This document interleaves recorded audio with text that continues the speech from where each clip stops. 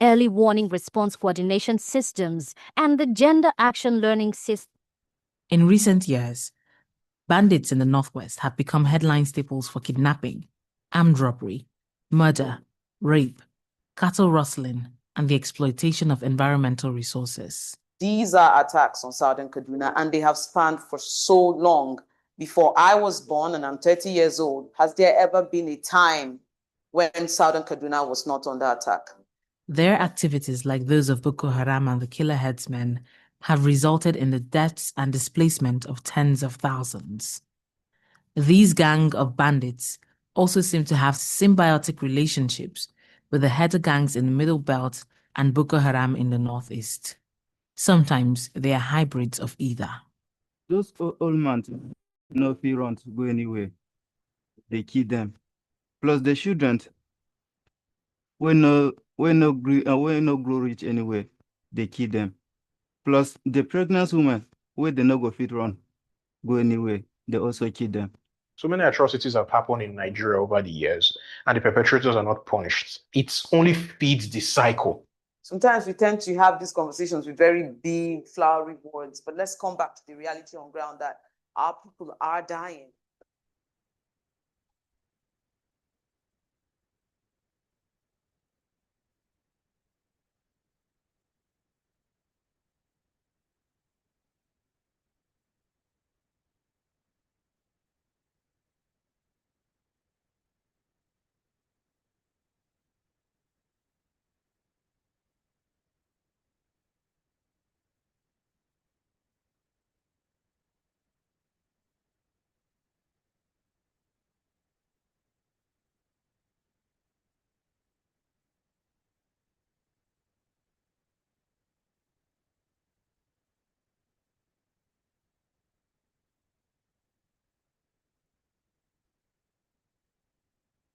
Are complaining that the Fulanis are encroaching their farmland, while the Fulanis are complaining that the farmers are encroaching their grazing land. That was basically the genesis of the conflict and the crisis in the northwestern region of Nigeria as far back as 2010. The rise of banditry in the Northwest is not unrelated to the impoverishment in the region. However, the large reserves of mineral resources is an often less talked about factor, leading to the increased spate of violence we have seen in recent years. Artisanal mining of mineral resources is widespread in states like Zamfara, which has experienced some of the worst atrocities by bandits. Headers.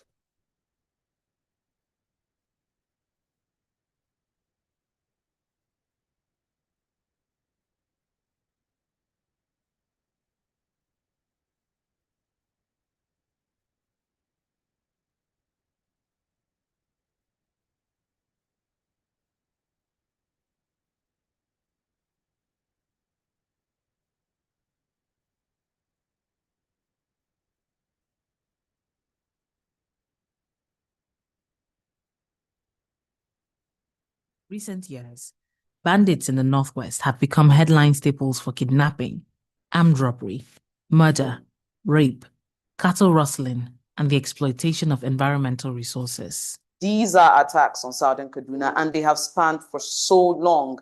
Before I was born, and I'm 30 years old, has there ever been a time when southern Kaduna was not under attack? Their activities, like those of Boko Haram and the killer headsmen, have resulted in the deaths and displacement of tens of thousands.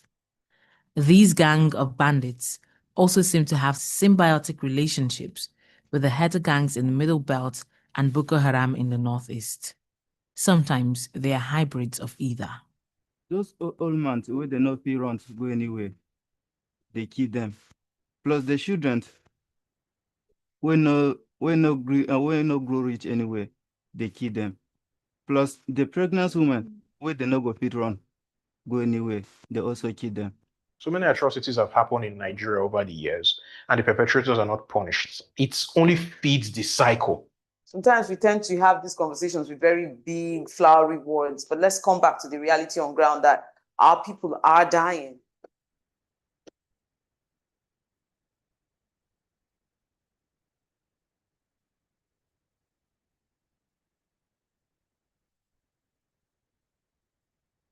Nigeria is under a severe internal and security threat with political, economic, and environmental dimensions.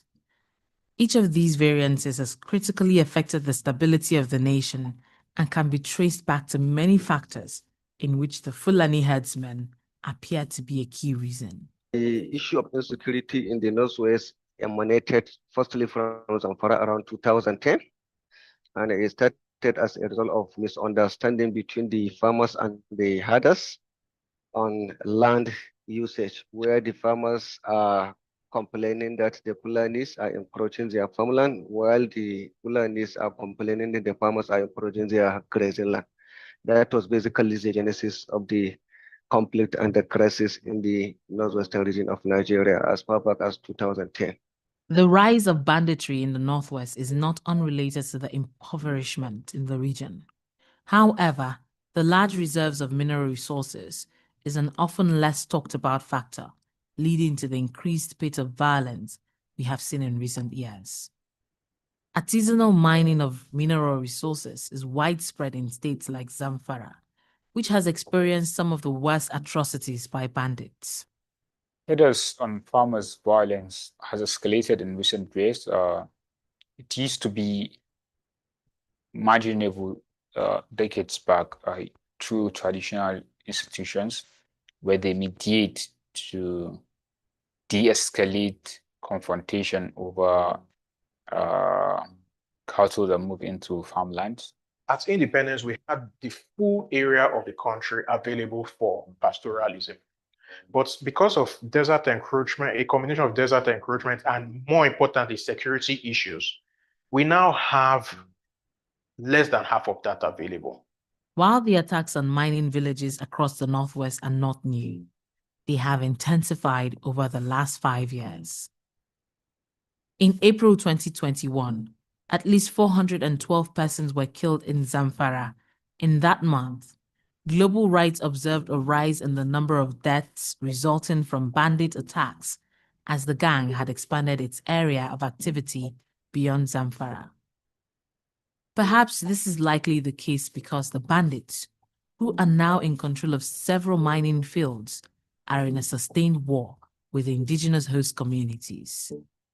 It is now often unclear when an attack is purely commercial bandit raid, a communal land grab raid, or a reprisal attack between the communities and bandits, some of which live in the communities across adjoining borders of Niger Republic.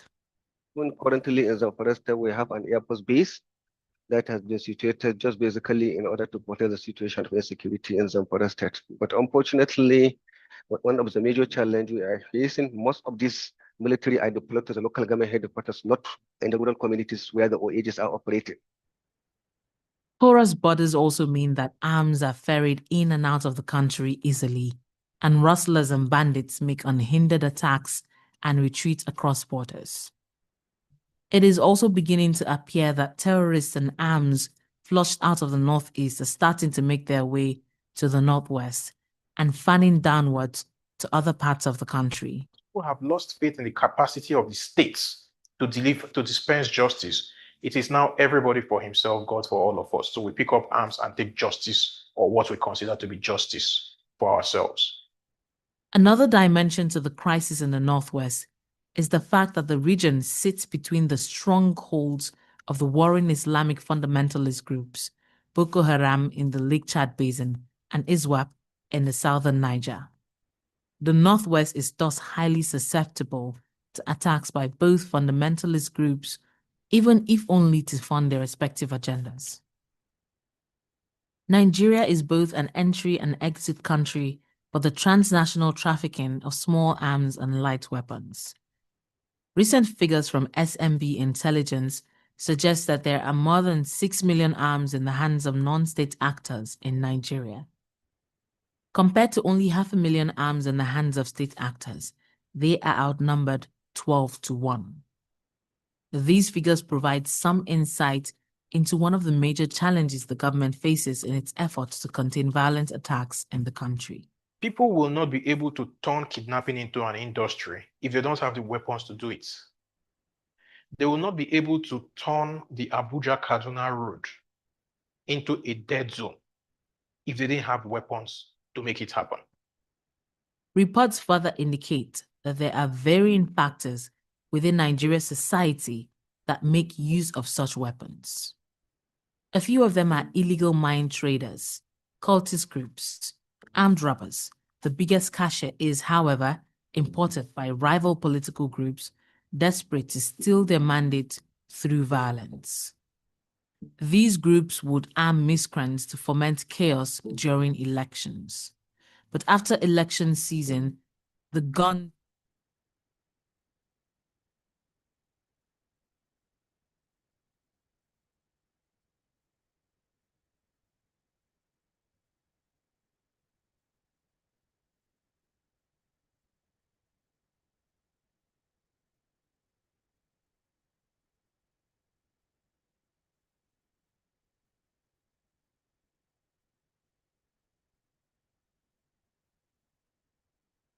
there has been a spike in the number of attacks on and killing of state security agents. After such attacks, their arms are carted away by their attackers. Beyond Zamfara, active unregulated artisanal mining is a nationwide occurrence. One thing that's not taken into consideration here is the health and environmental implications of these poorly regulated artisanal mining causes. Beyond being perpetrated by notorious gangs, the conflicts in northern Nigeria are also tied by another common thread: neglect and a lack of accountability by the Nigerian government. But what does this neglect look like in other parts of Nigeria? In Southeast Nigeria, years after the Civil War, it seems the scars left behind might take longer to heal.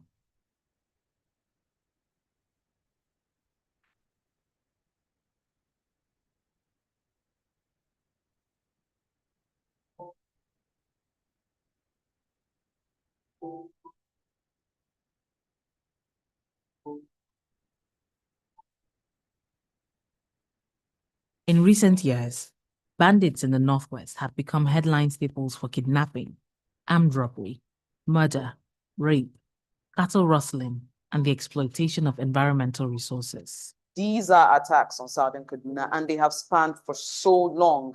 Before I was born, and I'm 30 years old, has there ever been a time when Southern Kaduna was not under attack? Their activities, like those of Boko Haram and the killer headsmen, have resulted in the deaths and displacement of tens of thousands. These gang of bandits also seem to have symbiotic relationships with the header gangs in the Middle Belt and Boko Haram in the Northeast. Sometimes they are hybrids of either. Those old man wey dey no fit run go anywhere, they kill them. Plus the children wey no grow reach anywhere, they kill them. Plus the pregnant woman wey dey no go fit run go anywhere, they also kill them. So many atrocities have happened in Nigeria over the years, and the perpetrators are not punished. It only feeds the cycle. Sometimes we tend to have this conversation with very big, flowery words, but let's come back to the reality on ground that our people are dying.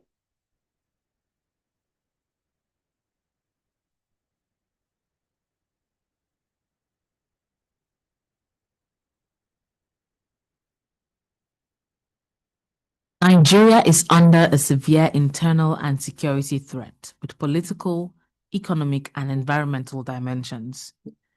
Each of these variances has critically affected the stability of the nation and can be traced back to many factors, in which the Fulani herdsmen appear to be a key reason. The issue of insecurity in the Northwest emanated firstly from Zamfara around 2010, and it started as a result of misunderstanding between the farmers and the herders on land usage, where the farmers are complaining that the Fulanis are encroaching their farmland, while the Fulanis are complaining that the farmers are encroaching their grazing land.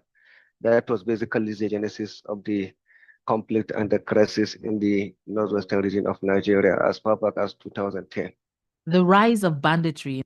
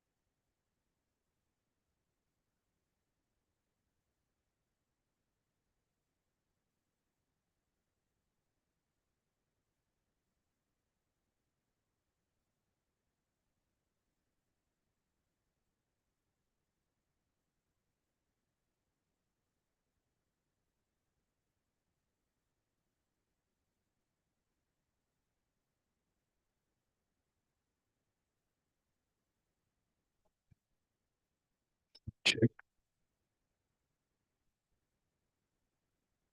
It's a mic 1 2. 1 2. Sound check mic 1 2. 1 2.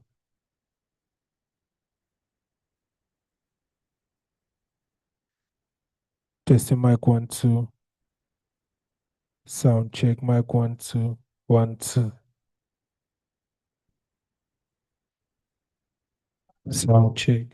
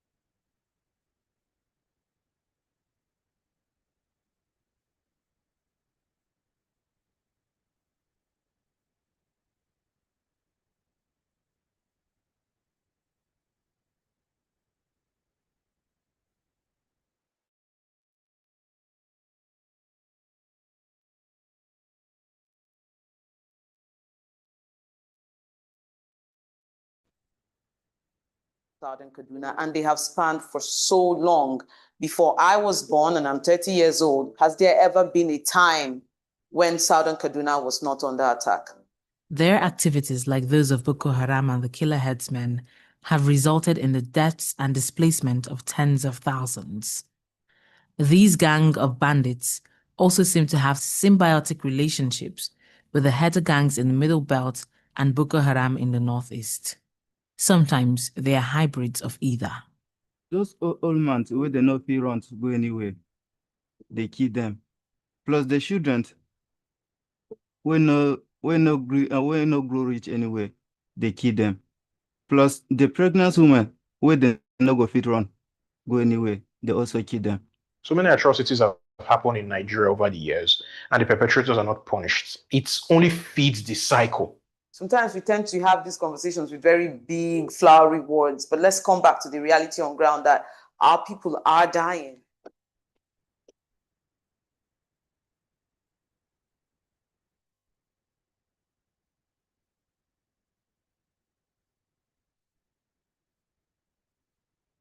Nigeria is under a severe internal and security threat with political, economic, and environmental dimensions.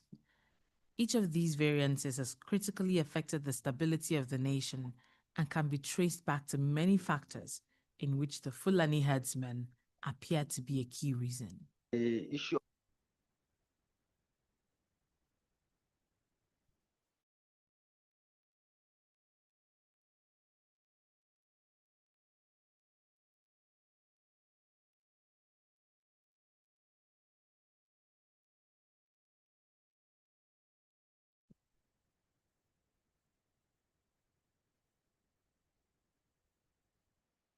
of the conflict and the crisis in the northwestern region of Nigeria as far back as 2010. The rise of banditry in the northwest is not unrelated to the impoverishment in the region. However, the large reserves of mineral resources is an often less talked about factor, leading to the increased spate of violence we have seen in recent years. Artisanal mining of mineral resources is widespread in states like Zamfara, which has experienced some of the worst atrocities by bandits.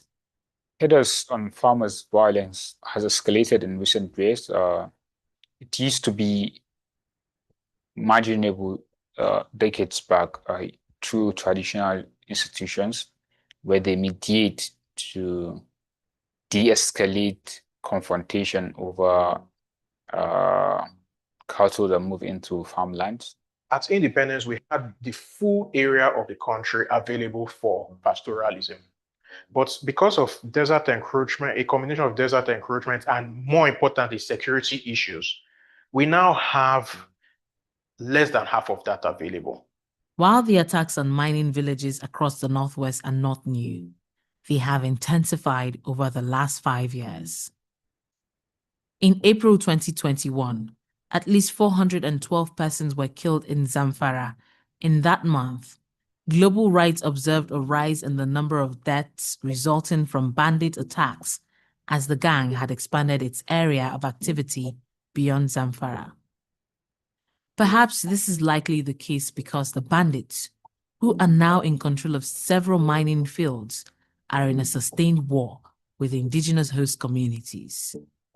It is now often unclear when an attack is purely commercial bandit raid, a communal land grab raid, or a reprisal attack between the communities and bandits, some of which live in the communities across adjoining borders of Niger Republic. Currently in Zamfara State, we have an Air Force base that has been situated just basically in order to protect the situation of insecurity in Zamfara State. But unfortunately, one of the major challenges we are facing, most of these military are deployed to the local government headquarters, not in the rural communities where the OAGs are operating. Porous borders also mean that arms are ferried in and out of the country easily, and rustlers and bandits make unhindered attacks and retreat across borders. It is also beginning to appear that terrorists and arms flushed out of the northeast are starting to make their way to the northwest and fanning downwards to other parts of the country. People have lost faith in the capacity of the states to dispense justice. It is now everybody for himself, God for all of us. So we pick up arms and take justice, or what we consider to be justice, for ourselves.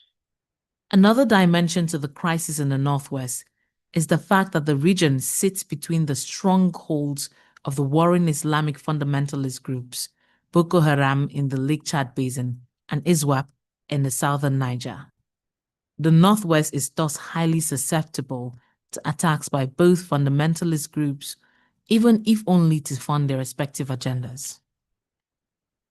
Nigeria is both an entry and exit country for the transnational trafficking of small arms and light weapons. Recent figures from SMB Intelligence suggest that there are more than 6 million arms in the hands of non-state actors in Nigeria. Compared to only 500,000 arms in the hands of state actors, they are outnumbered 12 to 1. These figures provide some insight into one of the major challenges the government faces in its efforts to contain violent attacks in the country. People will not be able to turn kidnapping into an industry if they don't have the weapons to do it. They will not be able to turn the Abuja-Kaduna road into a dead zone if they didn't have weapons to make it happen. Reports further indicate that there are varying factors within Nigeria's society that make use of such weapons. A few of them are illegal mine traders, cultist groups, armed robbers. The biggest cache is, however, imported by rival political groups desperate to steal their mandate through violence. These groups would arm miscreants to foment chaos during elections.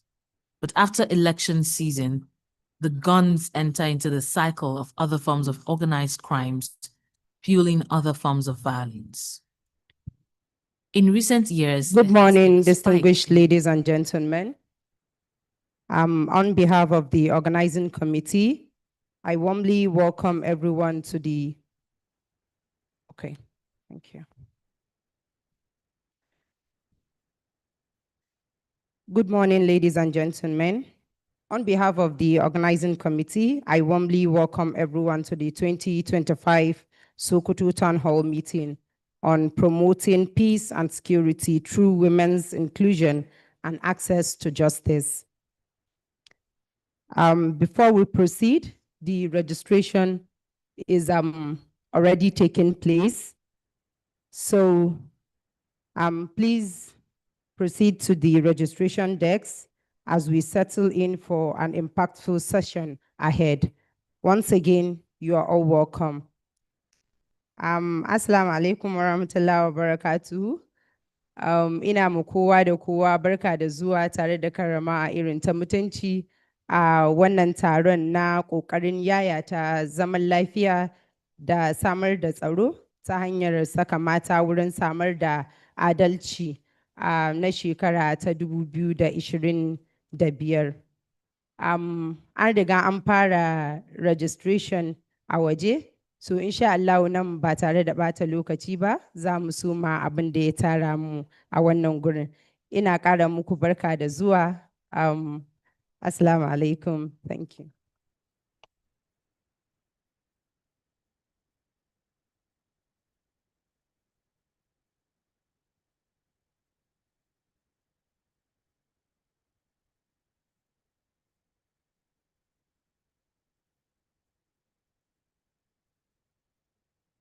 Bandits in the Northwest have become headline staples for kidnapping, armed robbery, murder, rape, cattle rustling, and the exploitation of environmental resources. These are attacks on Southern Kaduna, and they have spanned for so long.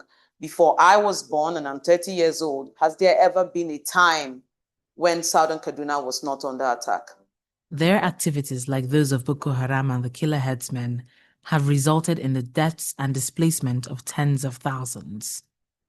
These gang of bandits also seem to have symbiotic relationships with the header gangs in the Middle Belt and Boko Haram in the Northeast.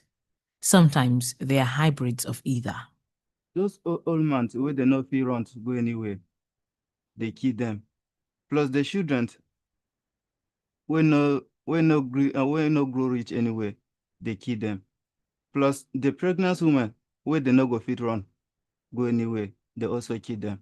So many atrocities have happened in Nigeria over the years, and the perpetrators are not punished. It only feeds the cycle. Sometimes we tend to have these conversations with very big, flowery words, but let's come back to the reality on ground that our people are dying.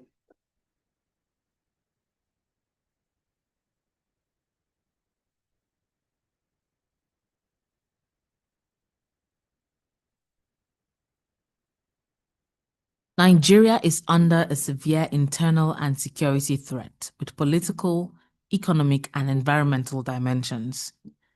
Each of these variances has critically affected the stability of the nation and can be traced back to many factors in which the Fulani herdsmen appear to be a key reason. The issue of insecurity in the Northwest emanated firstly from Zamfara around 2010, and it started as a result of misunderstanding between the farmers and the herders on land usage, where the farmers are complaining that the Fulanis are encroaching their farmland, while the Fulanis are complaining that the farmers are encroaching their grazing land. That was basically the genesis of the conflict and the crisis in the northwestern region of Nigeria as far back as 2010. The rise of banditry in the northwest is not unrelated to the impoverishment in the region. However, the large reserves of mineral resources is an often less talked about factor, leading to the increased spate of violence we have seen in recent years. Artisanal mining of mineral resources is widespread in states like Zamfara, which has experienced some of the worst atrocities by bandits. Herders on farmers' violence has escalated in recent years. It used to be imaginable decades back through traditional institutions where they mediate to de-escalate confrontation over cattle that move into farmlands. At independence, we had the full area of the country available for pastoralism. But because of desert encroachment, a combination of desert encroachment and, more importantly, security issues, we now have less than half of that available. While the attacks on mining villages across the northwest are not new, they have intensified over the last 5 years. In April 2021, at least 412 persons were killed in Zamfara. In that month, Global Rights observed a rise in the number of deaths resulting from bandit attacks as the gang had expanded its area of activity beyond Zamfara. Perhaps this is likely the case because the bandits, who are now in control of several mining fields, are in a sustained war with the indigenous host communities. It is now often unclear when an attack is purely commercial bandit raid, a communal land grab raid, or a reprisal attack between the communities and bandits, some of which live in the communities across the adjoining borders of Niger Republic. Currently in Zamfara State, we have an Air Force base that has been situated just basically in order to protect the situation of insecurity in Zamfara State. But unfortunately, one of the major challenges we are facing, most of these military are deployed to the local government headquarters, not in the rural communities where the OAGs are operating.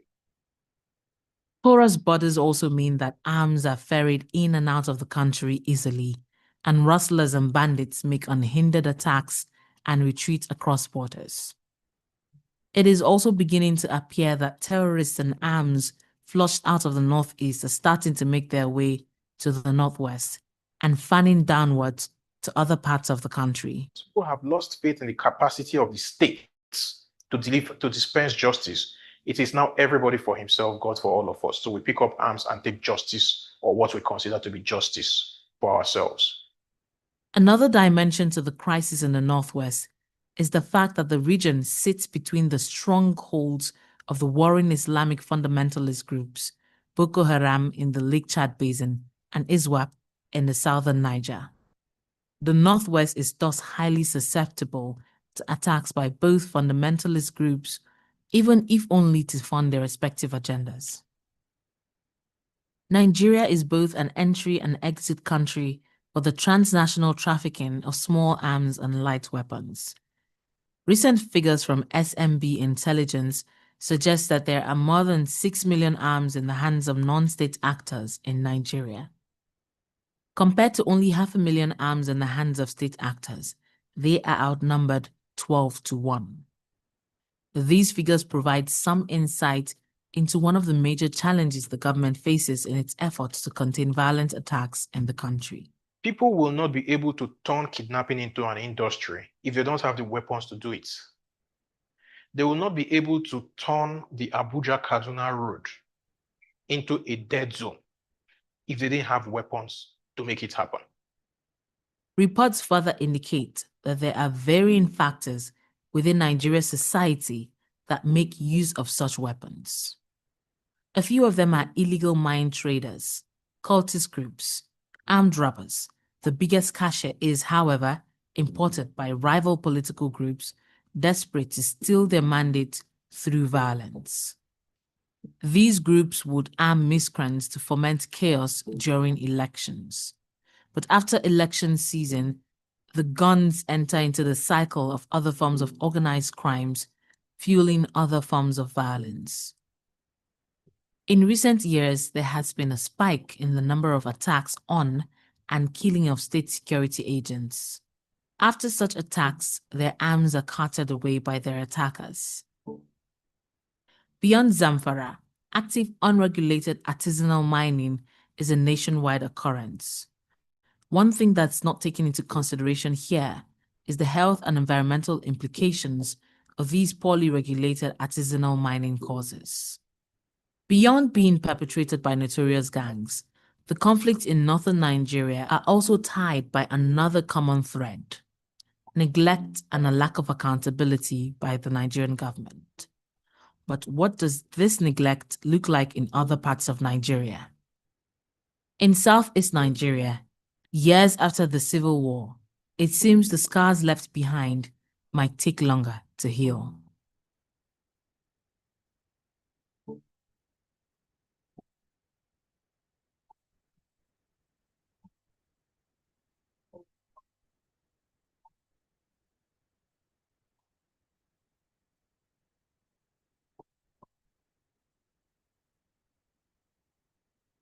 In recent years, bandits in the Northwest have become headline staples for kidnapping, armed robbery, murder, rape, cattle rustling, and the exploitation of environmental resources. These are attacks on Southern Kaduna, and they have spanned for so long. Before I was born, and I'm 30 years old, has there ever been a time when Southern Kaduna was not under attack? Their activities, like those of Boko Haram and the killer headsmen, have resulted in the deaths and displacement of tens of thousands. These gang of bandits also seem to have symbiotic relationships with the header gangs in the Middle Belt and Boko Haram in the Northeast. Sometimes they are hybrids of either. Those old men wey dey no fit run to go anywhere, they kill them. Plus the children wey no grow rich anywhere, they kill them. Plus the pregnant women wey dey no go fit run go anywhere, they also kill them. So many atrocities have happened in Nigeria over the years, and the perpetrators are not punished. It only feeds the cycle. Sometimes we tend to have these conversations with very big, flowery words, but let's come back to the reality on ground that our people are dying.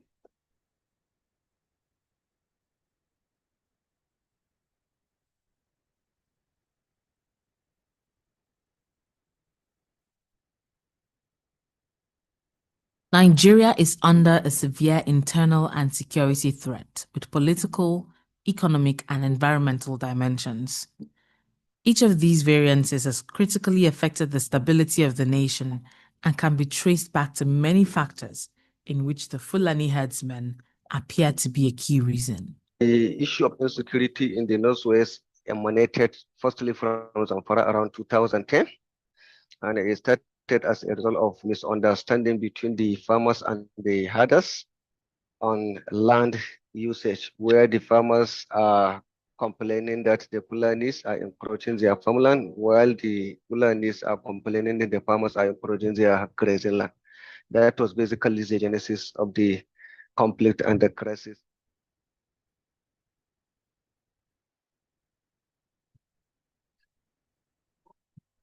Assalamu alaikum. Da Allah wanda ya parking din wata vibe ja me number 37 wai ya dan yi 57 sorry ya dan yi blocking please.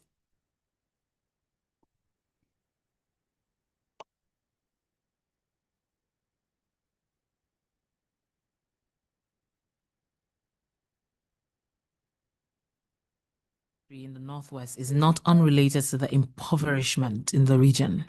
However, the large reserves of mineral resources is an often less talked about factor, leading to the increased spate of violence we have seen in recent years. Artisanal mining of mineral resources is widespread in states like Zamfara, which has experienced some of the worst atrocities by bandits. Headers on farmers' violence has escalated in recent years. It used to be imaginable decades back. through traditional institutions where they mediate to de-escalate confrontation over cattle that move into farmlands. At independence, we had the full area of the country available for pastoralism. But because of desert encroachment, a combination of desert encroachment and, more importantly, security issues, we now have less than half of that available. While the attacks on mining villages across the Northwest are not new, they have intensified over the last 5 years. In April 2021, at least 412 persons were killed in Zamfara.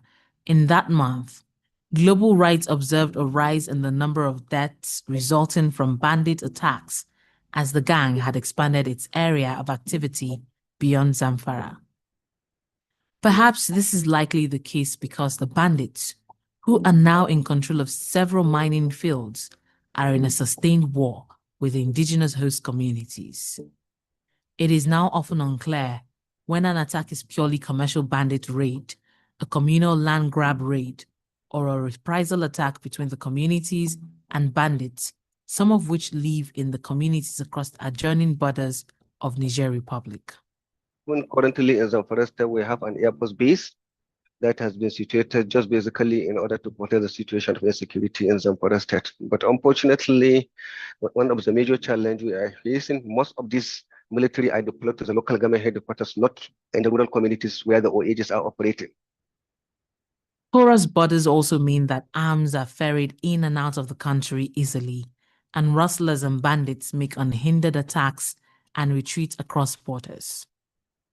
It is also beginning to appear that terrorists and arms flushed out of the Northeast are starting to make their way to the Northwest and fanning downwards to other parts of the country. People have lost faith in the capacity of the states to dispense justice.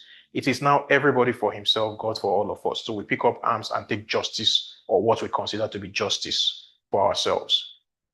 Another dimension to the crisis in the Northwest is the fact that the region sits between the strongholds of the warring Islamic fundamentalist groups, Boko Haram in the Lake Chad Basin and ISWAP in the southern Niger.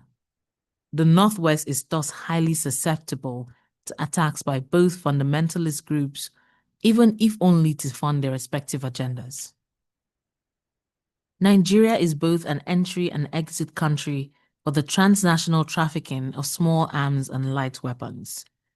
Recent figures from SMB Intelligence suggest that there are more than 6 million arms in the hands of non-state actors in Nigeria. Compared to only 500,000 arms in the hands of state actors, they are outnumbered 12-1.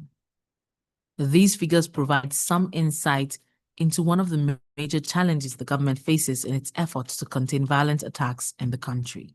People will not be able to turn kidnapping into an industry if they don't have the weapons to do it. They will not be able to turn the Abuja-Kaduna road into a dead zone if they didn't have weapons to make it happen. Reports further indicate that there are varying factors within Nigeria's society that make use of such weapons. A few of them are illegal mine traders, cultist groups, armed robbers. The biggest cache is, however, imported by rival political groups desperate to steal their mandate through violence. These groups would arm miscreants to foment chaos during elections. But after election season, the guns enter into the cycle of other forms of organized crimes, fueling other forms of violence. In recent years, there has been a spike in the number of attacks on and killing of state security agents. After such attacks, their arms are carted away by their attackers. Beyond Zamfara, active unregulated artisanal mining is a nationwide occurrence. One thing that's not taken into consideration here is the health and environmental implications of these poorly regulated artisanal mining causes. Beyond being perpetrated by notorious gangs, the conflicts in northern Nigeria are also tied by another common thread: neglect and a lack of accountability by the Nigerian government. But what does this neglect look like in other parts of Nigeria? In southeast Nigeria, years after the Civil War, it seems the scars left behind might take longer to heal.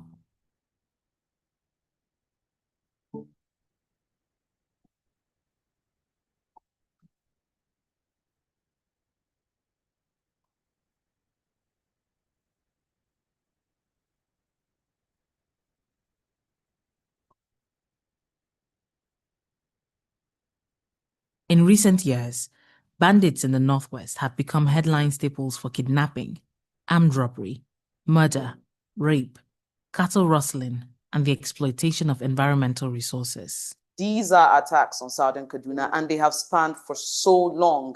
Before I was born, and I'm 30 years old, has there ever been a time when Southern Kaduna was not under attack? Their activities, like those of Boko Haram and the killer headsmen, have resulted in the deaths and displacement of tens of thousands. These gang of bandits also seem to have symbiotic relationships with the header gangs in the Middle Belt and Boko Haram in the Northeast. Sometimes they are hybrids of either. Those old man wey dey no fit run to go anywhere, they kill them. Plus the children wey no grow reach anywhere, they kill them. Plus the pregnant women wey dey no go fit run go anywhere, they also kill them. So many atrocities have happened in Nigeria over the years, and the perpetrators are not punished. It only feeds the cycle. Sometimes we tend to have these conversations with very big, flowery words, but let's come back to the reality on ground that our people are dying.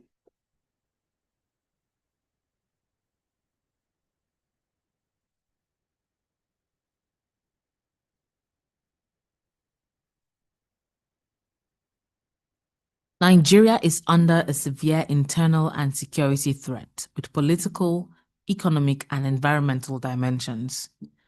Each of these variances has critically affected the stability of the nation and can be traced back to many factors in which the Fulani herdsmen appear to be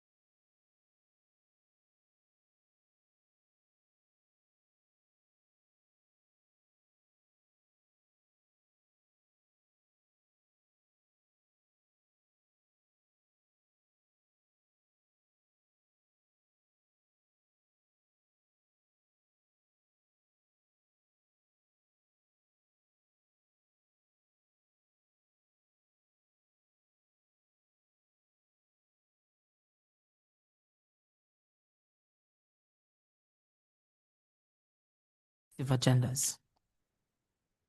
Nigeria is both an entry and exit country for the transnational trafficking of small arms and light weapons. Recent figures from SMB intelligence suggest that there are more than 6 million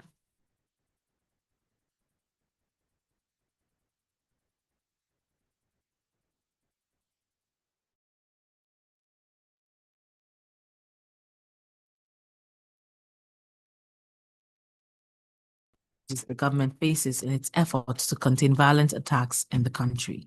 People will not be able to turn kidnapping into an industry if they don't have the weapons to do it. They will not be able to turn the Abuja-Kaduna road into a dead zone if they didn't have weapons to make it happen. Reports further indicate that there are varying factors within Nigeria's society that make use of such weapons. A few of them are illegal mine traders, cultist groups, armed robbers. The biggest cache is, however, imported by rival political groups desperate to steal their mandate through violence. These groups would arm miscreants to foment chaos during elections. But after election season, the guns enter into the cycle of other forms of organized crimes, fueling other forms of violence. In recent years, there has been a spike in the number of attacks on and killing of state security agents. After such attacks, their arms are carted away by their attackers. Beyond Zamfara, active unregulated artisanal mining is a nationwide occurrence. One thing that's not taken into consideration here is the health and environmental implications of these poorly regulated artisanal mining causes. Beyond being perpetrated by notorious gangs, the conflicts in northern Nigeria are also tied by another common thread: neglect and a lack of accountability by the Nigerian government. But what does this neglect look like in other parts of Nigeria? In southeast Nigeria, years after the Civil War, it seems the scars left behind might take longer to heal.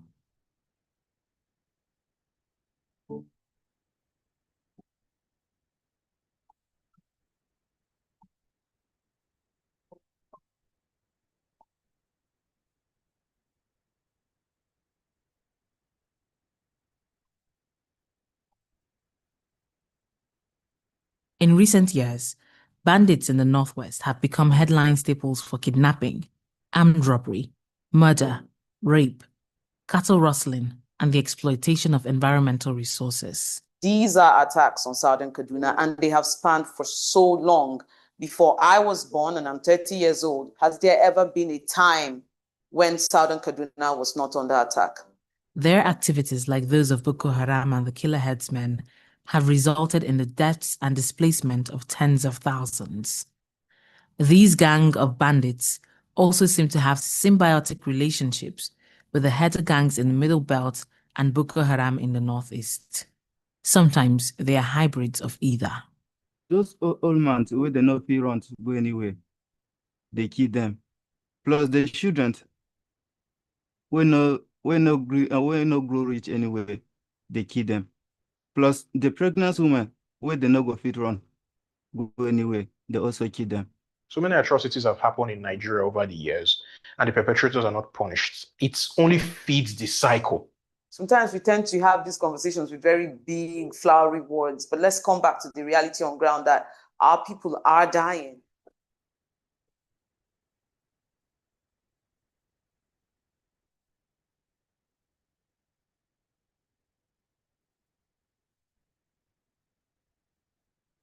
Nigeria is under a severe internal and security threat with political, economic, and environmental dimensions. Each of these variances has critically affected the stability of the nation and can be traced back to many factors, in which the Fulani herdsmen appear to be a key reason. The issue of insecurity in the Northwest emanated firstly from Zamfara around 2010, and it started as a result of misunderstanding between the farmers and the herders on land usage, where the farmers are complaining that the Fulanis are encroaching their farmland, while the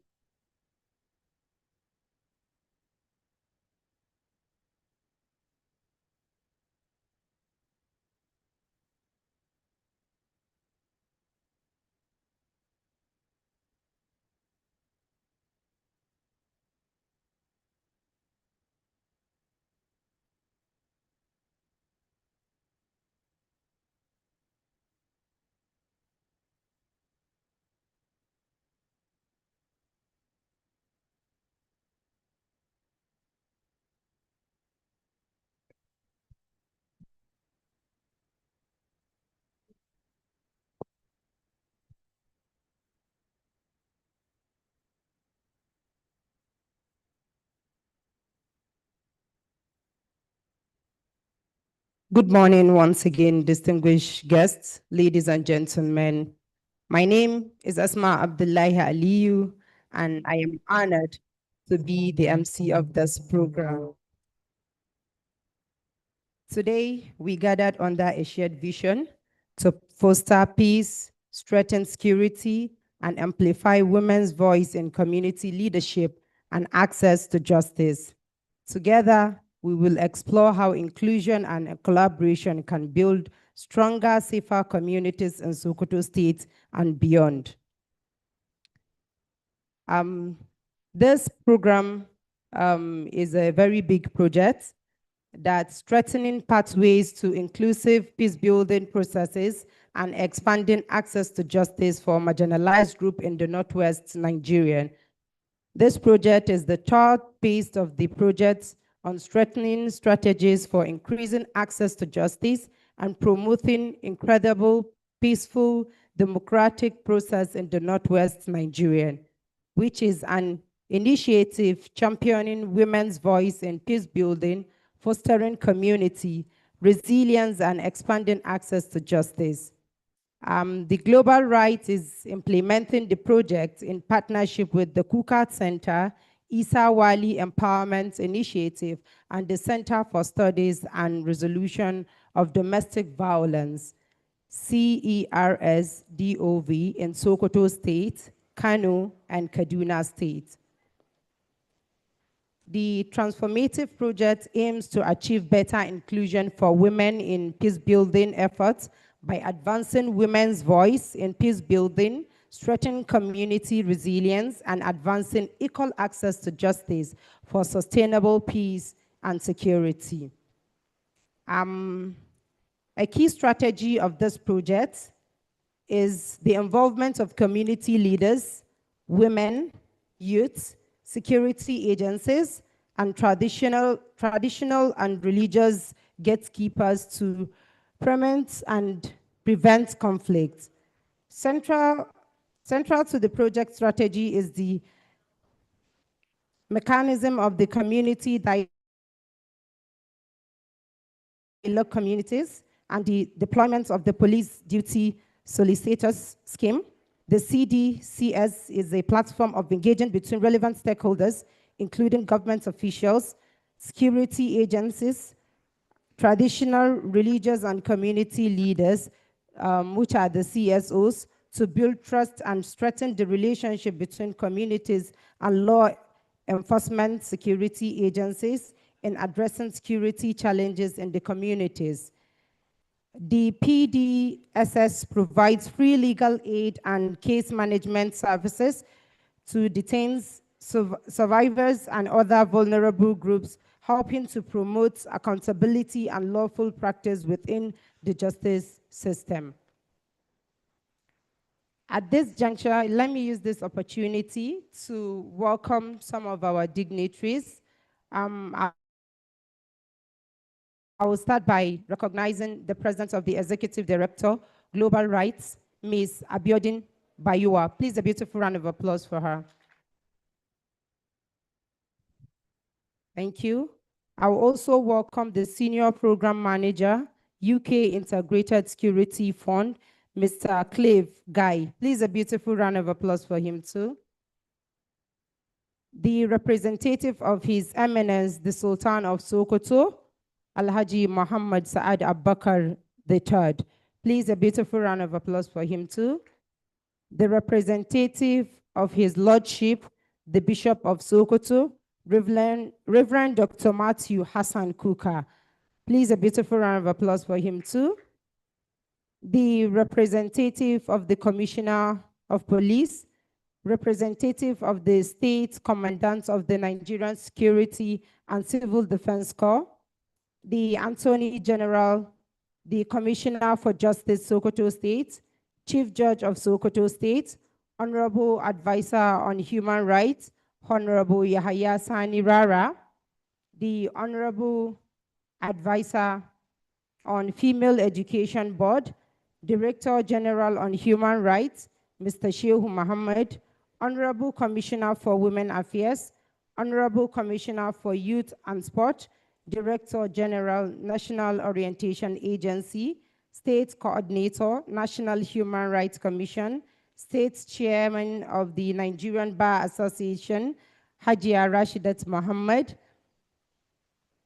and patrons of the Community Dialogue Committee, Alhaji Sani Umar Jabi, the Sarkinyak and Gagi, Chairman of the 4 CDCS in Gagi, Kaura, Shuni, and Chimula, the Chairman of Godabawa, Denge, Shuni, Kore, and Sokoto North, all the media personnel, the security agencies, ladies and gentlemen, the representative of the people living with special needs, you are all welcome to this great gathering. Please, a beautiful round of applause for yourselves.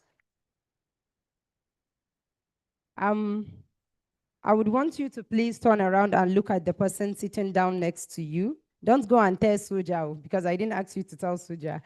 Look around and tell this person sitting down next to you that he is looking amazing. Please do that. Just turn around and say, hello, you are looking amazing. Can anyone say I'm looking amazing? Please say I'm looking amazing. Thank you very much. Please, a beautiful round of applause for yourselves. Thank you. Now I think we are going to move next on our agenda, which is going to be the national anthem. So at this point, I invite everyone to kindly rise as we take the national anthem of the Federal Republic of Nigeria, please.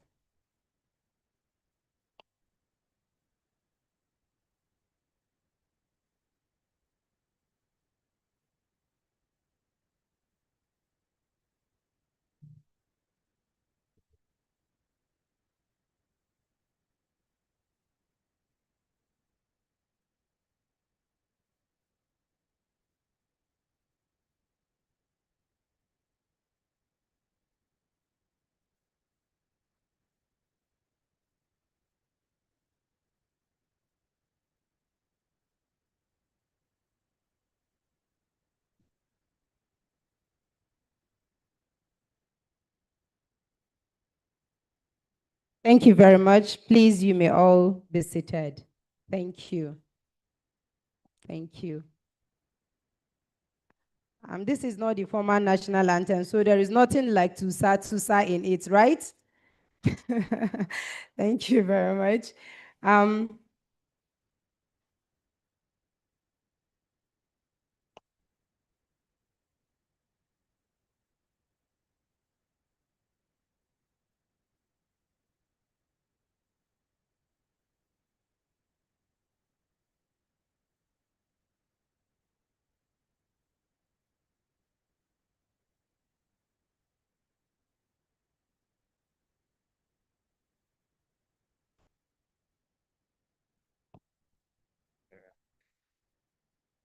Thank you, Naina. Distinguished guests, ladies and gentlemen, good morning. Good morning. Royal Fathers, Your Excellencies, good morning. The house is still very cold. Good morning, sirs. Thank you very much. I bring you warm greetings from the Executive Director of Global Rights, and she was not able to join us in person here today. And so I will read through her speech. So whatever you hear me say here, please know it is something coming from the Executive Director of Global Rights. And so let me, on behalf of the Executive Director of Global Rights and all our partners, including the Kuka Center, the Sawale Empowerment Initiative, and CESDOF, and of course, the British government through the FCDO, welcome you all to this important town hall meeting, which is focused on promoting peace and security through women inclusion and access to justice in Northwest Nigeria. Today's gathering brings together critical voices, government officials, traditional leaders, religious leaders, security actors, civil society organizations, women leaders, all united by a shared commitment to build safer, more just, and inclusive communities. As we all know, the Northwest region has faced persistent challenges, ranging from insecurity and armed violence to displacement and social fragmentation. Yet, amid these challenges, women continue to stand as pillars of resilience, leading reconciliation efforts, sustaining families, and healing communities. Their lived experiences and leadership are not only valuable, but indispensable to achieving lasting peace and security. However, women's participation in peace and security processes, as well as their access to justice, remain limited by deep-rooted social norms, systemic barriers, and underrepresentation in decision-making structures. To change this narrative, we must move beyond rhetorics to concrete action, ensuring that women are not only included, but meaningfully engaged as agents of peace, security, and justice. This town hall, therefore, offers us a unique platform to listen, learn, and collaborate. It is an opportunity to identify practical pathways for strengthening institutional responses, improving access to justice for survivors of violence,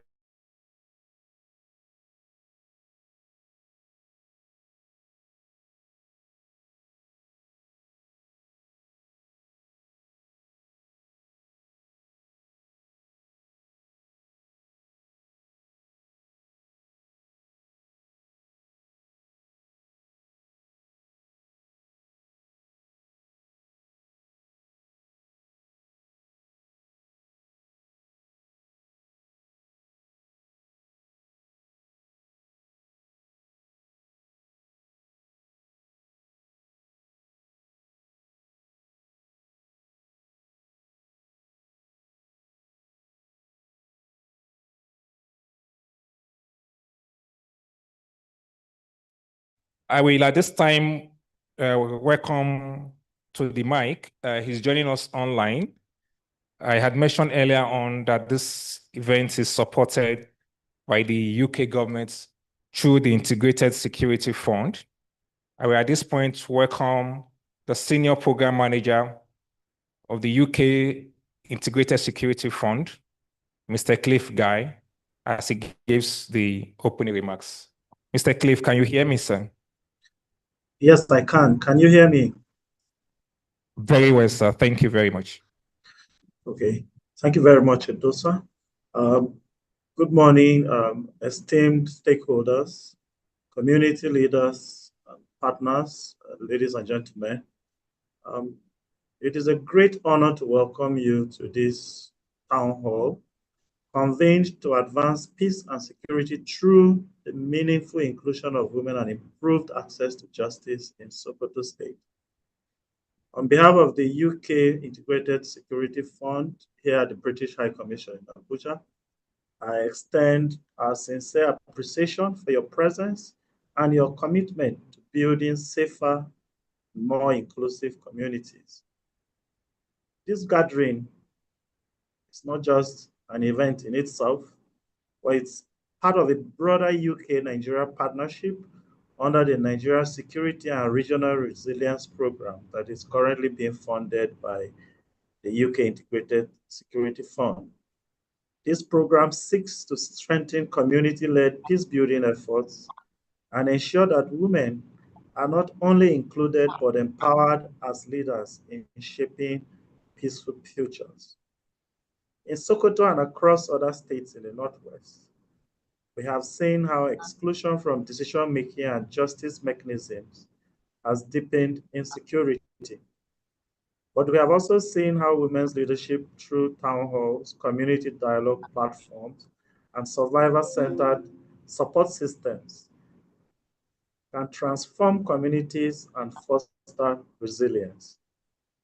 Through our collaboration with Global Rights, and other partners, we are proud to support initiatives that embed women's voices in peace-building structures, expand access to justice through the Police Duty Solicitor Scheme, and strengthen community trust in security actors. Today's town hall is a space for reflection, an opportunity for dialogue and action. It is an opportunity to listen, learn, and co-create solutions that reflect the realities and aspirations of Sokoto's communities.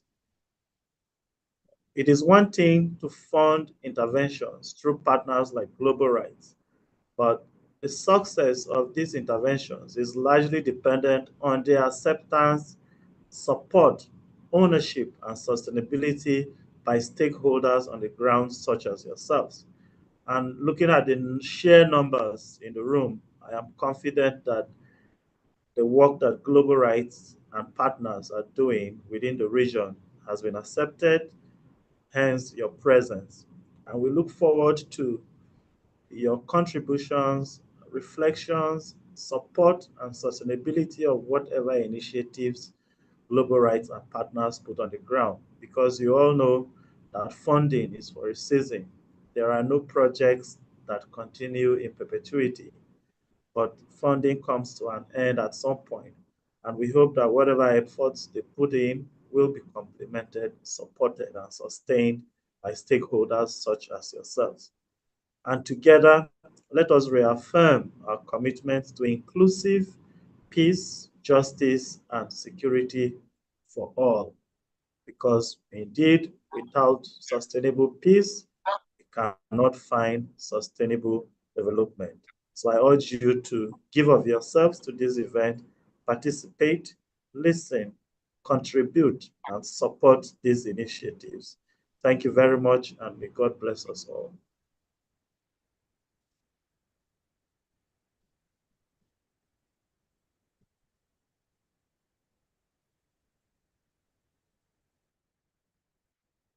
Thank you very much, sir, for those encouraging words and continued partnership. We will now move next on our program outlet, which is going to be a goodwill message. So for we to balance it, we are going to take in one male and one female. So please, ladies and gentlemen, join me as I welcome on the podium Honorable Yahaya Sani Rara, the Honorable Advisor on Human Rights to the Sokoto State's Governor. Please, a beautiful round of applause for him as he makes his way to the podium.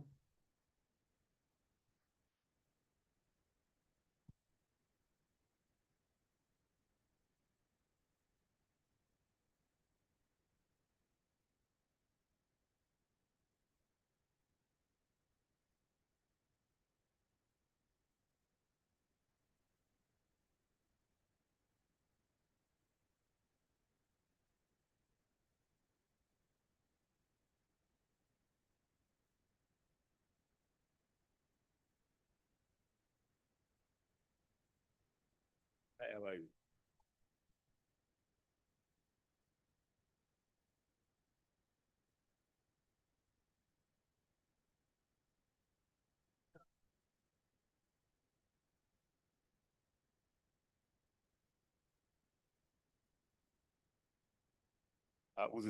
Bismillahirrahmanirrahim. The Executive Director, Global Right, who is online with us, His Eminence, the representative of His Eminence, the Sultan of Sokoto, the representative of Bishop of Sokoto, Reverend Martin Kuka, the Honorable Commissioner of Women Affairs, ably and adequately represented by the Permanent Secretary, Ministry of Women Affairs, the grand patron of these great functions, Sarkinyak Ngaji.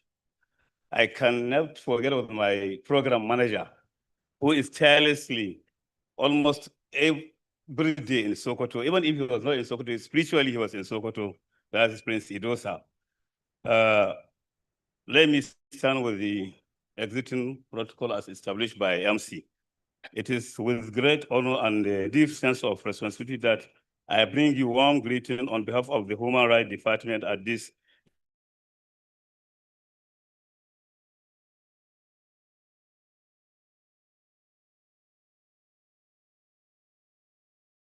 meeting.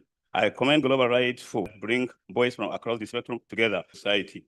Today, as we gather to reflect on the challenges and opportunity in the promotion of peace and security, we must recognize that inclusion is not merely a principle, it is necessity. The journey towards sustainable peace requires that all segments of our society, especially the most vulnerable, are not only protected, but also empowered to participate meaningfully in peace-building process. I wish to particularly commend the governor of Sokoto State under the leadership of His Excellency Dr. Ahmed Ali Sokoto, FCNA, PhD, for his notable effort in promoting human inclusion in peace building and security architecture through strategic community engagement, support for local dialogue initiative, and targeted intervention aimed at empowering women, youth, and marginalized groups in Sokoto. Sokoto is setting a strong example of subnational leadership in complex sensitive development.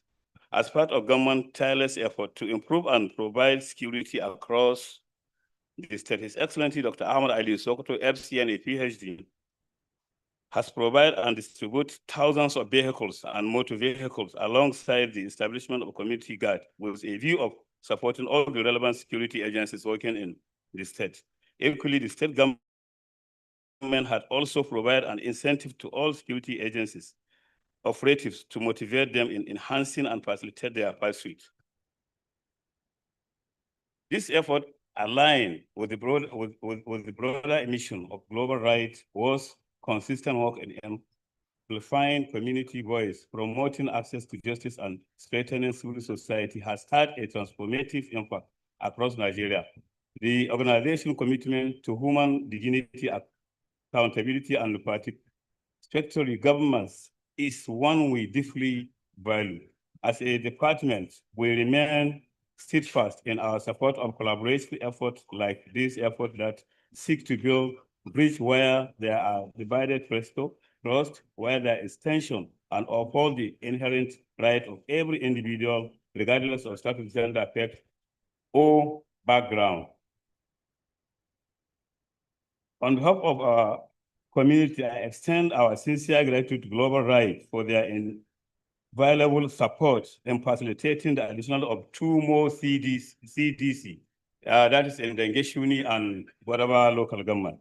Your commitment to promoting community participation and strengthening grassroots governments is deeply appreciated.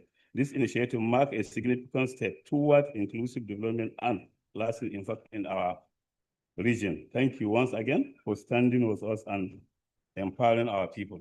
Thank you, and wish you all the best.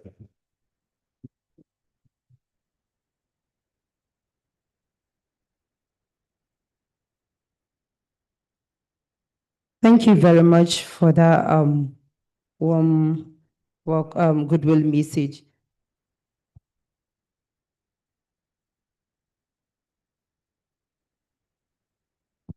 Please, a beautiful round of applause for him once again. Takaitaccen jawabi kenan muka saurara daga bakin Special Advisor on Human Rights na mai girma gwamnan jihar Sokoto. Kowa dai duk wanda ya hauro nan sama magana guda ce, magana zaman lahiya, zaman lahiya, zaman lahiya. Kuma kowa ya san zaman lahiya ba zai wanzu ba tare da haɗin kai da kuma kishin ƙasa, ba tare da amfani da mata. Mata iyaye ne ko? Mata su ne, in gari ya zauna lahiya, mata su ne musabbabi. In ma bai zauna lahiya ba, bale ma mace duk inda take tana son zaman lahiya. Mata ku taɓa ma kanku. A'a, cewa an kai mata ku taɓa ma kanku. A bato ko kuwa lalurar ga ta yi daɗi haka. Thank you very much. Let me use this opportunity to welcome my father and the royal father of the day, and the person of Alhaji Sani Umar Jabbi. Please, a beautiful round of applause for him. Sir, you are welcome. You know, we said we are going to balance the equation, one female and one male. So now I am going to call on our very own barrister, Rashida Muhammad, the state chairperson of the Nigerian Bar Association. Please, a beautiful round of applause for her as she makes her way to the podium. Thank you. Women, please keep clapping. Let's support her, please. Keep clapping, keep clapping. Thank you. Thank you very much. Thank you.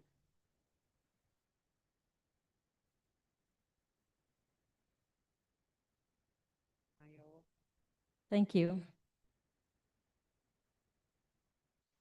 Your Royal Highness, His Eminence Alhaji Muhammad Saad Abubakar III, Sultan of Sokoto, ably represented, His Excellency Dr. Ahmad Aliyu Sokoto, FCNA, ably represented, distinguished ladies and gentlemen. Let me specially recognize my father, the greatest he for she, the Sarikin Yaki Ngagi. Round of applause. Before I give my goodwill message, where's the MC? Sorry, I'm the chairman of Nigerian Bar Association, Sokoto, no chairperson. Yes, so that's the correction I want to make. I'm the chairman, not chairperson. We don't have chairperson in our bylaws, so. Honestly, I wasn't aware that I will be called to give a goodwill message today. They took me unaware, but one good thing about lawyers, we always have one thing or the other to say. I want to start by commending Global Rights for bringing up the issue of women inclusion in peace building. It is long overdue, and I had a lot on my table to cover today, but because this is something that has to do with women, and anything peace is a powerful truth. That is why I suspended everything I had to do, and I said to myself, I must be part of this town hall meeting. I double as the chairman, Nigerian Bar Association, at the same time, the acting coordinator, National Human Rights Commission, Sokoto State Office. So when you talk about women and children, the both offices are offices that always have interface with issues that affect women and children. And that is why it's brightening my day and gladdening my heart that today I'm part of this historical town hall meeting where we identify issues that we need to agree on to bring back the society we used to have, the society we deserve, the communities we ought to be, a peaceful community, irrespective of our differences. It is my honor to bring warm greetings to this important gathering today. And I will say, there is no society or community that thrives without the involvement of women. Women are the foundation of every community, and we can never have it better without involving women in decision-making. I'm not being proud, but it's the, let me say, the bitter truth. In the Sokoto MBA today, not because I am the chairman, but I think MBA has never had it like today. MBA has never had it like now. This is the only time MBA Sokoto branch is being recognized globally. And it is because a woman is taking the lead in that space. I'm not saying women are equal to men, but I always stand firm for equity, meaning equal opportunities. We gathered in this hall today, if you look at from the high table, I could only see only 2 women there at the extreme edge. I don't know why they are there. I don't know who they are. But at least we were given that recognition that we deserve to be on this high table. And that is why we are peacefully having this conversation. I didn't think there was no woman on this high table. I would have protested. And we know what protest can cause. We cannot achieve peace in any community where people are not treated with equity, equality, and justice. The insecurity we are having in this country today was as a result of somebody somewhere not doing the right thing. As a result of somebody somewhere tagging an ethnic group with a particular ill-fated manner. It's as a result of somebody looking at women as children production machine. It's a result of somebody looking at all people as a nuisance. It's a result of somebody believing that youth don't deserve to be empowered. It's as a result of somebody seeing women as objects of sex. So the earlier we bring women on board and have a conversation on how to live peacefully, the better for us. And that is why I'm happy that conversations like these are coming into Sokoto. A round of applause once again for global rights.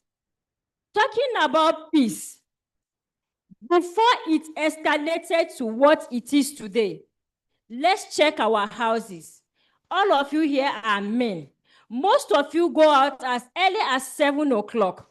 Come back very late, so exhausted that you don't have time to check what is happening in your house.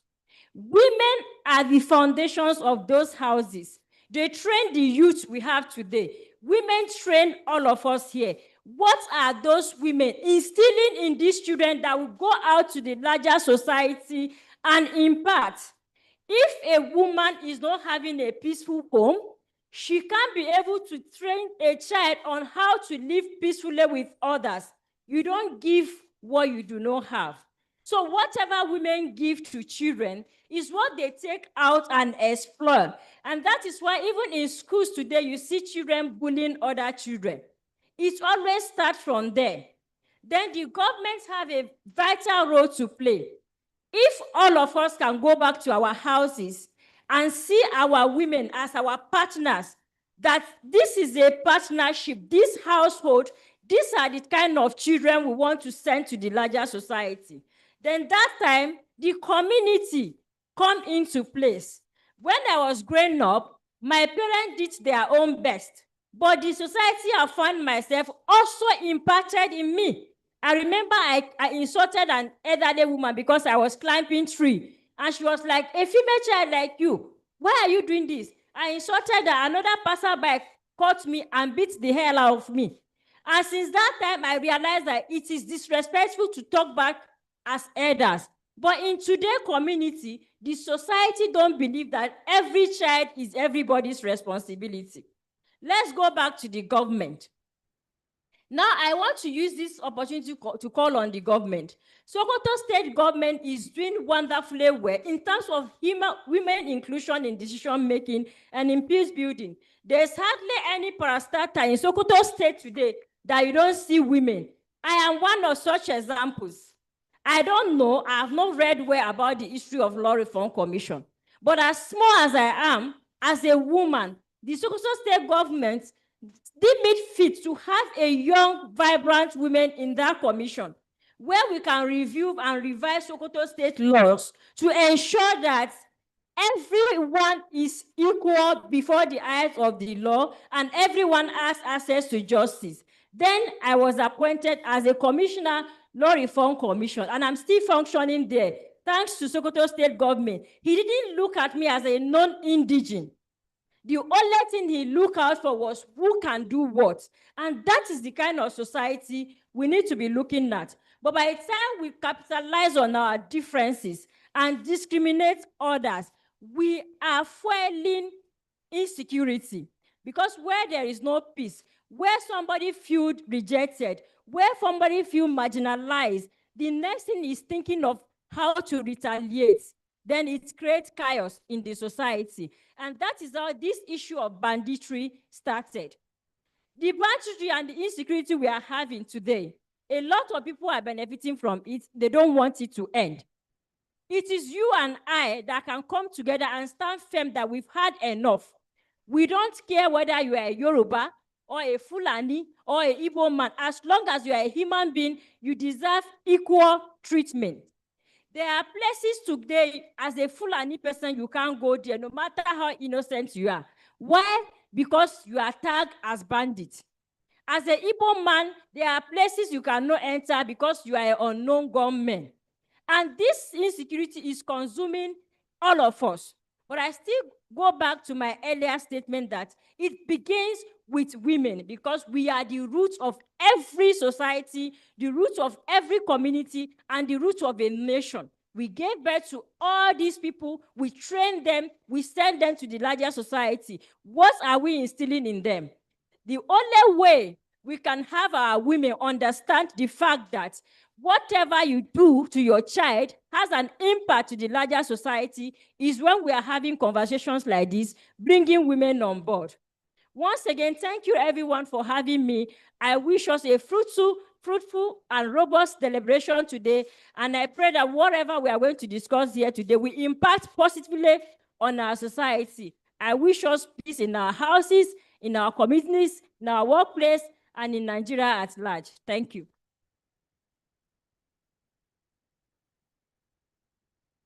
Please, another beautiful round of applause for her. Did you see one of the advantages of involving women? Not only in decision-making processes, but also in politics and governance. Please, once again, a beautiful round of applause for her. You can say I'm a feminist. It's okay. I'm okay with that. Okay, we are going to take a break on the goodwill message for now. We proceed later, but let me use this opportunity to recognize the presence of His Eminence, the Sultan of Sokoto, Alhaji Muhammadu Saad Abubakar III, ably represented by the Sarkin Yakin Gagi, Alhaji Sani Umar Jabi. Please, a beautiful round of applause for him. Sir, you are welcome. Okay, now we are going to call on a young girl by name Shema Uzayanu from Nana Girls Secondary School, Sokoto, for her own message too. Please, is Shema Uzayanu in the house? Please, let's encourage her. Let's give her a resounding round of applause. After all, she's a woman. So all the mommies in the house, please clap for Shema'u as she makes her way to the podium.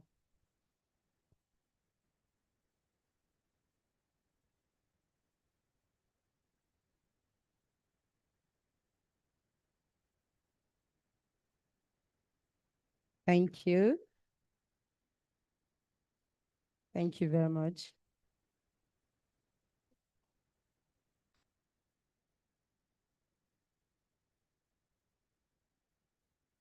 Good day, ladies and gentlemen. I'm Shema Zayan by name, student of Nana Girls Secondary School, Sokoto. Permit me to stand on the existing protocols. It is a honor to stand before you and talk about our school Gender-Based Violence Awareness Club.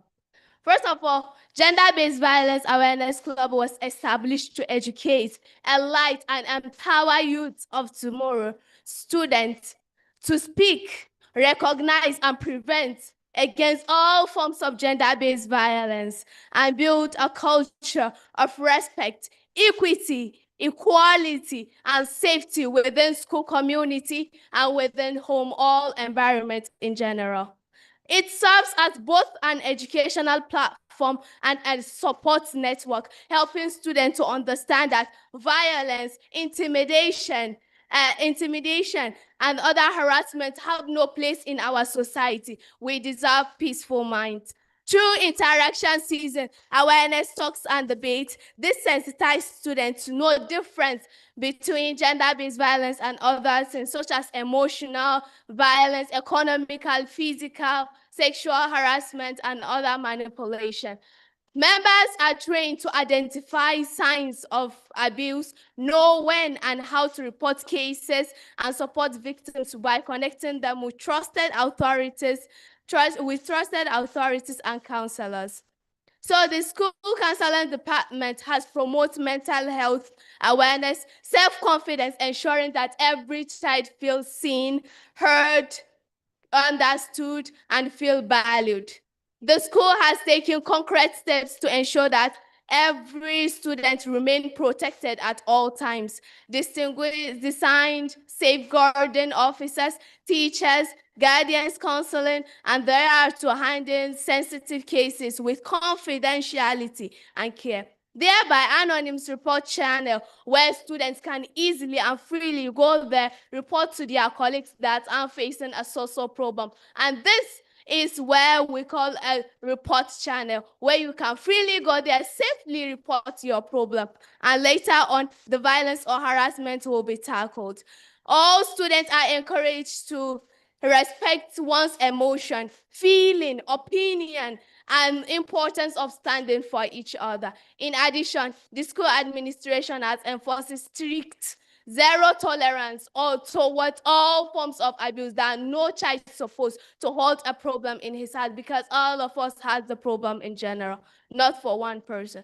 Harassing everybody that is caught harassing a student will face a severe punishment, such as suspension, expulsion, and legal prosecution, depending on the offense. This GBB awareness is more than a group. It reminds the students that keeping silence is protecting the abuser, not the victim. So when we see something, say something to maintain peaceful in our minds. Everyone has a role to play in promoting peaceful community, safe place, and end violence. Lastly, I hope and pray that one day we'll build a world where every girl is safe and every girl has equal opportunity with other gender. I want to recite a very short poem of mine with you today, titled Break the Silence. She hides her pain behind her smile, her tears unseen, her heart on trial. A voice once bright, now chained with spear, but justice whispered as we can't hear them. No hand should hurt, no hand should scare, no soul should fade for being where they are. Raise your voice with me, because my voice cannot bring back your right. Let courage begin, end the silence, and let hope win. Thank you for listening, and God bless you. Shema Uzayan, Nanaya Secondary School.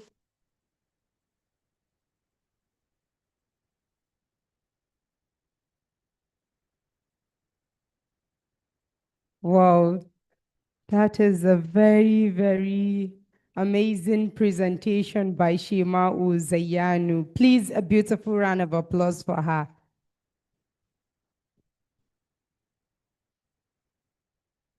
Did you hear that Sergeant said she was recognized last year this year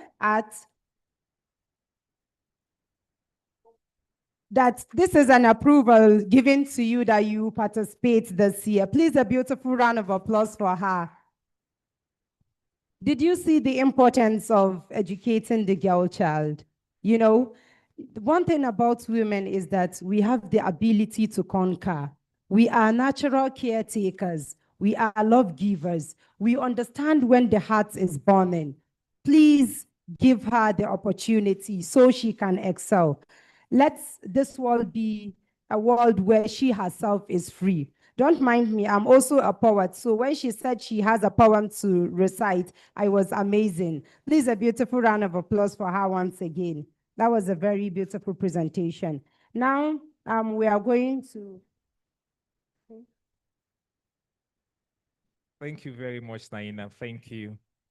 Let me see that her name again. I need to call her name very well. Naina, come. Is it Shimao? Shimao. Please, let's applaud Shimao again. That was a brilliant courage that she displayed here just now and when she was talking to all of us. Thank you, Shimao. Thank you. And she reminded us, of course, of the usefulness of ensuring we take seriously the issue of girl child education. And that is a reminder to all of us. Thank you very much. Okay, we are going to go to hear from the Community Dialogue Committee just to have a feel of the impact of the CDC. But before we do that, I will want us to watch for about 15 minutes thereabout a video, which is an impact documentary. It was shown earlier this year in Abuja that looks at the impacts of the projects so far, of the last phase of the project, but for the sake of those that were not with us in Abuja. So we want to just play it again, and so we can all feel and hear how the project is going on in Sokoto State. We will watch that one before I bring up the next speaker. IT, Bridges of Peace.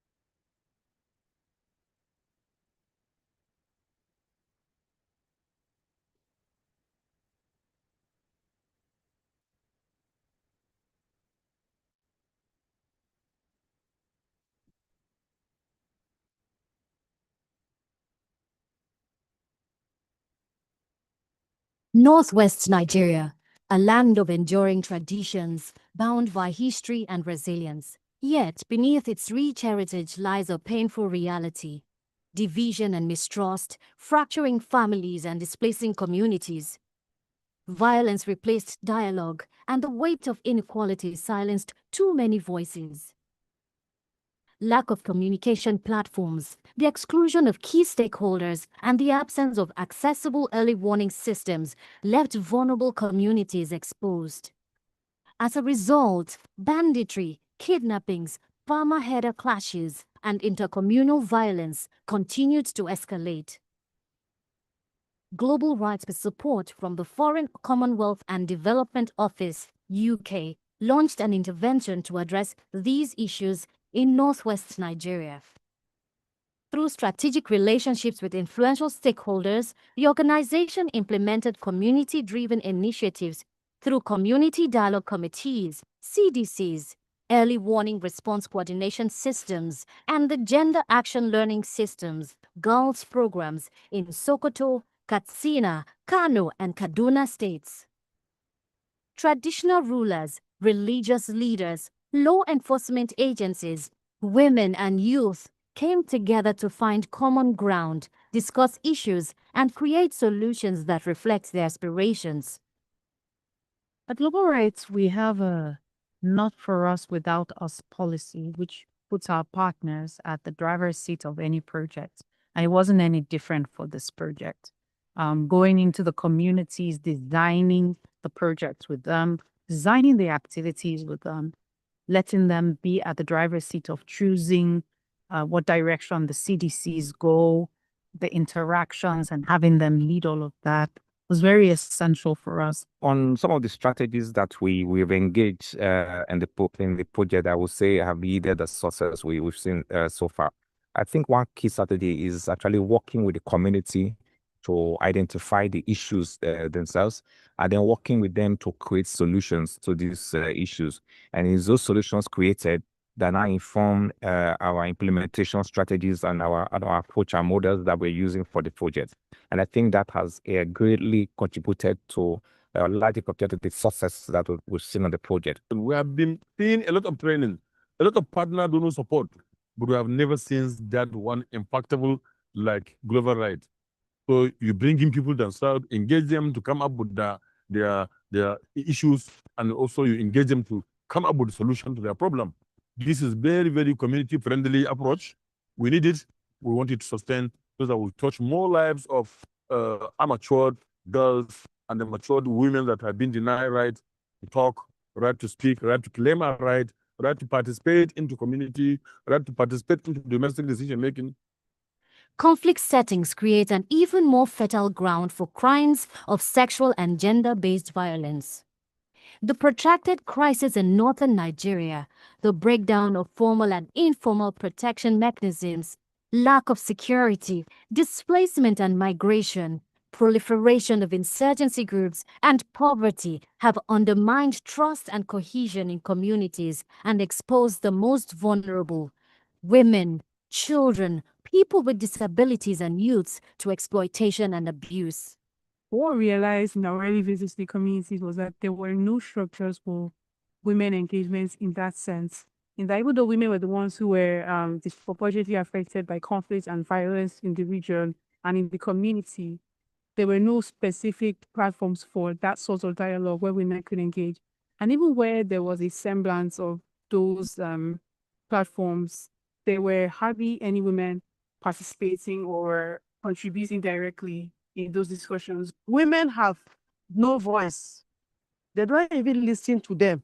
One of those things I've observed in Sokoto is this widespread lack of capacity, lack of skills to handle issues, to understand those issues, and to see how within their own context and with the limited resources that they have, they can actually handle. Before the training, is like men usually doesn't help their house and household chores. Even apart from that, even in decision making, or usually men usually used to get angry at their wives without even knowing the reason that maybe if something happens, they don't bother to ask what happened. They will start shouting at the wife. It usually used to bring misperception in the household. But before the global rights intervention, there were a lot of gaps in the community whereby you find out that GBV cases are happening and there's nobody to like help. There's nobody to respond. And a lot of us, we are actually ignorant of what to do, actually. Sokoto, located in a most conservative state with religious sensitivities. Male is a major decision maker in family and in community. Women have been denied every right to participate in the decision making, domestic decision making, as well as community decision making. Well, this gender-based violence is abuse of women's rights. You see, the issues that I'm facing here, people maltreating, abusing women, abusing their children. You see, you find somebody who just beat his wife, pack her property and throw away, or even injured her. The center was open since 2019, and we have recorded 4,422 or 26 cases, male and female, and mostly women affected, 3,801 cases of women and young girls. The toll was beyond measure. Women and girls suffered in silence, lives cut short, families torn apart, futures left in ruins. The absence of trust ran deeper than marriages and communities. It carved a divide between the people and those who want to protect them. We have so many challenges. When we started intervening on GBV cases, the most challenges are domestic violence, especially between husband and wife, and rape cases. When the project started, one of the critical challenges we face is one, illiteracy. A lot of the members of the community are not well aware of one, the function of some security agencies and institutional agencies that are available that they can seek redress whenever they are faced with some of this violence. Two, we have challenges such as poverty. A lot of the survivors are actually prepared by the level of poverty because they are too poor to seek for legal redress to some of the threats they face. In the darkest moments, hope often finds its strongest voice. Here is a story of how technology, dialogue, and women's empowerment are helping to build bridges of peace in northwest Nigeria. Whispers became conversations. Conversations became a movement. They call this movement the Community Dialogue Committee. the CDC, a simple name for an ambitious dream, a platform where voices once silenced could now be heard. First of all, there are entry points. If, for example, your target audience are the women and the young girls, if you cannot just straight go to them, not just to the elders, but the critical stakeholders, the religious leaders, the traditional rulers.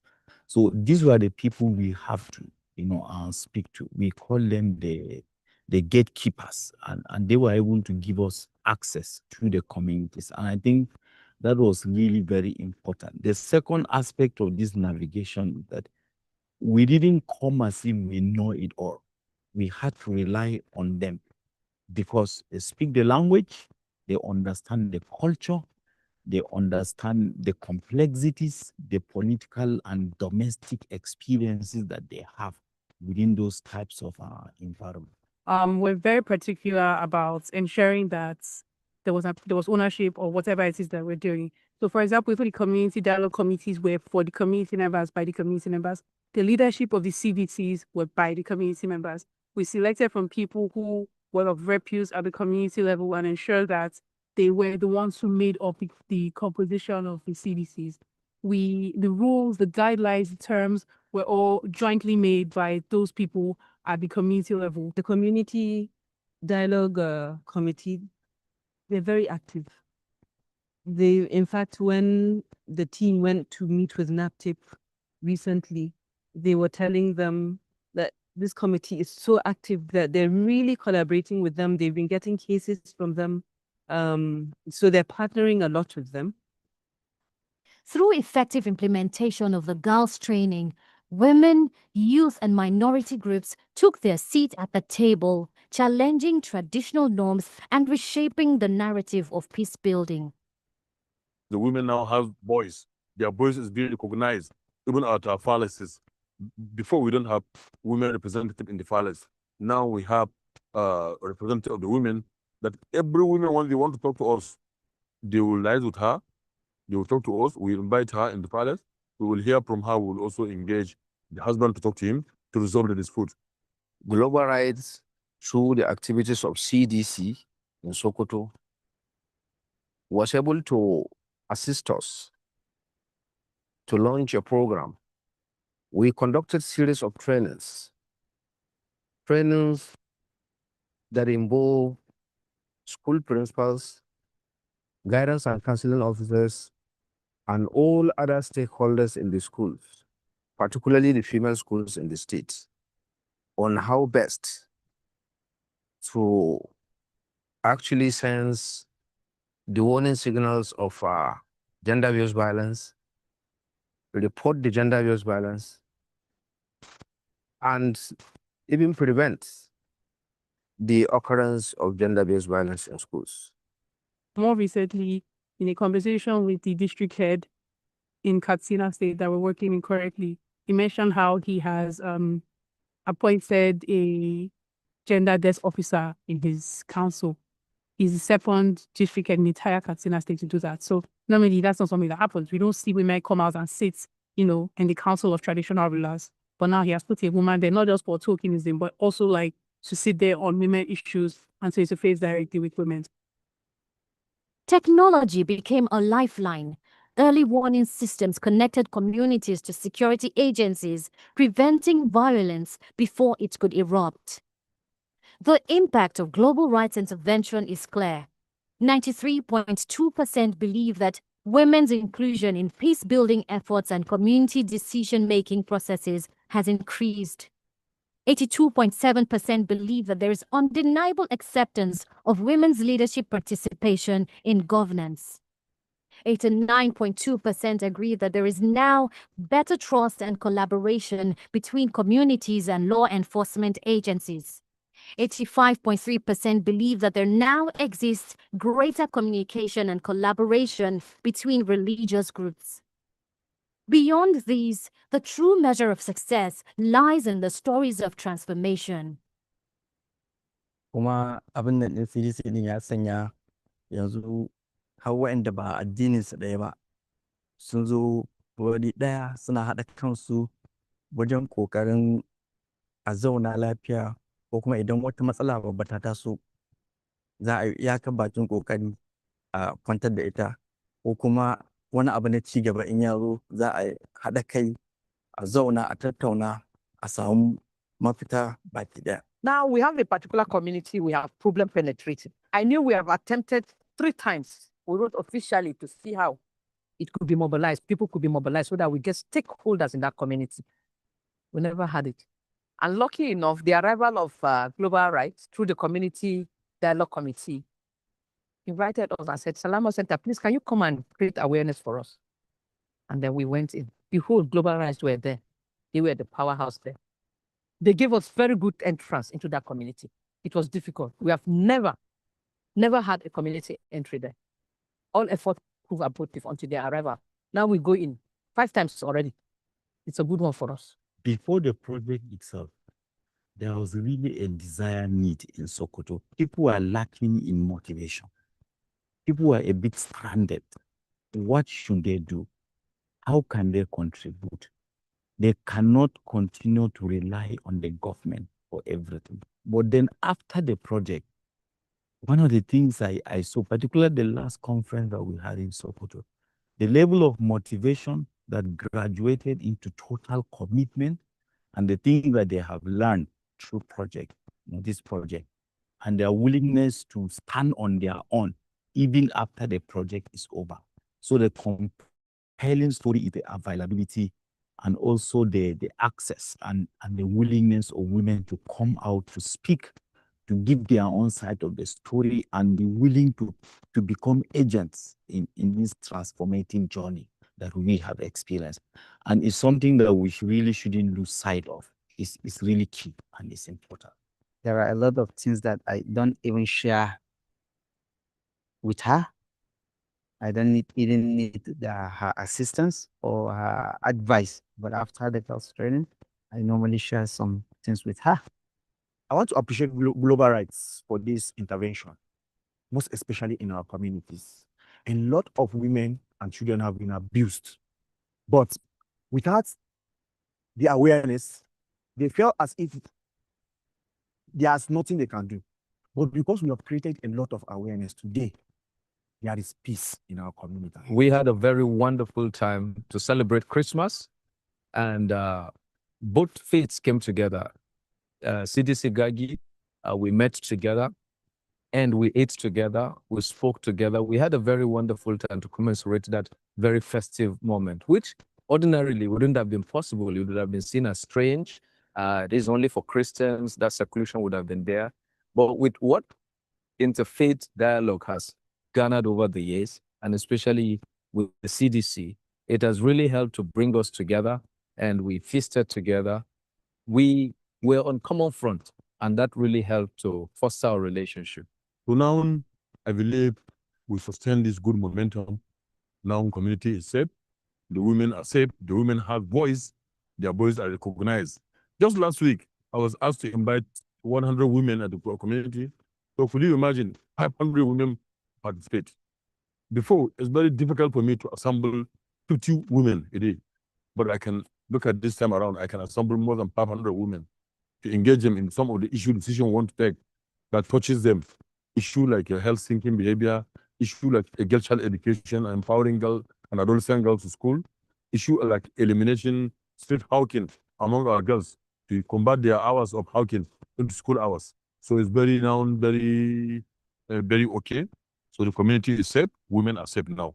But just watching the transformation afterwards, seeing halfway how people learn to be willing to work together, seeing that they've also grown to be more equitable, that gender came to the fore, and that they were able to have meaningful conversations about gender, to see also how the transformation has brought women to the fore in this project. How women sit equally at the CDC and at conferences with the men, how the girls transformed households and how they are so eager to spread the lessons from the girls, how it's also transformed marriages at the individual level, at the meso level, at the micro level, how it's just transforming the state and seeing the transformation going on. It's been really, really gratifying. This is the story of Northwest Nigeria, a story of resilience, collaboration, and hope. It is a reminder that even in the face of adversity, bridges of peace can be built, not with steel and concrete, but with technology, dialogue, and unyielding courage. This is not the end of the story. It's just the beginning. Every society on gender base means a society that has a voice, a society where people could see something and say something, possibly do something. A conflict-free Kano for me would be a place where there's peace, where women are free, women and girls are free to gain the skills, the access, opportunity. Thank you very much. I think it's still a good place to stop the video right now. Okay? Thank you. And just watching the video again just reminded me of so much that all the stakeholders in Sokoto, Kano, Katsina, and Kaduna has achieved within the time. Thank you again to everybody. If you want to see the full video clip, you can go to our YouTube. You will watch the full clip there. Ladies and gentlemen, before we go on to invite the keynote speaker, I'm going to invite somebody very dear to all of us. He's one of the key drivers of our intervention in Sokoto State here. And today he's wearing two caps. The first cap as the patron of the Community Dialogue Committee in Sokoto, Kano, Kaduna, and Katsina. And of course, is equally here as the representative of His Eminence, the Sultan of Sokoto. And so I will bring him up to give us the remark from the Sultan, and then he will now put on the other cap of the patron of CDC and share with us some of the impacts that the CDC has recorded within the time. Distinguished guests, ladies and gentlemen, it's my honor to welcome to the platform our own father, Alhaji Sani Umar Jabi, Seiki Yaki Gagi.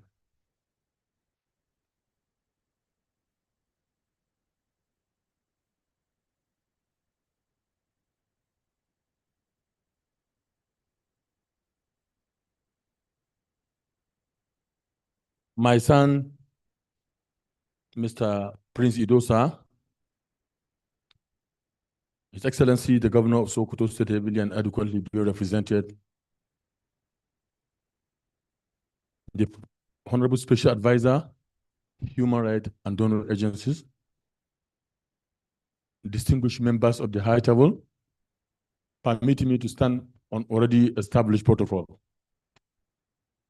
Like my son rightly said, I'm wearing two caps here. Not because I'm better than all of you here, but it depends on responsibility that we have been shouldering. You have seen the video clip, you have seen where we started and where we are. I think the video clip is only enough to tell you the journey so far we started and where we are. So I want to join this fora on behalf of the His Eminence Sultan of Sokoto to commend the Global Right for their leadership in transforming Sokoto and all other northwestern states in ensuring women's rights is uncompromisable. Violence against women, girls, and boys is unacceptable. We must end it. We must put all effort to ensure we end all form of violence against women, girls, and boys in Nigeria and in Sokoto, as in Africa at all. Women are partners. Women are not our servants. Since from the creation of Creator, Almighty God created Adam. Adam tried to survive alone. He can't find it easy. And he prayed Almighty God to give him Hawa. So the power of living together, women and men, is very, very powerful. We can't live without women. We can't deny their rights. We must stand for women at all costs. Gender-based violence is abuse of human rights, we must strive hard to ensure we end violence. So His Eminence Sultan of Sokoto urge all the sitting participants here that we should put into the back of our mind that women has right to live, right to participate, and then right to survive like all other parties want to survive. When women fall sick, she need to go to hospital, and equally the same men. For women also, education, searching education is non-compromisable to every aspect. It has been in prophetic traditions that searching for knowledge is obligatory for both male and the women. So why are we denying the right? And then last year here, I can remember, I was here with our father, Reverend Bishop Matthias Kuka. He set one example. If some of you that were here last year, they can remember. When people saying women should not participate, lucky enough, when they are traveling to UK, the captain of the flight is a woman. She had the argument. She said, no, for me now, I have picked this advice. Pronoun, I step down. Imam, or Faso, please guide us. Be the captain of the flight. So can illiterate men lead? And then if you feel sick, you need surgery. The medical doctor, you are Muslim, you find out the medical doctor professional is a Christian. So do you want your imam to make surgery for you? If a Christian, you think the doctor is a Muslim, and do you want your pastor to do surgery for you? So we know what you are doing. We know we are wrong. We need to change the wrong thing, bad thing, to good thing. Women are our wife, our daughter, our friend. We must stand for them to survive. For the side of also I'm turning, you know, the tour has no other name than tour. We must call that name tour. I cannot deviate from being a CDC member and as well as patron. We have worked hard to make us where we are before we achieve what we achieve today. So I must not forget to start to mention some of the things we were able to achieve with you people here. We have been, this is third time or even fourth time that we are here interfacing with one another to ensure we chat way for survival of women, girls, and boys in Sokoto and in Nigeria. So no doubt, TDC is a platform established, funded by Global Right and our Kuka Center here in Sokoto. We've been involved into mapping of the stakeholders that can lead us to where we are today. And lucky enough, every one of us here, we bear with me that we make a right choice, because where we are moving from the low level to the high level today. I started here as a CDC. I don't know Kaduna, I don't know anywhere, but today I become the grand patron of all the states because of the pioneering issue and the leadership that we were able to provide here in Sokoto. And at the national conference, they picked the best model from Sokoto, because what we speak and what we demonstrate. Yes, we don't speak what we could be committed to doing. Last time when we were discussing with Idosa, we told him that we need to create school-based GBB response team. In Sokoto, we have a very strong, robust community structure that is been working to provide. And my daughter, MBA, she was one of chairperson of response team in the state, coordinating issue of GBB in Sokoto. We are part of working together with her. And again, we think that the only gap we identified is establishing structure at the school level. So today you can bear me, one of my daughter that stand here, you can hear. When we say we do something, like she said, we say something, when we see something, we do what? When we see something, exactly, and my daughter rightly said it. So we still stand on that. We see something, we cannot shy. We must say it, no matter who it touches. We must do it to eliminate all form of violence against women, girls, and boys. Women need to survive. Men need to survive. Every other citizens need one another. If we don't need one another, we can't be here. We are here with the spirit of social inclusions. We have the Christian people here. We have the Muslim people here. We have resident community chiefs from Yoruba, Igbo, Plateau, others. We have security men. We have voluntary security men, women, and faith-based organization, youth organization, farmers organizations. We are robust structures here because we need one another. We are not self-sufficient. We are not self-sufficient. We need one another to come together to drive the journey and ensure any form of violence against women, girls, and boys. So on behalf of the CDC Sokoto, that is when I say CDC Sokoto, I mean Gagi, Kware, Shuni, and Chimola. We have the 4 CDCs, and because of the advantage of being here, we are the only state that has 4 CDC. All the state has 3 CDCs according to available senatorial district. But for Sokoto, my senatorial district, Sokoto Central, has Kware and the Gagi. We have 2 senatorial, one senatorial have 2 CDC. And South Senatorial, we have Shuni. North Senatorial, we have East Senatorial, we have Chimola, Godabawa. But for Central, so we want to thank all of you for coming. Tell you that the dream is achievable. We want to see that next generation to come, women here in Sokoto will provide deputy governor women, vice chairman women. We want to strive to achieve affirmative action, 37% for women, and it's achievable. 35%, 37% affirmative action. We want to make sure that uncompromisable. This time around, I'm speaking not on Representative Sultan, but at the chapter of being National Grand Patron of CDC. Quote me. From CDC, National Grand Patron, I said it. Quote me, I said it and I stand for it. Women is not our servant.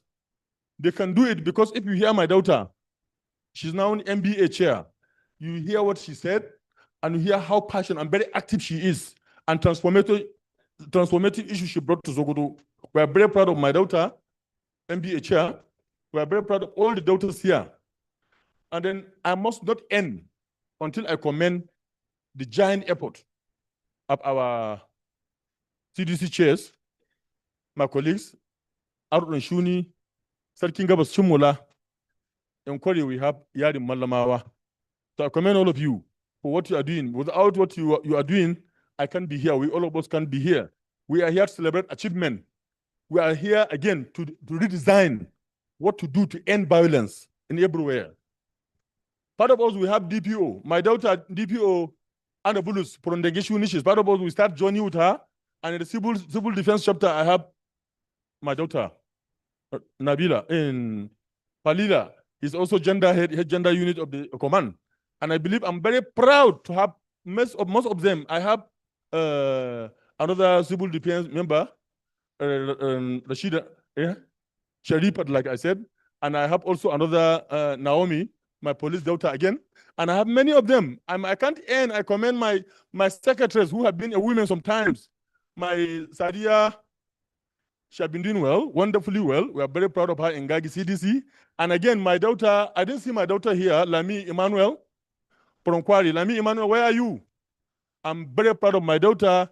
She can make it. She have other competing priorities not here. We are very proud of her, even though she's not here.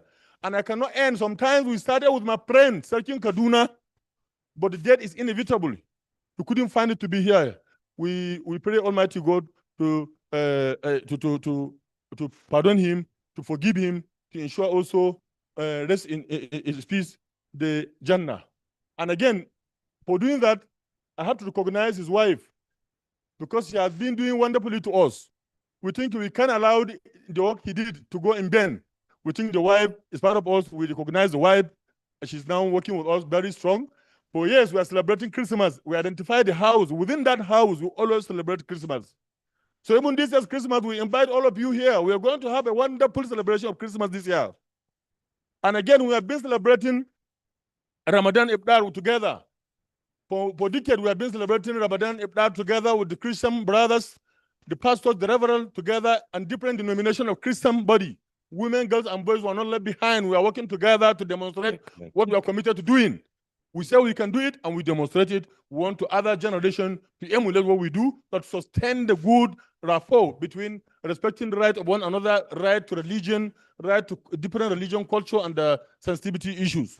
So we recognize all of you here. We thank all of you. The CDC is remain committed in ensuring bridging gaps between the community and the service providers, that from the government, from the partners, from all other families working together to end violence in Sokoto is doable, and in Nigeria is doable. What we need is commitment. With money or without money, we are committed in ensuring women are safe. Women participate in the domestic as well as the government decision making. And we meant to commend the giant effort and foresight of His Excellency, the Governor of Sokoto State, Ahmed Aliu, FCNA. He has done wonderfully well in giving opportunity for women. In most of the NDS today in Sokoto, you can see positions, women were given key positions to play their role. We commend the governor for that. And having done that, His Eminence the Sultan of Sokoto has been fighting again, struggling for women emancipation. He has done wonderfully well. He has been supporting and coaching different women-led organizations, which include but not limited to Palm One, Muslim Sister Organization, even Christian Association. All of them, they have been paying homage to him, and he has been also supporting all of them. So Sultan stands a leader for all of us, regardless of religion, political, or ethnic inclination. All of us, we are enjoying Sultan coaching, mentorship, and his father. And again, the same thing goes to our father, Bishop Kuka. He has been supporting us in different multi-level way. And through his initiative, he embodied global right to Sokoto, and all of us enjoy one or the other type of role of global right in Sokoto. We must commend Bishop Kuka for the foresight and the right leadership that he's doing, transformative leadership he's bringing to Sokoto. We're proud of him. I must commend all the government actors here, the Permanent Secretary, Ministry of Women Affairs, representing Honorable Commissioner of Women Affairs, my Honorable Chairman, Sokoto South Local Government, the Chairman, Kore Local Government, and all other security men and women here representing the different security outlets. We're very proud of you. And again, I must point out the role, critical role played by Media House. Media has done wonderfully well. Everything we are doing in every nook and corner in Sokoto, we are working together with the media. Media have been very friendly with us. They have been taking the message to those state members of society today. And that's what makes where we are today. We journey just started. We continue and want to strategize to see how we can end all form of violence, like I said, against women, girls, boys, and every members of society. Together with me, you, all guys together, we can come together to form a formidable force and end. Thank you. Please, let's put those hands together very well for our father, Seiki Yakigagi.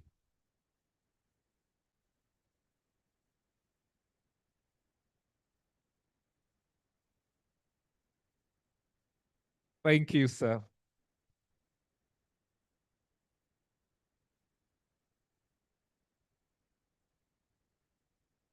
Thank you so very much, sir.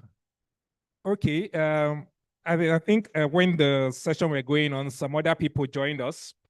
Can't go through all the lists, but I know the chairman, Sokoto North is here, right?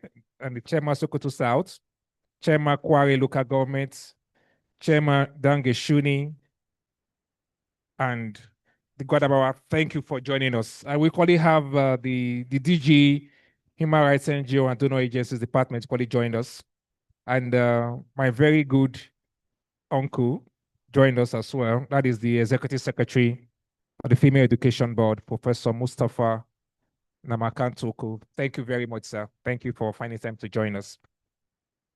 Ladies and gentlemen, when Seki was talking, he talked about how women in the states are now speaking up and how women in the communities are now taking up roles.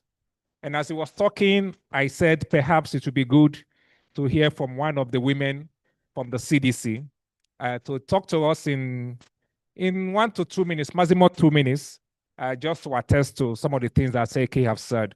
Because sometimes it's easy for we to believe that he have just spoken, and without, please, can we give more volume to this, please? So people online can hear us clearly. Thank you. And without any corresponding person to corroborate. And so let me welcome to the microphone one of the members of the CDC, Gagi, and she'll have to speak with us for 2 minutes. Fatima, is she here? Fatima? Fatima Shehu, is she in the hall? Where is Fatima? Aha, yeah, come and say something to us. Please, let's welcome Fatima Shehu, the member of the CDC.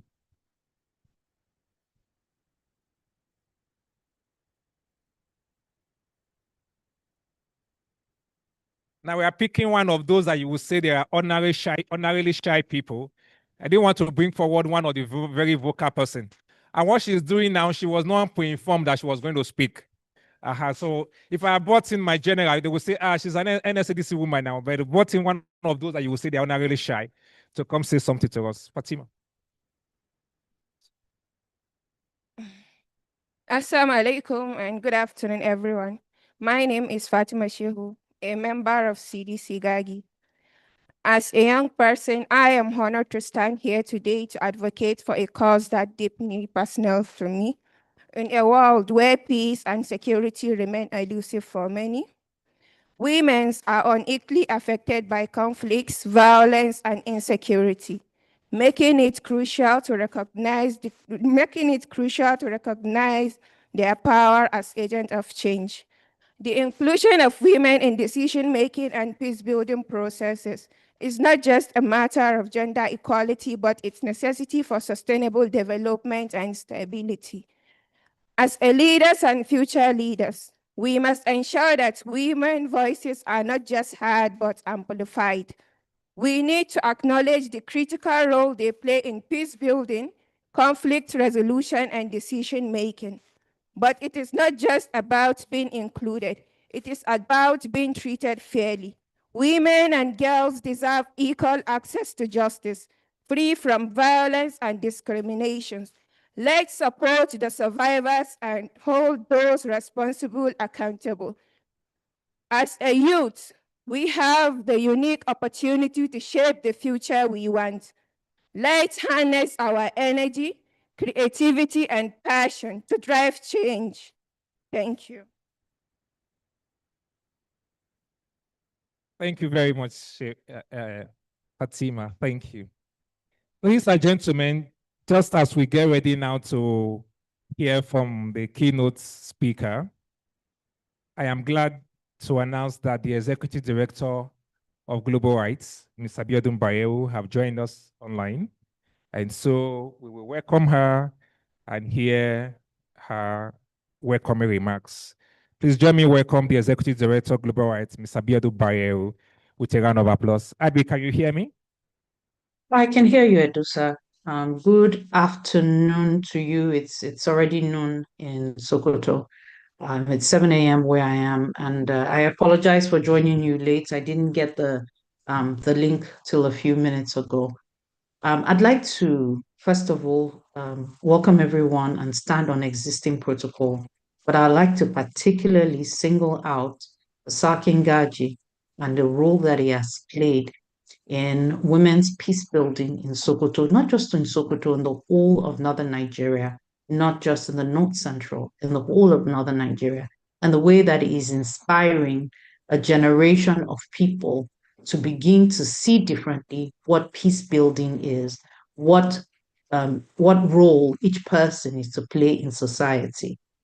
Where I come from, there's an adage that says that it is the wisdom of the old and the strength of the young that will build a society, and that a single hand cannot clap by itself, that we need one another in society.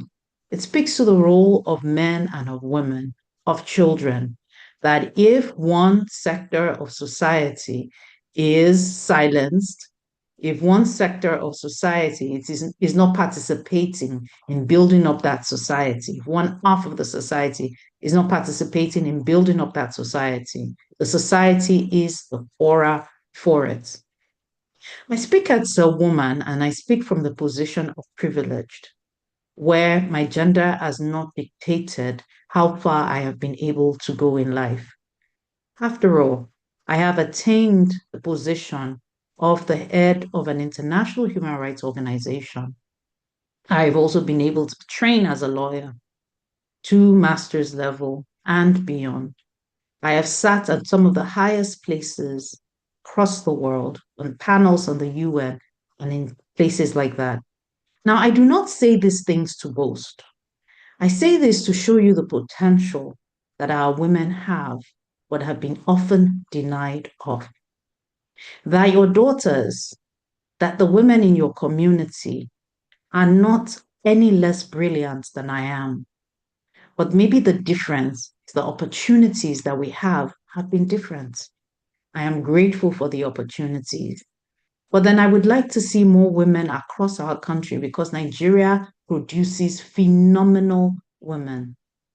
Rise and take their place across the world, contribute to the development of their families and their communities, contribute to peace building. Let's be clear, peace cannot be built by half of the society. One half sitting passively, and then the men working so hard to ensure peace, while the other half is doing nothing, can never bring peace, can never bring security, can never ensure that we advance. I speak again to the level of poverty in our country, and I speak not just to you, I speak to the Nigerian government. As long as half of the society is poor, because more than half of the society is poor, we all remain poor. As long as half are disenfranchised, we all remain disenfranchised. The ability to sit at the same table, make meaningful contributions, does not diminish the respect that we have for one another, but only strengthens it. I'm seeing the beautiful work that is going on in Kano, and I am so proud of what we've been able to achieve in the past 2 years, well, going on 3 years now, through this project. This project is also building foundations in family that will strengthen them economically, that will strengthen them politically, that would also speak to the higher level of peace across Sokoto.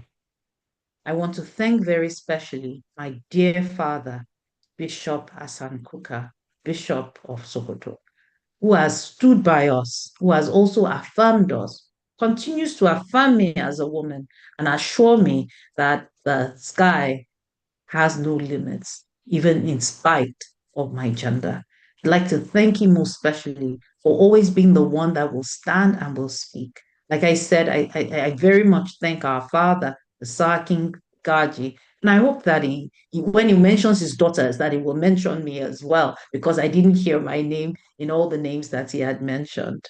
I thank him for his selflessness, for his passion for our country, for his passion for the people of Sokoto.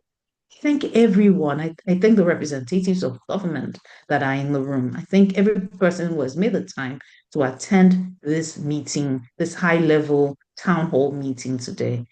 May our deliberations not just be words. May they be actionable steps that will take us further, not just in Sokoto State, but across Nigeria and make our country great. Again, I put in a plug for your daughters, for your granddaughters. Like the Sakingaji stood and affirmed his pride in his daughters. May you all be able to do so for your daughters, for your granddaughters, for your wives, for your sisters. May you say with pride, she is my partner in progress. Thank you again for making the time to join us today and for your active participation, not just at this meeting, but then also throughout the course of this project. We are indeed grateful. I speak for myself, the Board of Global Rights, and staff as well. Thank you. God bless you. Let's celebrate to greater things. Thank you.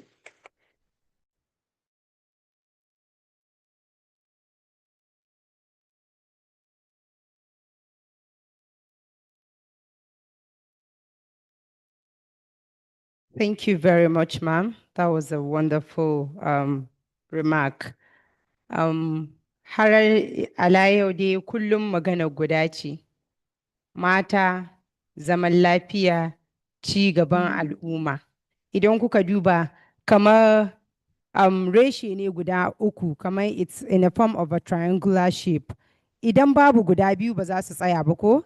Kamar magana da sarkin yaƙi ya ce hannu guda baya ɗaukar ɗaki. So we need to all stand together, join hands on decks, and promote this peace and also include women in decision-making processes, politics, and governance. Please, a beautiful round of applause for ourselves. If I said submit your account number now, you'll be clapping. So clap for yourselves, please. Thank you. Thank you. You see, part of the key success recorded in this project is that this project is significantly contributing to the changing social participation of women's roles and gender relation. And this project also significantly improved gender inclusion at the household and community levels. It also increased the capacity and the legitimacy of women in championing women's empowerment and inclusiveness in decision-making processes at all levels. And the project is also contributing to strengthening the urge for peaceful coexistence and increasing knowledge about reporting cases of insecurity to security agencies. The project is also empowering women to support their husbands in households. The project is also facilitating equal access to justice for indigent individuals and vulnerable groups in Sokoto State, Katsina, Kano, and Nigerian at large. Please, a beautiful round of applause for Global Rights. Thank you very much for this wonderful opportunity. We now move next on our program outlets, which is going to be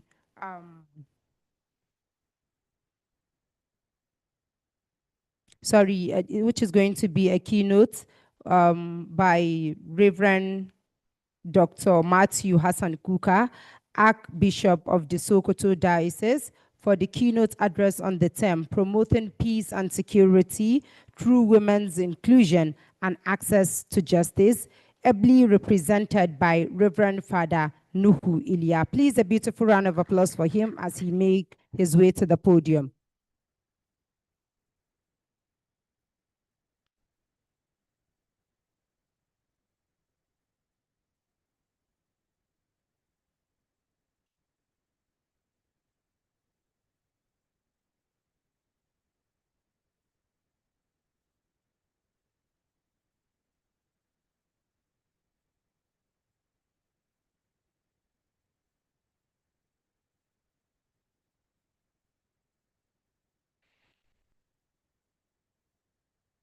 Good afternoon, everybody.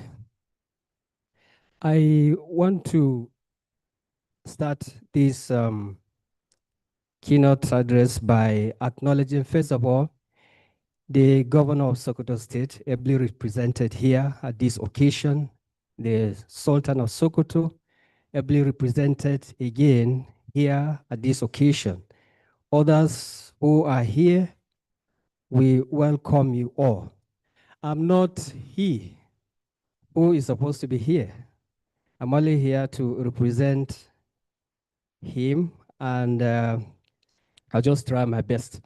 You'll find out that it is not his own wording, but is mine. I'm very sure next time when he is physically present, he will make his words available.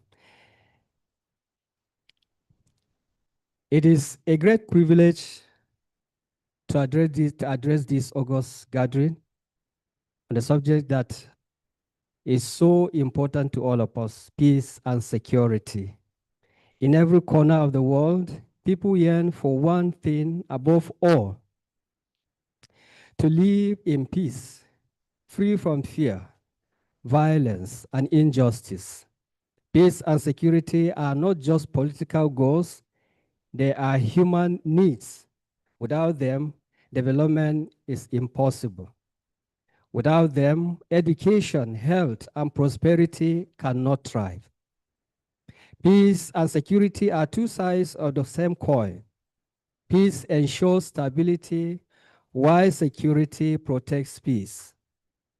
When there is no security, fear grows. When there is no peace, violence follows. A peaceful and secure society is one where people can go about their daily lives, learning, working, and dreaming without fear or harm or oppression.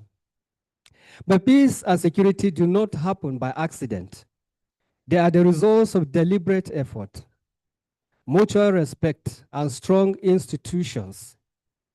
Every individual, from the government officials to the teacher, from the religious leader to the youth, has a role to play. First, peace begins with the mind. We must cultivate inner peace, a mindset free from hatred, greed, and vengeance. The wars that destroy nations begin in the hearts of people. When our hearts are filled with anger and suspicion, we destroy the very foundation of peace. Secondly, security begins with justice. Where there is justice, there can be no lasting, where there is no justice, there can be no lasting peace. A society that tolerates corruption, discrimination, or inequality invites insecurity. Justice, social, economic, and political, is a true bedrock of peace. Peace and security require unity. We must learn to live together as brothers and sisters, or perish together, as someone says, as fools. Tribalism, religious intolerance, and political violence are enemies of peace. The more divided we are, the easier it is for insecurity to take root. Our security forces must be supported and held accountable. Our communities must cooperate with them, not out of fear, but out of shared responsibility. Security is not only the duty of the police or military, it is a collective duty of all citizens. To the youth, I say this to you. You are the future architects of peace. Use your voices, your energy, and your creativity to promote dialogue, not destruction.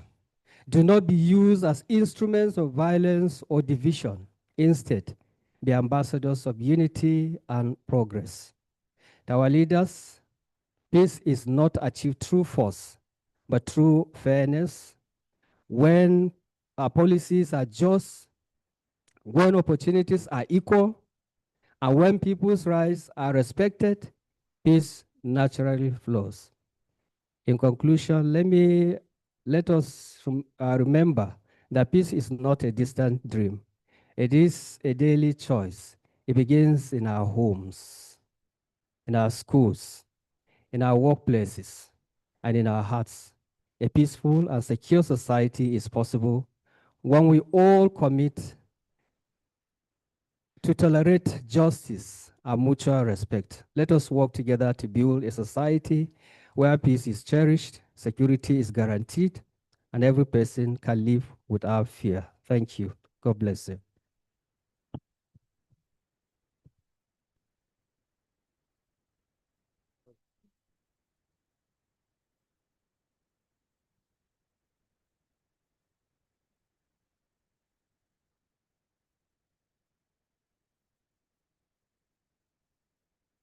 Thank you very much, Your Grace, for that deeply thought and provoking address.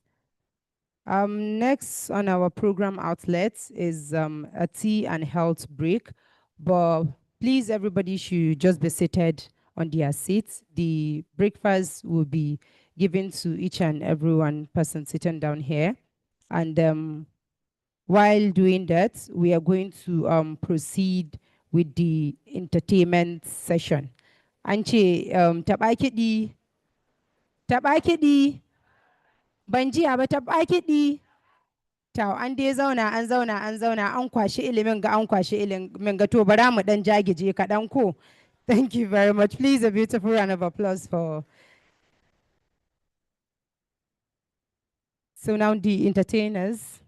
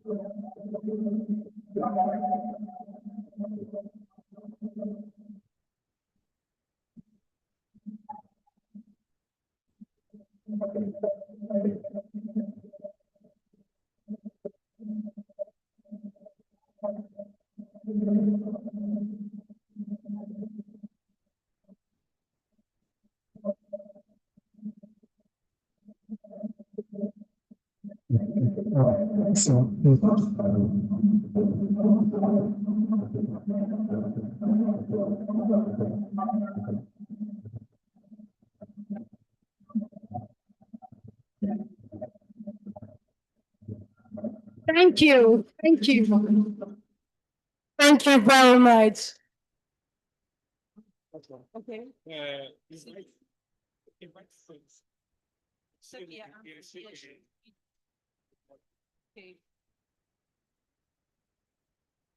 Sound check, check.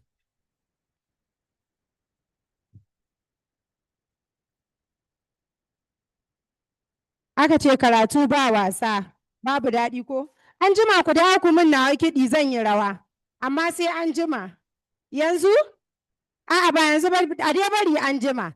Rawa ta daban ce. Thank you very much. Sannunku da kokari, sannunku da kokari. Welcome back, everyone, from the Energizer Tea and Health Break. That was a special dance drama on peace building by the Sokoto State Council for Arts and Culture. That was indeed an inspiring one. Please, a round of applause for our talented performers once again. Please give them another round of applause. Let's all support them. Let's all support them. Okay, now we are going to move on. One of the most important moments of this occasion. I would like to call on Safia.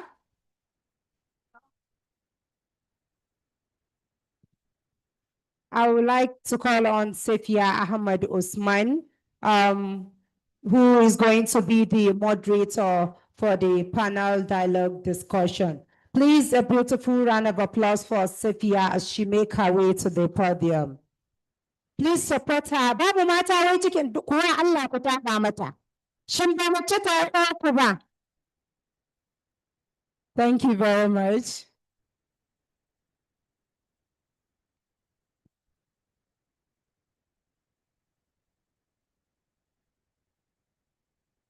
Okay.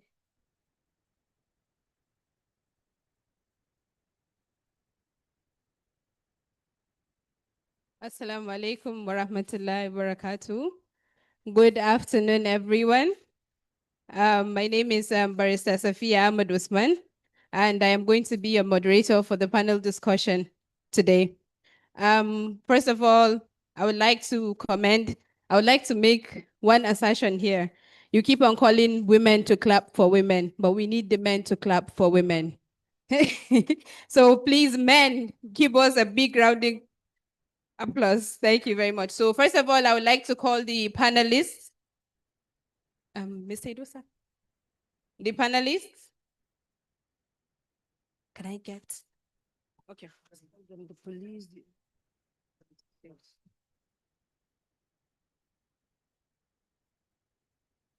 Please, I would like to, first of all, invite the representative of the Nigerian police as part of the panel discussion.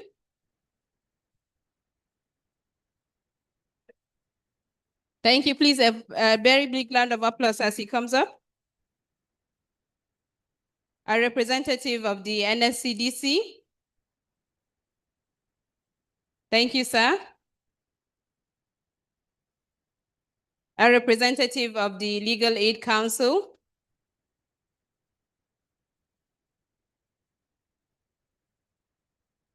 A representative of the Ministry of Justice. And then the CDC patron. Maybe you can, yes, you can sit there. Maybe mobile.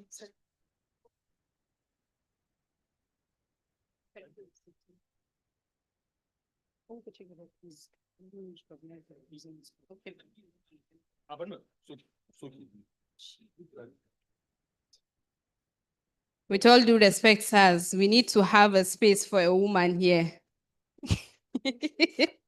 Thank you very much for that. Okay. Sorry, let me use this opportunity to please recognize the Managing Director, Sokoto State Media Corporation, Dr. Alhaji Labaran Lume Lundaye, ably represented by the Director of Television Services, RTV, Hajia Balkisu Abubakar. Ma, you're welcome. Please, a round of applause for her. And I also want to use this medium to recognize the DPO of Old Airport Police Station, Samaru. Sir, you are welcome. Thank you for the security. Thank you. Okay, so good afternoon, everyone. We welcome you here. I think we'll first start with our introduction. I'll start from my left here. Sadly, this thing is close to you. We'll introduce each other. I think it's on. Permit me to stand on the established protocol. I'm by name Barrister Shehu Musa. I have the privilege to represent the Commissioner of Police, Sokoto State Command, who is unavoidably absent.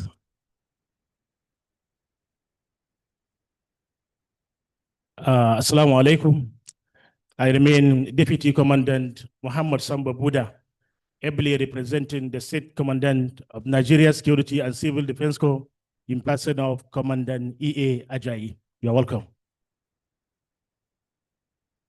I remain voice of the Community Dialogue Committee, the veteran of CDC, Alhaji Sani Umar Jabi Sarkin Yakin Bagi. I'm H.A. Usman, Barrister H.A. Usman from Ministry of Justice. I'm a director at the ministry and the focal person for NGO programs. Thank you. Good afternoon to you all. I'm Barrister Aliu Ajia. I'm the state coordinator of the Legal Aid Council here in Sokoto. Okay, thank you very much. As I mentioned, I am Barrister Safia Ahmed Usman, the Executive Director of Raising Stars Women and Children Development Initiative.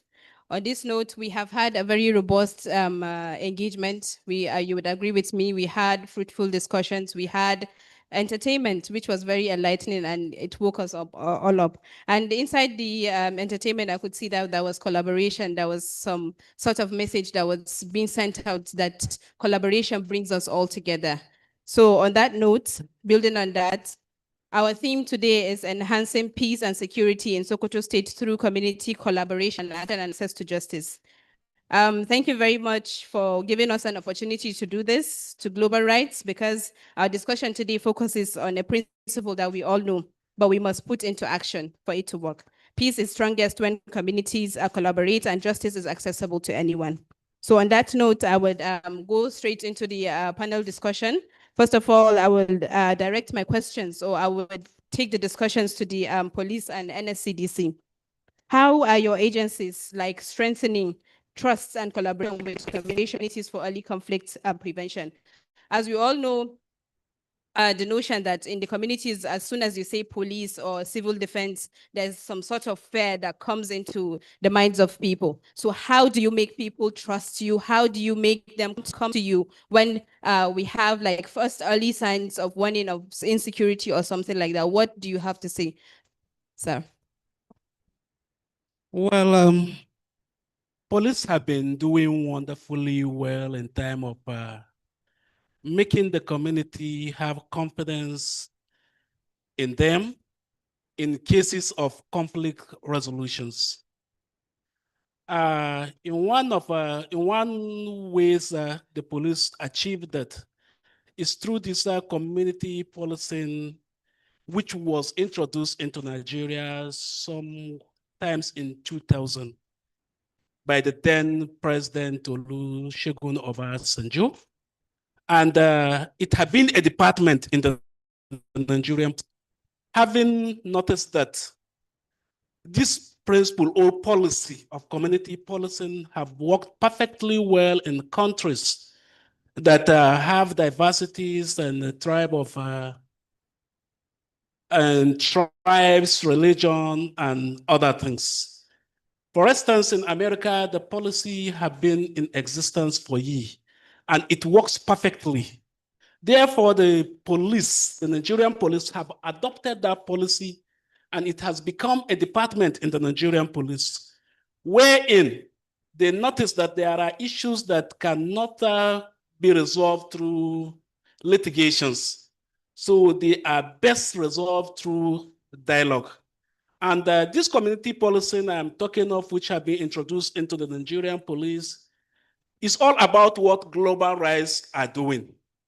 It entails community participation.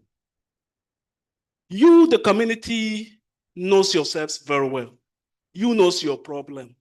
Then the police serve as a mediator in identifying the problems alongside with the community and suggesting or bringing up decisions by the community itself, while the police help in giving effect to all these decisions.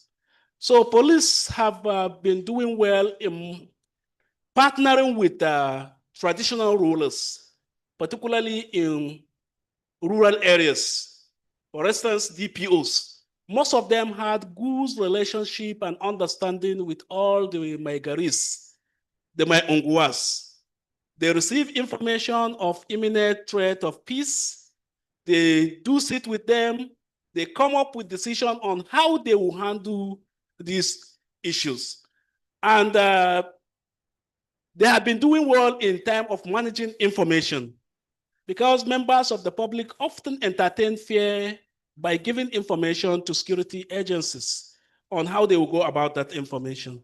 There are information that if they are disclosed, the person giving the information is putting his life at risk. So police have been doing well in terms of professionally handling those information to ensure that information they received, they did not disclose the person who gave them such information.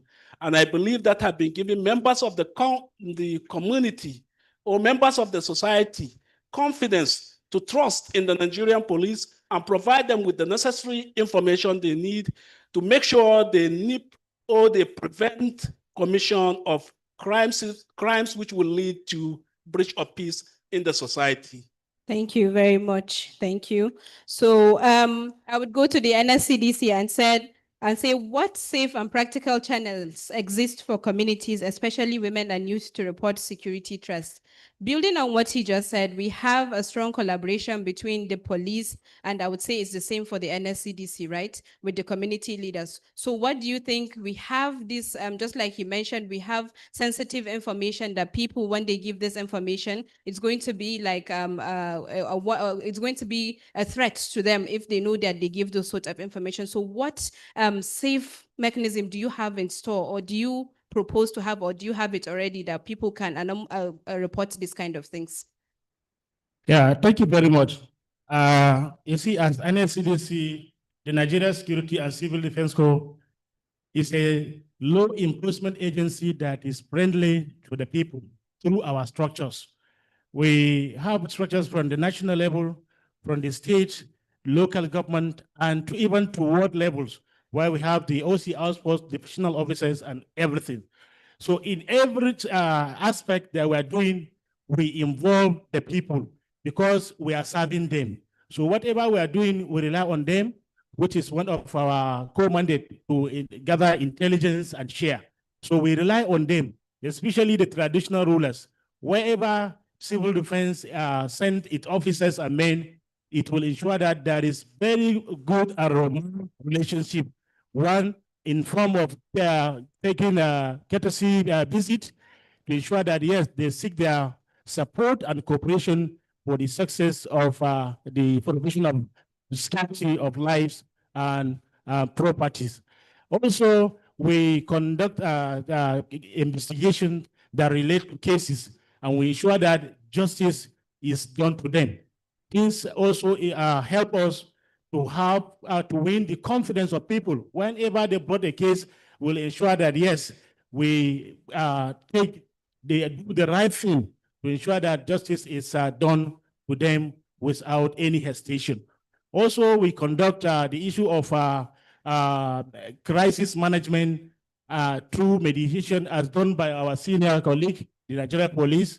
We also take in the issue of crisis management and disaster management, whereby whatever happens to people, once we get the information, we swan into action to ensure that we do the needful. If we cannot do it, then we now escalate it to a place where right thing will be done. And also commend the effort of the global right. And we're also doing the same because we have a motto that says we are defending the defenseless. So in any matter, especially in the matter of gender-based violence or any other cases that are in our localities, we are not playing with them, and we take them with seriousness to ensure that justice is done. Also, in part of women inclusion, we civil defense, through the magnanimity of the Commandant General, Nigeria Security and Civil Defense Corps, Professor Ahmed Abubakar Audi, OFR MNI, created a unit to ensure that what man can do, a woman can do, whereby he established a female squad, whereby they carry arms like the men. They went to field, they went to bushes to fight, especially in this our area, banditry and kidnapping and everywhere. Thank you very much.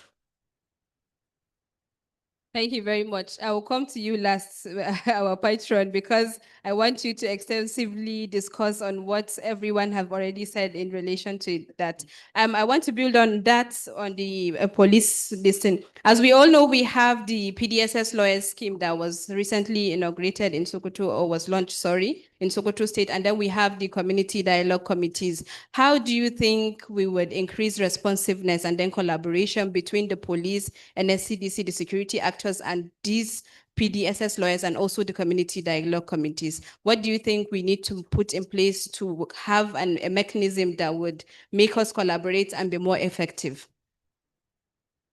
Well, as long as Sokoto State Police Command is concerned, there is a synergy and collaboration between the police and all other sister agencies. We have been working perfectly well without any form of competition, because I often see it as competition. Everyone wants to take the credit. But honestly speaking, in Sokoto, we don't have that. And for the community Dialogue committee. Committee dialogue and PDSS. PDSS. Okay, I think PDSS lawyers are police duty solicitor schemes, just like the legal aid. They are present in every some selected police stations, divisions in this sense. So they are there for indigent members. When they are taken to the police station, they serve as our lawyers, first contact lawyers. So that is what I'm talking about. Yes, I understand. Recently, we had a program in this very hall. Yes. With PDSS lawyers. Yes, yes, we actually discussed at length. Yes. Yes, we know as police, it's our responsibilities to collaborate with all well-meaning Nigerians, particularly in times of justice delivery. Yes. We shouldn't forget, it is the extant law in the state or in the federation that the statement of a defendant should not be recorded save in the presence of either his lawyer or a relation or a member of a civil society. Okay. So these people is like they are coming to help us to make our work easy. Better. So it's actually a welcome development. And even during our program here, we gave them assurance they will enjoy working with the police because they are coming to help us. So why can't we welcome them? In fact, if there is any way we can appreciate them more than giving them a room to perform their duties without being challenged, we will go to that extent of doing that. So they don't actually have problem with us, and we don't have problem with them. Thank you. However, I would suggest, as I suggested that they should know their role, we should equally know our role. So we should not cross boundaries. And every human being deserves respect. Yes. So when you miss someone at his working place, he deserves your respect. You give him that due respect. There will be no conflict. Exactly. And I want to equally suggest if global right, we don't do more by having workshops or trainings to actually bring up these people and the police together, train them so that to enlighten us the more to know our roles and to know what are we. Yes. Thank you. There is this saying that another person's right starts when yours stops. But your right, stops when another person's right starts. So building on that, I think we'll go to access to justice. We'll go and build on the justice sectors. I'll go to the Ministry of Justice first. How do you think, or how is access to justice being expanded for vulnerable groups, especially women and people with disability? I think there are many. First of all, since we are talking about Ministry of Justice, we'll first talk about the laws that are in place that makes it easier for people to have access to justice. The laws like Violence Against Persons Law that was domesticated in Sokoto State in 2021. We have these discrimination laws. There are many laws that are designed to help people to have access to justice in Sokoto State, especially women and children, because the BAB law is talking about women and children mostly. Even though we have those laws before, that's the penal code, but this is a special law where all the rights and the, should I say, punishments are made like rape cases that we have in Nigeria. Yeah, more stringent, higher penalties, so that there will be more, it will cover all the menace that we have in the society, because it's a rampant offense that we have in Nigeria, especially not in Sokoto State, in Nigeria as a whole. We have that problem, domestic violence, all these things. So those are some of the things that Ministry of Justice have done. That's the passage of the law. And we have another department in the ministry. That's the Citizenship Rights Department, Yes. where you can come as a person. We have many cases of women and children, women, especially when they have any domestic conflict between their husbands and, different things. So they come to the ministry, they do mediation, they offer ADR for them. Amicably, they sit down, talk to them, and they give more of a sensitization. Because as you come to Ministry of Justice and they tell you, okay, these things you're doing to your wife, you're not supposed to do them. This is how you're supposed to do this. This is how you're supposed. So all those things happen at the ministry. Thank you. So Barrister Ajia, I would go to you. We have so many policies, we have so many laws that she just talked of. Example is the VAB Act, and then example is the Child Protection Law that we all know of the Sokoto State. So what do you think are the reforms that we can make to process delays that we get in courts and less intimidating for every citizens? Because as we know, we are all conversant with courts, we are lawyers, we've gone to court, we are into practice and all that. But the people of the community are not usually conversant with that. For example, some person that once they say, I'm matching. So when fear it grips him, but so what reforms do you think we need to do to delay to tackle delayed justice and also this? Well, you see, there is this issue of delay in administrations of justice in this country. Whether you have a case in court or you don't have, you must have that information that if you go to court, only God knows when your case will end. As I'm speaking to you, I have a case that I inherited in 2017. And till today, that case is in court, 2017. And this case is a case of inheritance. A wealthy personality died here in Sokoto. His children took the matter to court. He died in 1995. Till today, we are in that case. I have even bragged. The time I was involved in that case, I said, this case must end.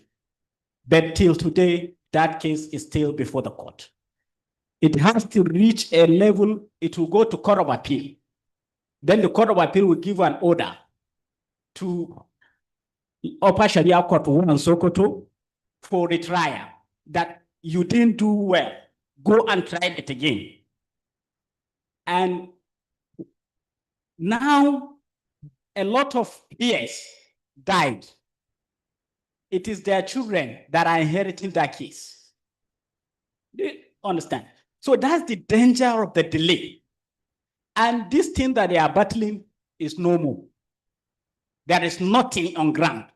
Even if the court pronounced that you have this thing, where is it? It's nowhere to be found.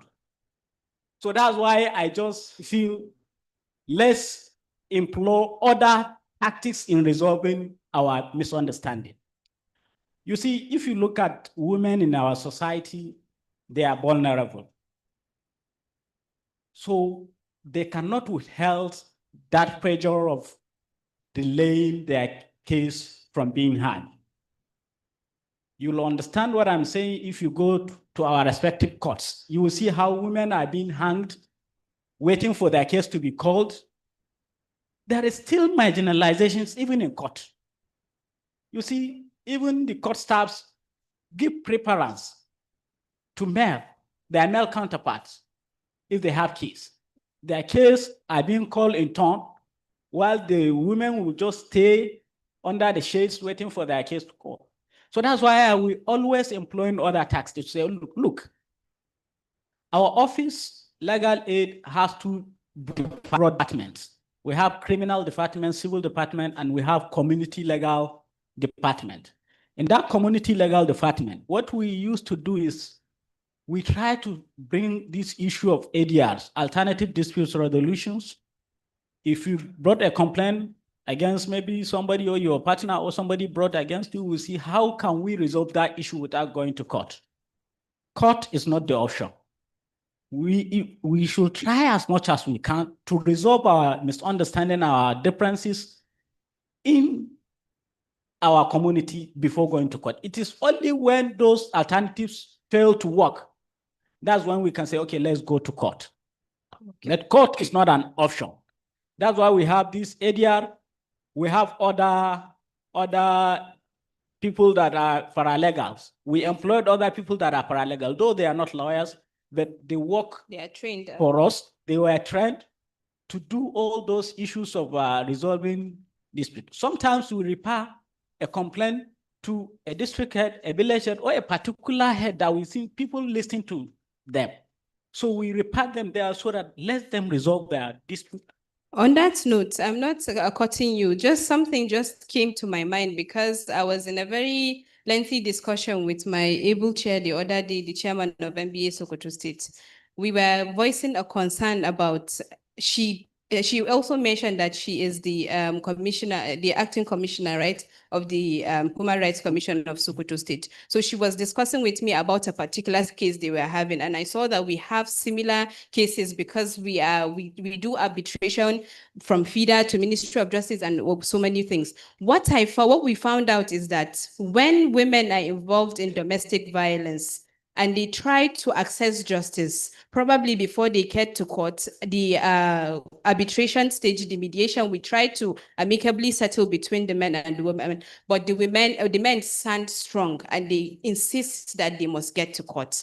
And why is that? Because in our Sharia principles, we have the concept of khul'i. So, you know, we were discussing with her how to come about this khul'i because it's becoming a major problem for women. And truth be told, some of the judges are not doing it what they are. Please, sir, on that note, I'll come back to you to talk on that particular thing. So I want you to know, on the legal perspective, I want you to talk about it like, how do we curb this particular problem that I just stated? Do you think it's something that can be cured, or what can we do about it? You see, we are, as our father rightly said, we are in conservative society. Yes. Sokoto is very conservative. Yes. Whatever you want to do, sometimes you see there are a clock, a barrier that you cannot do it. You see, even yesterday I advised a particular woman that she shouldn't go to court. Let her wait, let's see how we can do it. And as you said, the husband is insistent that let her go to court, because it's now a known thing that even if you go to court, the result will not be now. And what we are after is that the legal aid want to serve to ensure justice. And for one to have an access to justice, it means a timely access to justice. It does not mean that you stay dragging case for years. We still have a case now, currently going on before Sharia Court of Appeal. It is this issue of who she was divorced by the court, given her divorce document. She went and married another person. The new husband took her. She's even away. But this former husband went to court. He is now suing, praying for court to expand time for him to appeal against that ruling, because he is out of time. He's out of time. They didn't see the wife. They now give it to her parents. They now brought it to us. We went. And another problem is that now the Sharia court has this issue of you have to go to court and introduce your lawyer. That this is my representative. Then that's when the court will accept him as your representatives. Not like conventional court where you just go and make your appearance that I'm representing so person, nobody cares. But in Sharia court, that person has to come to court or to send some delegations, 2 people to come and attest that you are his representatives. Now, this lady is with her husband and they are not here in Sokoto. And that's how we even got the guts to have said, okay, look, we only appeared in this court because her parents were served. She's now currently with her husband and they are even out of the country. We are waiting for her to come back. So that's how we just delayed that case for the husband, and it will continue that way. And I think he will just tired and was really. It's true. Yes. So I'll go to our Rankede, sir. Building on that, I want you to talk about that first before I get into your. So you see why people can see why I left at the last, because old service is geared toward reaching community, and we bridge the gaps between A to Z. Yeah. In all the services rendering is touching lives of community, and we are the custodian, we are the gatekeepers. We bridge the gaps between them and the members of community. So in this case, there's no way we can work in isolation. We have to work together. So we have been also enjoying working together, like from A up to Z. I've been hearing all the said, but you mean you want me to respond to current issue, or I shall just speak my role in this, what we can do again, how then I shall reach where again you want to talk? Which one do you suggest? I wanted you to speak on the topic that I just on the topic. Yes. So issue here is like we have our religious leaders, and they have vast knowledge on the issue of religion. Marriage is done by Sharia, and the Sharia has everything to take to resolve the case. We have our maybe the husband or the wives, which of their sects in the religion, Islam, there could be Izala, there could be Tariqa, they could identify the religious leader that they are very listened to and respect by those parties. Then we engage him again. He will bring out the relevant quotation that will resolve once and for all.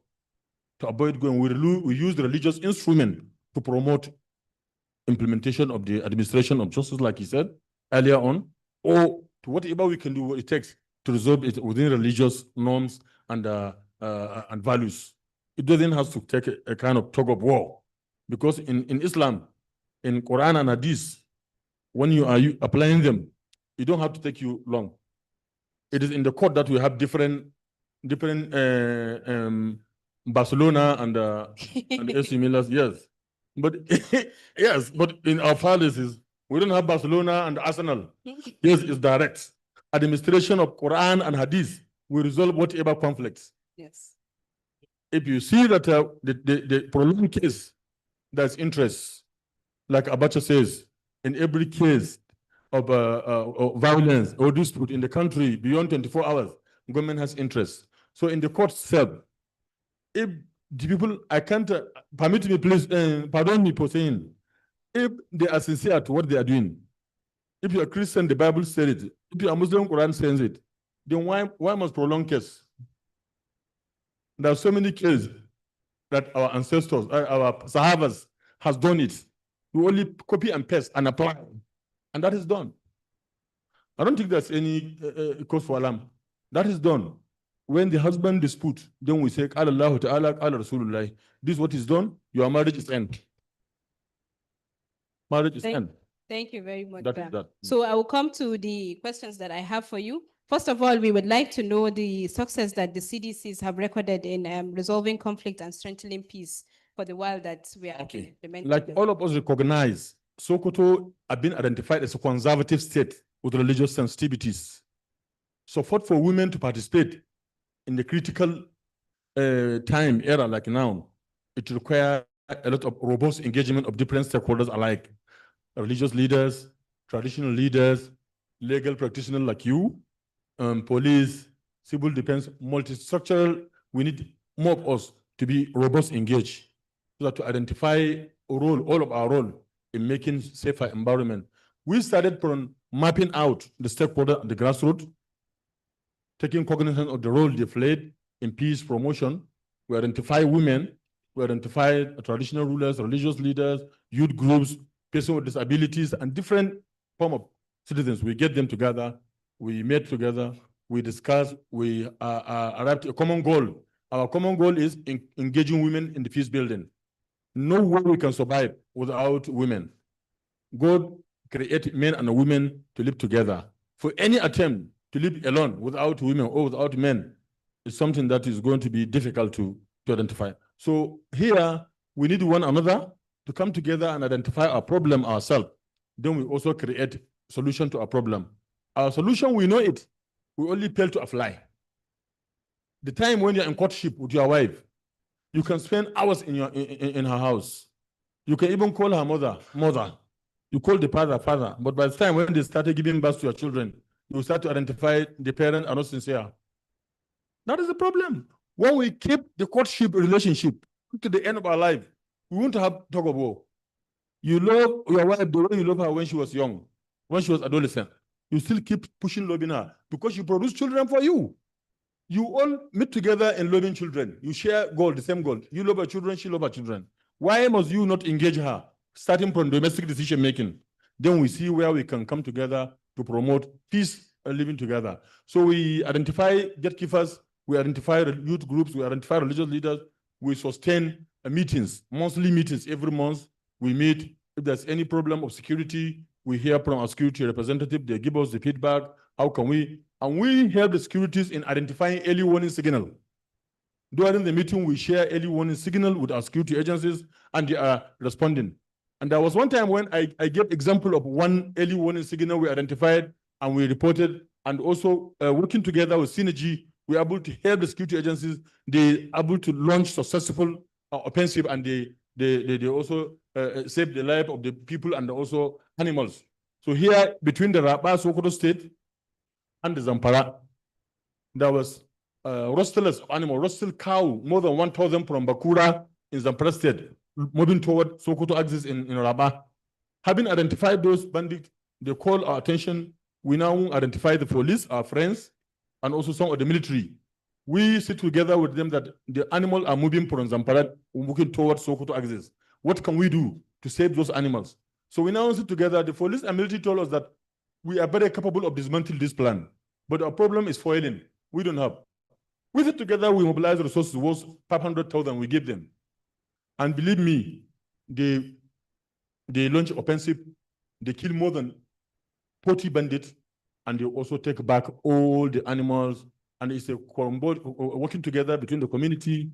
So, and then we work everywhere in terms of advocacy. We are the people who will advocate with the government in policy changes or formulation or application of law and policies. We are the people who are bridging gaps between the government and the community, between the security agencies and the community, between every pora and our community people. Whatever intervention coming to our people has to pass through us. We are the gatekeepers. We still remain gatekeepers with bridging gaps. So we identify gaps, We try to sit together by calling the meetings monthly with all the stakeholders.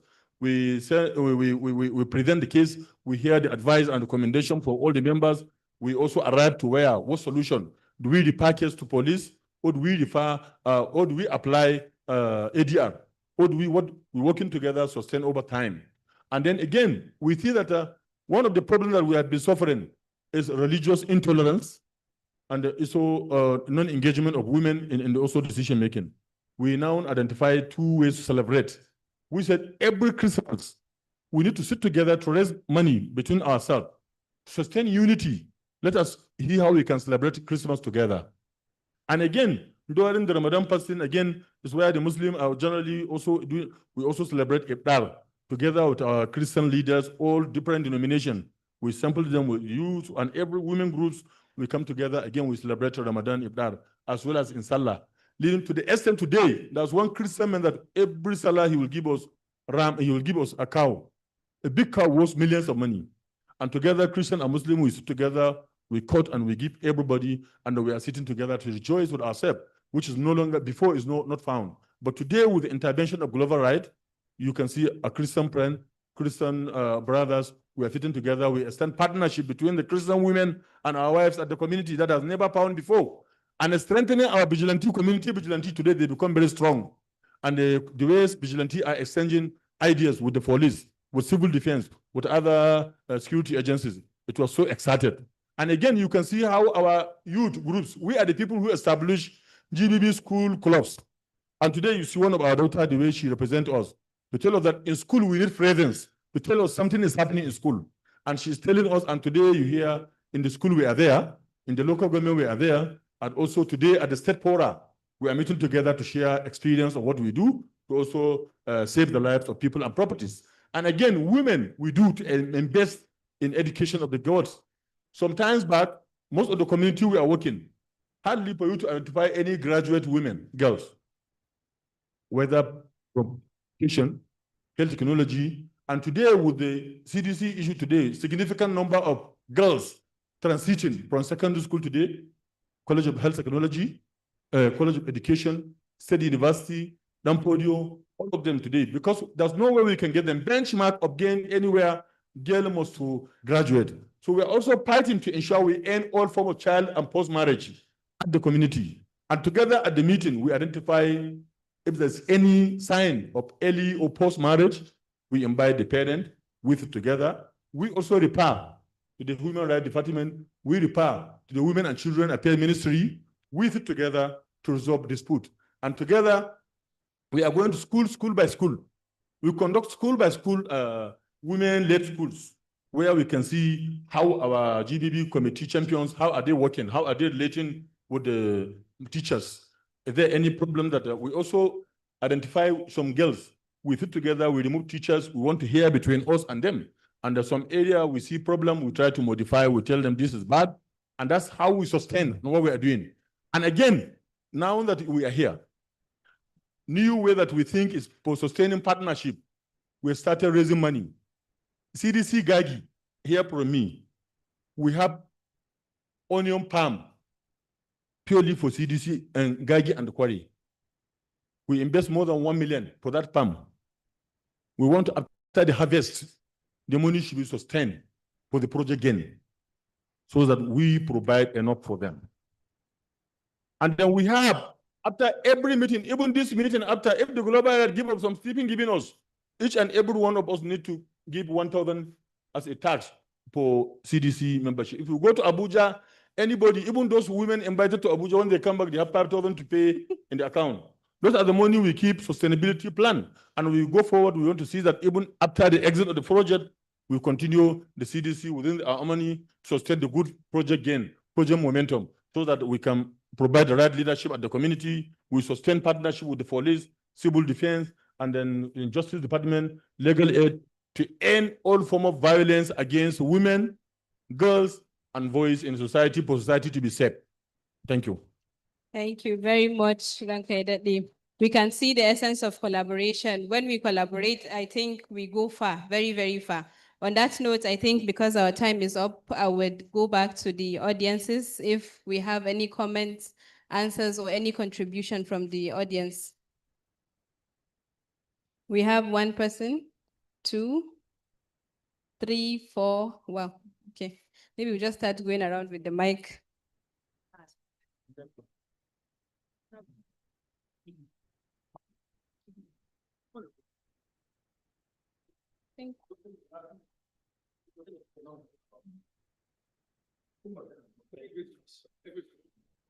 Okay, we can start from the right.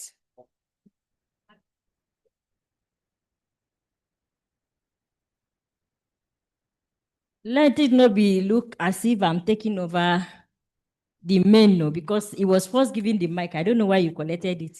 No, you raised your hand first. That's why. That is justice.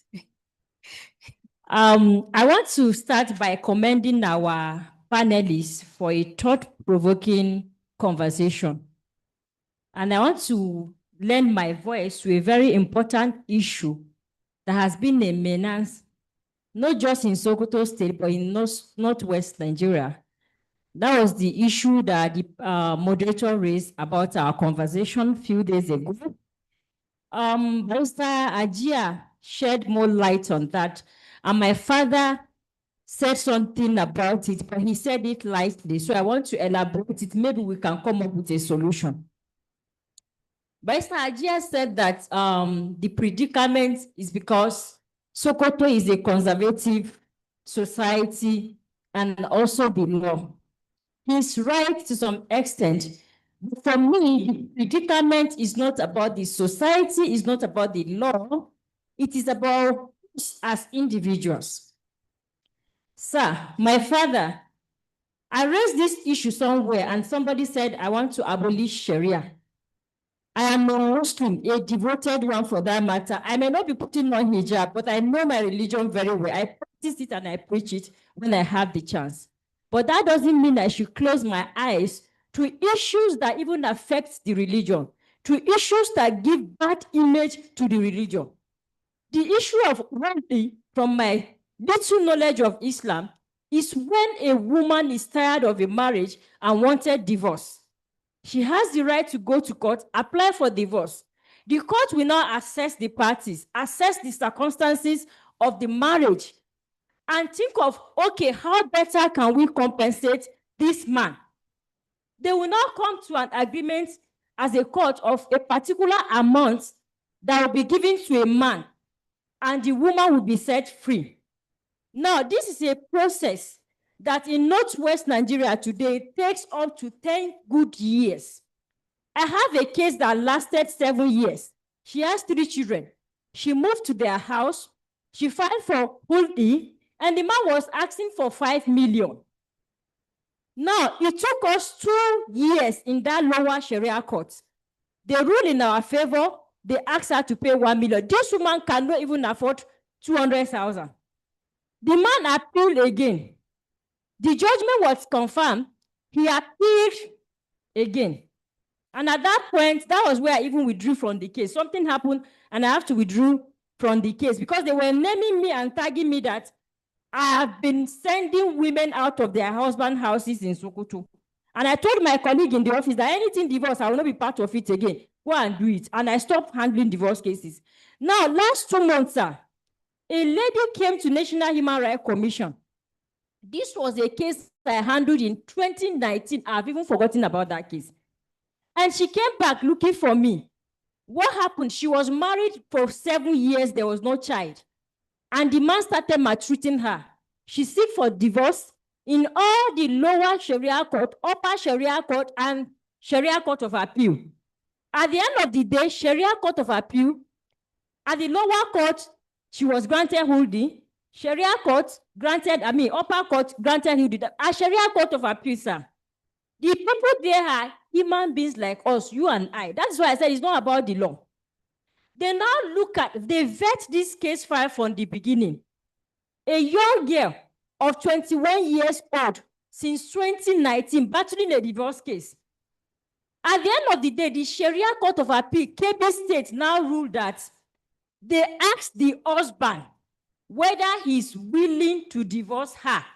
And the husband said no. And because of that, they cannot grant that divorce. Is that what the law says? Now, divorce is something that is, nobody like it. But if that is the only solution, it is easier and simple. One page, I divorce you. You can even say it with your mouth. But because men gain pleasure in torturing women emotionally, they will drag this divorce 10 years. Now, this woman, or let me say women that are going this divorce process, they have children. They are training children. An unhappy woman cannot train happy children. The aggression will be transferred on these children. These children are going to the larger society and explore what they learned from her. I'm now using this forum to call every stakeholders to come up and join force. There must be an end or a limit to divorce cases in Sokoto. Why is it that in election petition tribunal there is time limit?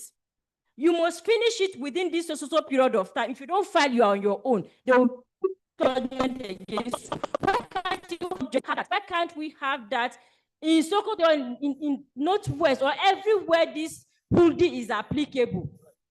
3 days ago, is it up to 3 days, Farouk, that man's case? A woman came to our office with a girl of 3 years. I think the small one is 3 months. She was crying that even the way and manner she got pregnant was because it is destined that she was going to have children for that man.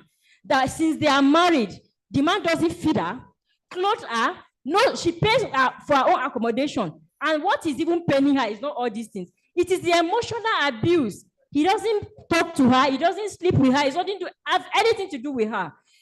Because the man has first wife, this woman is the second wife. Anytime he has, it is this woman's turn, he will come and sleep in between her bed and the wardrobe. She showed me the pictures. The man folded himself like a fowl on the floor. Now, when we invited this man, he's an educated and exposed man. And if I mention where he works, he has his colleagues in this hall.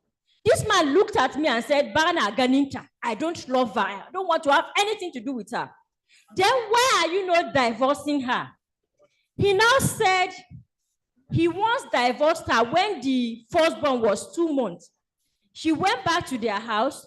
When she came to beg, she went to her mother-in-laws, that is the husband's parents, and pleaded with them to beg the man to return her. Now, if she wants a divorce, she has to go back to those people to tell them that she wants their son to divorce her. And I look at him, do you think it's easy for a woman to go and meet, let's say that's my father-in-law, and say, Baba, I want your son to divorce me? No matter how terrible the situation is, there's no woman, especially in the north, that can do that. Why are you not feeding this woman? He said when he divorced her the first time, when she came to bed, she said, and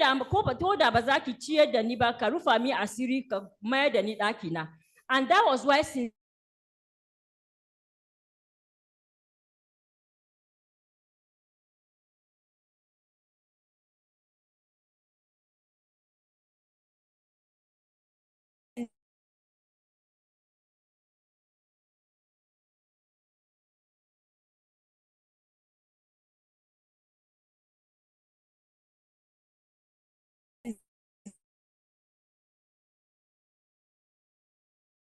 time, he has never fed her. From lower court to Sharia Court of Appeal. Thank you very much. Thank you. That was actually... Assalamu alaikum. My name is Bashir Mohammed. I come from CGC Shuni, Vice Chairman Shuni. My questions goes to my security personnel they are present. Luckily, they are presenting their boss. I'm into the system for almost 18 years as a village health secretary, so I'm used to the community due to my years that I spent. At times, whenever a case arises, my phone is the first contact to be contacting. There is social cases in social village. My problem is that goes to two of you people that are there. There is something that used to give fears to the masses in the villages. For example, if a case arises in the village, when they calls, when I go to the stations or I call a security personnel, the first thing to tells me is that their cars has no foil. If a masses, for example, if a villagers see a case and decided to voluntarily undercall his superior, and the superior called a security personnel, or you went to the security outpost or police stations, then you met the security person and they are telling you there is not fuel on their car. A country like Nigeria, a giant of Africa, we cannot be able to fuel our cars to go to our villages and rescue the people that are in problems. I am calling my security agencies. You are representing your bosses. Please and please, this should be put it into considerations. It gives fears. It gives fears to the masses. That's their last hopes to call a security.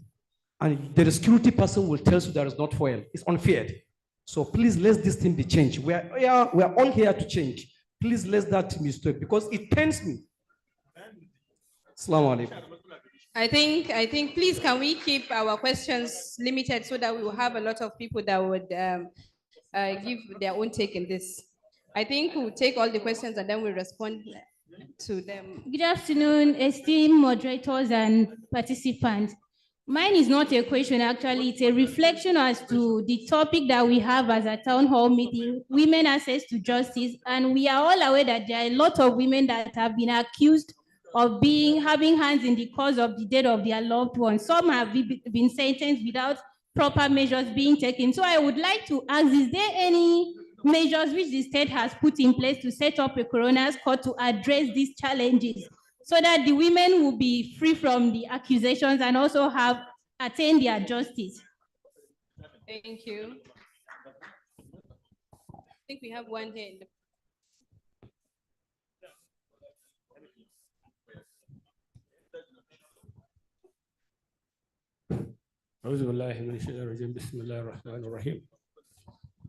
My name is Ahmad Yari, CDC Chairman Kori, Yari Malama in Kori Local Government, Durga District.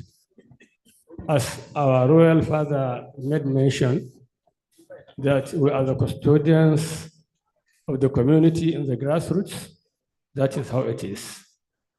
And usually, as we all know, that our selection is just based on inheritance, not necessarily based on education or on merit. So I'm hereby advising the authorities concerned, because I know during the reign of our fathers, the Sultanate Council and the local government councils, in collaboration with some non-governmental agencies, used to form a sort of sensitization or orientation or workshops to traditional rulers, so that they will know where they are supposed to head.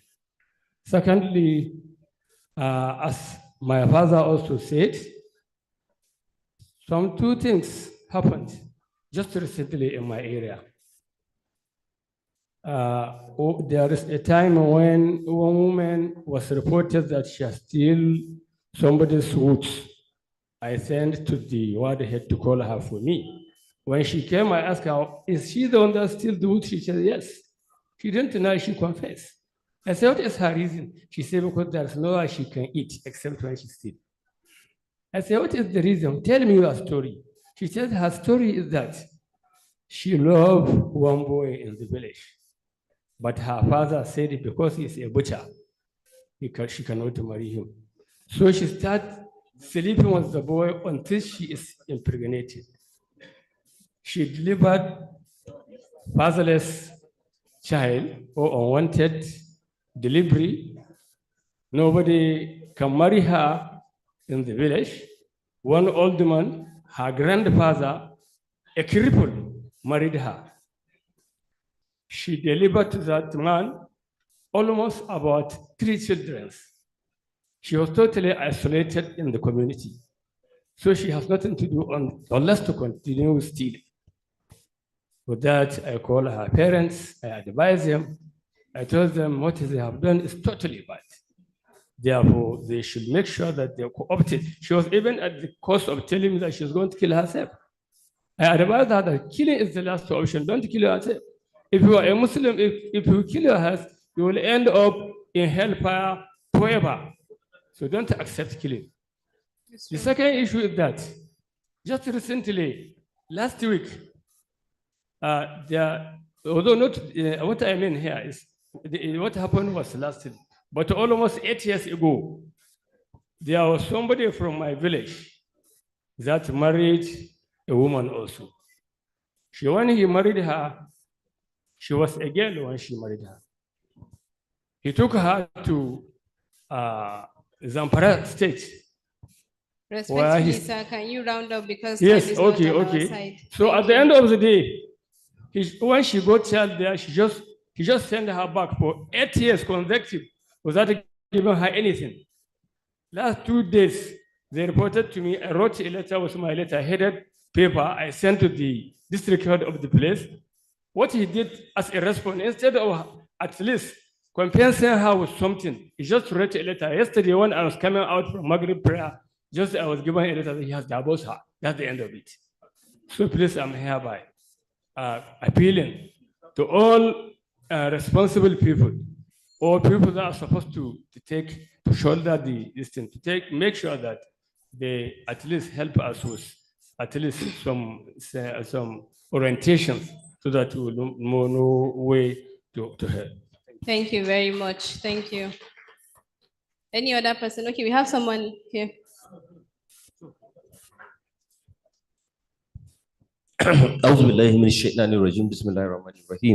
My name is Kabiru Ali Minanata from Unity Peace Mobilization. My question is, my observation is go to the Ministry of Justice. Like what they say is that court is the last option to a common man. Also saying that justice delay, justice deny. I don't know what are the synergy between the Ministry of Justice and court. The reason of asking this question is that what trigger my mind is that, like what Barrister was saying, is that he inherited a case in 2017, but up to now, nothing has been done. So I don't know, is it not the responsibility of Ministry of Justice to continue pursuing the court to testify that the justice has been done? That is my question. Thank you very much. Thank you very much, sir. Noted. I think we have a lady there that has been raising her hand since the start. Where's the lady? Mr. Linus, the lady there has been raising her hand. أعوذ بالله السميع العليم من الشيطان الرجيم بسم الله الرحمن الرحيم. My name is Hussein Adamuzuru, representing an Islamic organization. Many things are discussed and associated with the purpose of why we are here. First and foremost, I want to be proud of my religion, as the chairman MBA said. Islam has granted and provided many comfortable avenues to plagiarize a woman. So if a woman is being persecuted, violated, and humiliated and victimized, that should be associated with the person who is doing or to associate it to religion. Entirely in our setup of living, we have a single hadith or one hadith that if it is to be applied in our marriage homes, in our neighborhood, in our transactions, in our dealings, in whatever, we'll all live peacefully. Our noble prophet was quoted saying in a hadith, La darra wa la dirar. Babu chuta, babu chuta. So if we are to apply this hadith, I think all this that have been said, that have been applied to women, they have been victimized, they have been tortured. When the MBA chairperson was, or chairwoman, sorry, a chairman was talking, you see? So we have many cases today that can be associated in the name of marriage. Some time ago, Emir of Kano, Alhaji Sunusi, was saying a law should be enforced that ba wanda zai kara mata until he meets up the condition. So he was challenged. People didn't understand the message. So mata sun zama kamar jumper a Jos, kowa kawai zai kawo cikin gida ya dirka mata ciki ya sallame ta shikenan. They don't know what is happening. That is what is happening. So what I am pointing out is we have to sanitize our society. We have to live up to expectations. to adhere, to abide by the teaching of our religion. So these things that are happening, they are uncalled for and they should be discarded. And one other aspect, if we are calling for the right of women, the right thing to do for the women to give them their opportunities and all, we shouldn't go beyond what has been said in our religion. In the glorious Quran, there is Surah to Nisa, Surah to the chapter of the woman. All that is provided, all that is to enhance the pleasure to good living of a woman is stated there in the Quran, in that chapter. One other aspect, I want the woman to rise up. It may not be part of this assignment, it may not be part of this, but what is happening now, the way some women are applying indecent dressing. Our daughter from Nana Girls stood here to say something. But today, the issue of indecent dressing by women is alarming. It's an issue of concern. Not to talk of even their appearance in pornographics and their appearance in other means that is disheartening. So I think we should take up this. And lastly, to the coordination, I saw that Katsina, Jigawa, Sokoto are part of the program. So my question is, why is Zamfara not included? Zamfara state. Maybe. No, I'm talking of Zamfara. Okay. They have their own project of their own. Thank you, sir. We don't have time. Okay, so thanks a lot. Thank you. Thank you. I think we'll take only one person, and that is all. The lady. Yeah, that lady.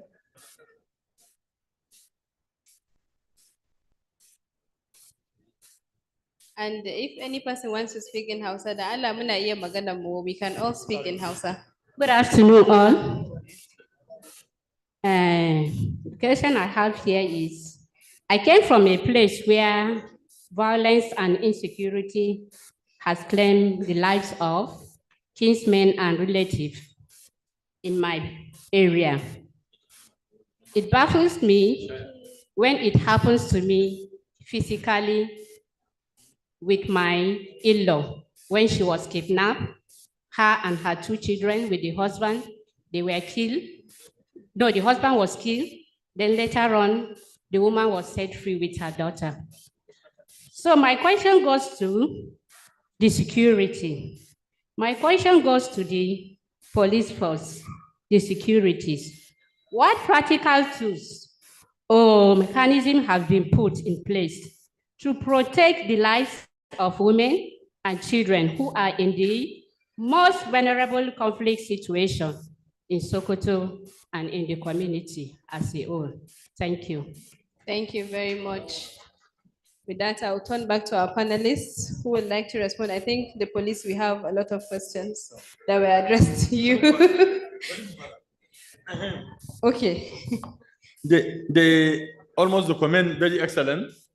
Okay, thank you. But the example I gave, one of the objectives of CDC is to link opportunities. Before we start, please, can we be mixing in Hausa, because we just noticed that we are in Gausa, are in Gausa. Me hada da Hausa me magana so that zamu gane juna. So wannan tambayoyi da aka yi, kamar bayanin da ni matsayina na CDC kuma community leader.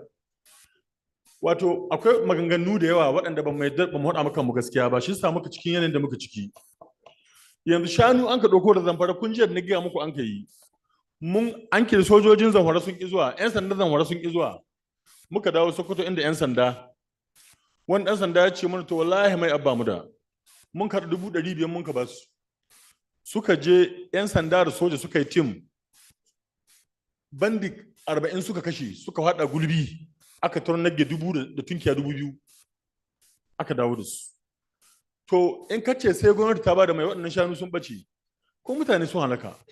Nauyi ya gwamnati yawa, sannan duk kaga 'yan sanda manya masu katon ciki wallahi daga Abuja suke zakkuwa kwamishinan 'yan sanda irin waɗanda ba su ƙiba. Duk kuɗin nan daga ana bai babu DPO guda wanda aka ba kuɗin mai. Wallahi babu DPO guda wanda daga CP aka kai kuɗin mai zuwa ga DPO. Sannan chairman local government ga sunan duk kuɗin su ba su hannunsu. Da suna ba da mai ga DPO. Yanzu ko su kansu mahita suka bida, bale su ba da mai ga DPO su dai shi aiki. kuma sannan na uku 'yan sandan ku kiyaye ƙara nawa a gare mu local government na ƙauye inda akwai 'yan sanda da wani kitsin GDD bai ko faruwa amma 'yan sandan babu local government da 'yan sandan da suka wuce ƙwara 20 babu ta daga 774 local government ku kyale birni da adda headquarter a jere local government ku iske ɗan sanda 20 ga police station bai yiwuwa sannan kuna ganin bandit mutum nawa ka zakkuwa da mashin mutum nawa ka ɗaukowa to ba ɗan sanda ba rai gare irin na bandit ba rai gare irin naku ba DPO gaba ɗai na Tangaza gidan Madi ya zo ya faɗa mu kwamishinan 'yan sanda ya ce ina fama da threat a gyara mai inda ka zama ya ce in baka iya bari mu sa wani ran nan an ka zo an ka halbe DPO an kashe DPO Tangaza ko na kudi DPO rasa rai ne so amma ku kiyaye yanzu ko AIG da ya kare dai bakin alaƙi ka gidajen da yawa ɗaya ne manya-manyan gidaje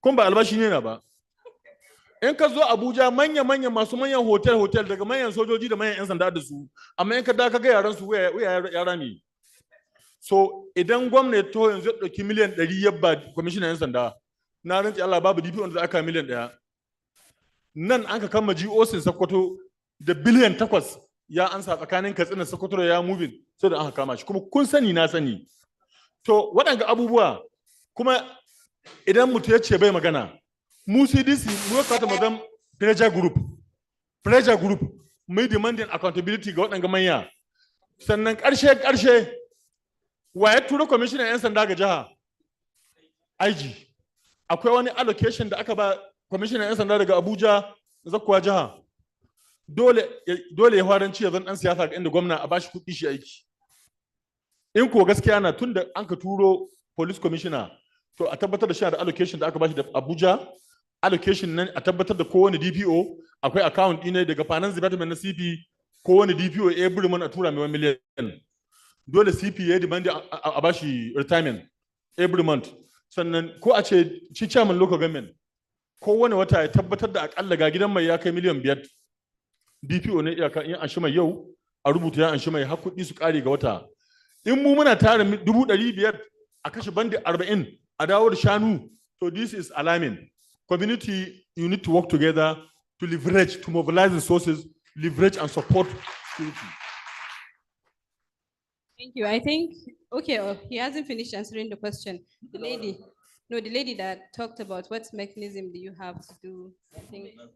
True. Well, my mother, there are a lot of things the police are actually doing to ensure that the lives and properties of the citizens are protected. There are a lot of them, including sacrifices.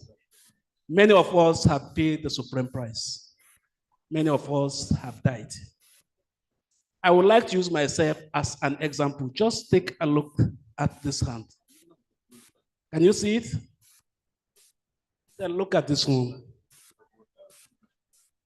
My first year when I joined the Nigerian police, in an effort to save a life of another, I was shot by armed robbers.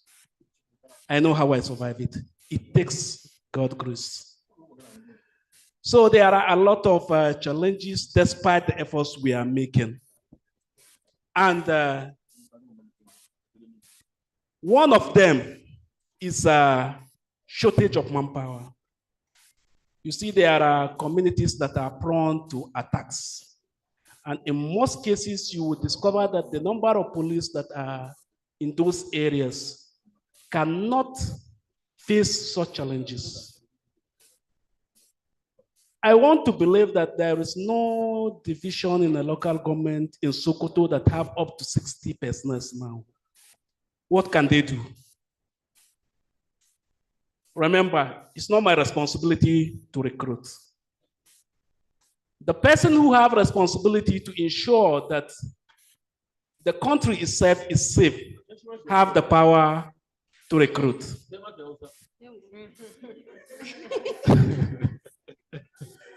To abin da nake kokarin na ce, 'yan sanda suna kokari mai yawa. Har ya kai wasu mu da dama mu rasa rayukanmu. Wasu mu mun sami munanan raunuka da har mu mutu akwai tambun wa'annan raunukan. Na yi amfani da kaina na faɗi challenge ɗin da na samu a shekara na farko na shiga aikin ɗan sanda. Wanda 'yan bindiga sun harbe ni. Wanda in ba alherin Allah ba, da ko gidanmu an manta da labari na. Because it's over 20 something years now. Akwai kalubalai da yawa da ke damuwan 'yan sanda. Wa'anda ku kanku kuna iya assessing ku gano lallai 'yan sanda suna fama da wa'annan matsalolin. Shi mai girma sarkin yakin gagi ya faɗi da yawa daga cikinsu. So idan za mu faɗa ma kanmu gaskiya wasu abubuwa sometimes ba sai mun je on a voyage mu gano abin da ke faruwa ba. Akwai karanci na ma'aikatan tsaro da yawa a Najeriya. Yana da wuya ka je local government ɗaya yanzu wanda za ka cimma akwai 'yan sanda fiye da 60. 'Yan sanda da take local government da take da kauyuka guda nawa. Me kuke tunani 'yan sanda guda 60 za su iya yi a irin wuraren nan? Ba za su iya ba. Sannan abu na biyu, kalubale na biyu, mu ma me zan ce we the community mazaunan wa'annan wuraren. Akwai challenge. Sometimes the relationship between the security agencies and the members of the community is somehow hostile. There is no cooperation. And you should remember, the police or any other security agencies can never succeed without the cooperation of the members of the society. All these criminals live within us. We know them. We hardly feed security agencies with information. Sometimes when the security agencies make an attempt to arrest these people, the society will rise against the security agencies. I've seen instances where police went for arrest and they will be attacked. It's very annoying and it's very provoking. We are working for the interests of the community, and the same community is rising against us. How did you expect the police to succeed? It will be very difficult. So there are many challenges, but we are doing our best. Honestly, we are doing. It's just that we are just like a goalkeeper who, after saving 100 goals, the members of the public hardly appreciate him. But if he missed one goal, everybody will see bad of him. So may God just help us. That is very true. So I would think we'll go to Ministry of Justice, and that is the last question, I think. You want to respond? I think I think what the person that asked the question said, I'm not the one that said it, but it's still, I can still answer it because he said the court is the last resort. The way he put it, I think he was talking about delayed justice. And delay in justice, court should be the last resort. Yes, we say that court should be the last resort in that it's better to do ADR or exhaust all the sit down, try to. I think we misunderstood the question. If I can remember, he was talking about the relationship between Ministry of Justice and the High Courts and what is there to fast track cases. Why is it that the example that he gave since 2017 and it's still in court? So what is happening? There is the responsibility of the Ministry of Justice to prosecute cases. So why he's asking what can be done? But I think the case he's talking about is a civil case. Yeah, thank you. So in Ministry of Justice, we are. I think you need to understand what a civil case you have is to him. mandate. Our mandate is criminal cases. Most civil cases is legal aid, defense lawyers, and all other lawyers that take civil cases. We at Ministry of Justice, we take only criminal cases against the state and those cases that are against the state government. Those are the only civil cases we do. Then we have a department, as I earlier said, where we don't go to court in those cases. They are civil cases, but we don't go to court for those cases. We apply ADR on those cases. But when like we couldn't settle we can refer the case to the court. There are many, like we have a good relationship with the High Court. Yes. So you hardly see a criminal case spending those much years in court because there's a time limit. Because every judge, if a case keeps coming up and maybe the defendant is not in court or the prosecution counsel or different things, at some point, that case will have to be either they'll have to give judgment or it will be withdrawn or something. So we don't keep cases in court up to that limit. Thank you. Thank you. So I think, Sarkinya, yeah, do you Yes, need to? Okay, Ajia, want to add? Okay. For clarity, you see, wannan shari'ar da muke maganan ta shekara tun 2017, wato a doka shari'o'i kala biyu ne. Akwai shari'a ta tuhumar laihi, wadda ita ce lauyan gwamnati da 'yan sanda da civil defense suke gabatar da mutum a kotu. Saboda ana zargin ka da aikata wani laifi. Sannan akwai shari'a wadda ta jayayya haƙƙi ce, wadda ake ce ma civil. Ita wannan shari'a ta danganci aure, rabuwar aure, reno, jayayya kan gona, rabon gado da sauransu. So su wannan civil ne. So irin wannan shari'a sai ta shekara 100 ana yi. Ya danganta daga yanayin tsawon lokaci. Amma dai irin shari'a ta tuhuma bata cika daɗewa irin haka na duk da ana samu. Wani lokaci ka ga mutum ya shekara 5, 6, 7 a ce ana tsare da shi gidan yari ba a gama shari'a shi ba. Amma bai cika faruwa ba, amma dai ana samu da haka nan. Ya danganta daga yanayin yadda shaidun suke, girman tuhuma da matsalolin da aka yi samu wajen shari'a. Dangane da magana ta alaƙar ministry da kotuna suna da kyakkyawar alaƙa kuma sukan iya ba da shawara domin a ga an yi nasara. Zan iya tunawa akwai kwamiti da muke da shi na tabbatar da wanzuwar shari'a wanda ake ce na administration of criminal justice. Chief Joji na jiha yana ciki, ita kanta shugaban lauyoyi ta jiha monitoring committee tana ciki da sauransu suna kula da yanda ita ta gefen ka ita ce secretary din committee, ita ma secretary committee ce.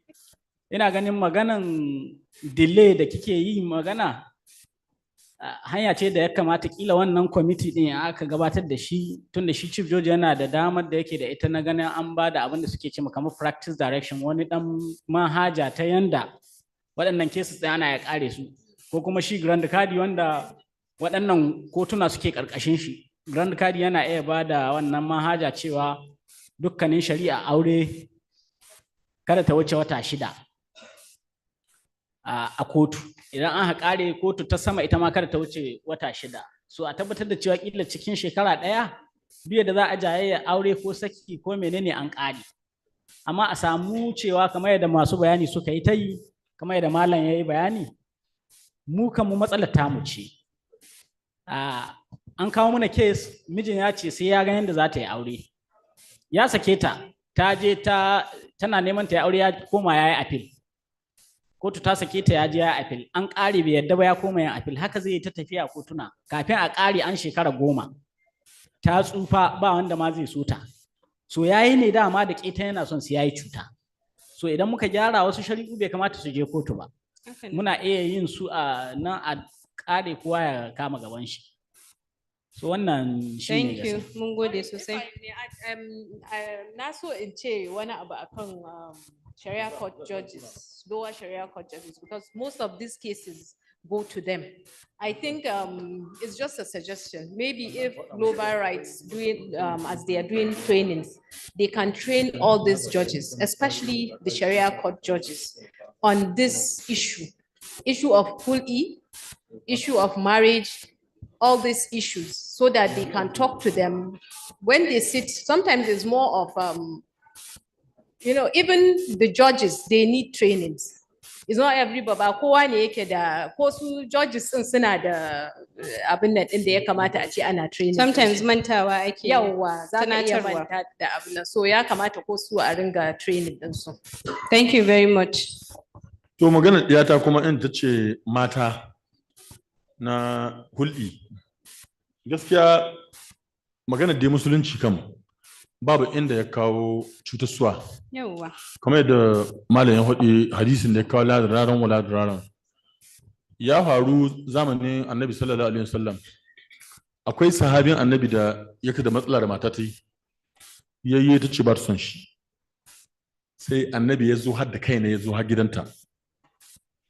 Ya ce ina son ki koma sahabin ganau. Sahabin duk ya ƙare ya rame akan son matar. Sai annabi ya ce ina baki shawara ki koma ga wannan mijin.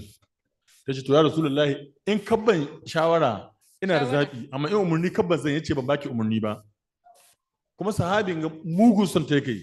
Ƙarshe annabi ya ce a'a ta bashi. Kuma an karba auren kun bata biya koko ba.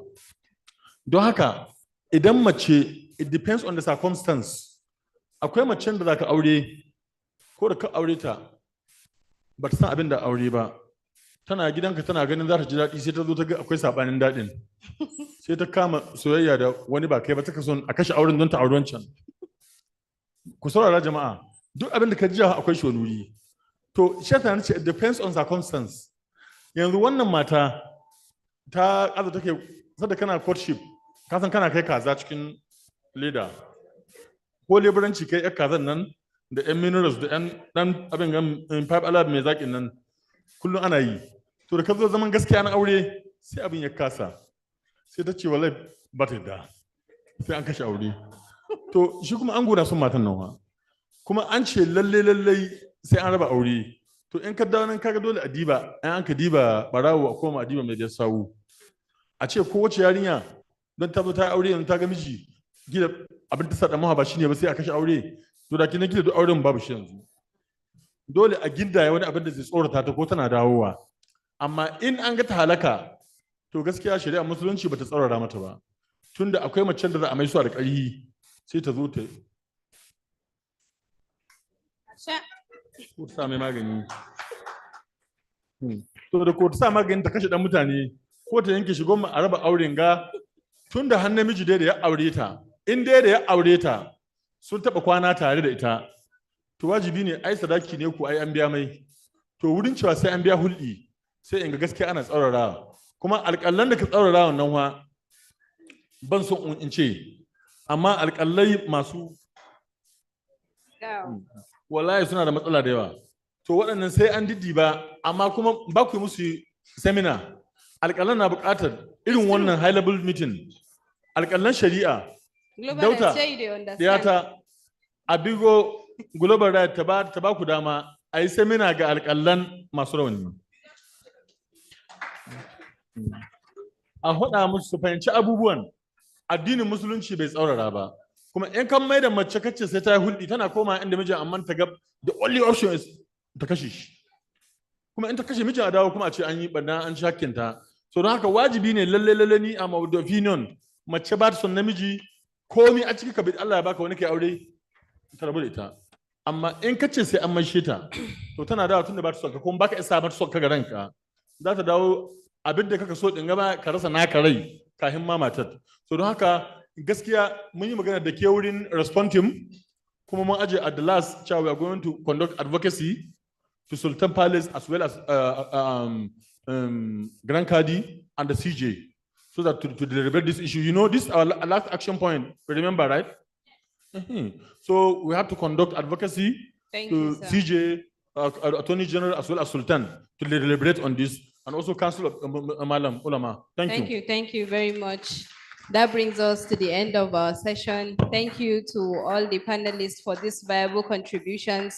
We've had thought-provoking ideas, which are not just words or ideas that we shared, but are commitments that we all should carry with us to the very end. Thank you, everyone. Thank you. Yes.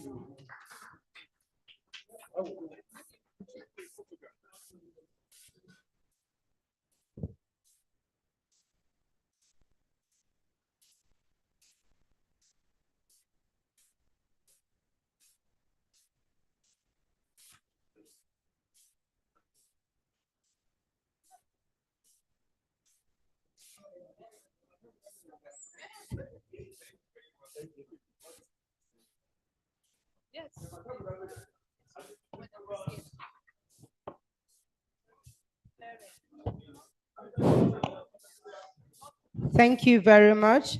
Thank you to our panelists. Thank you to Hajia Safia. That was a very beautiful presentation. You did very well.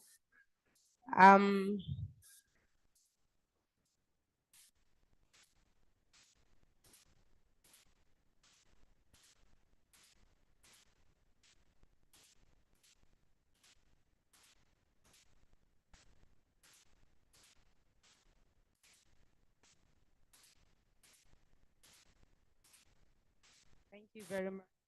Thank you, thank you.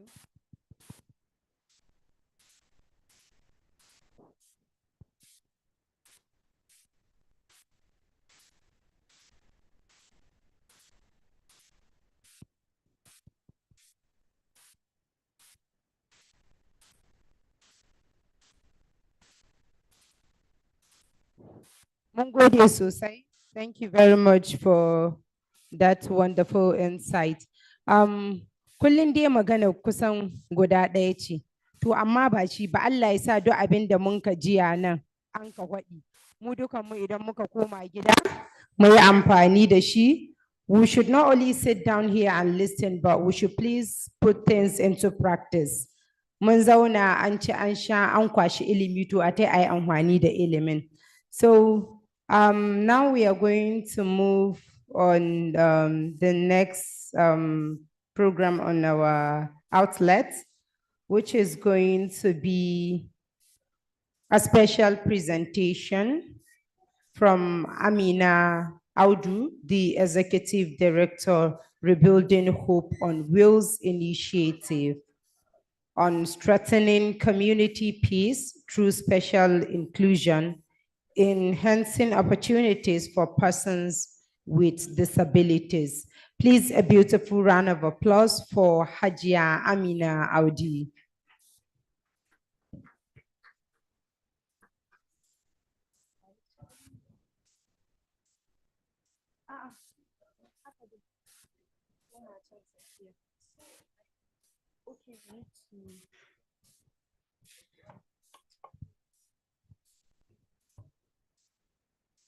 Yeah, I submitted the slide.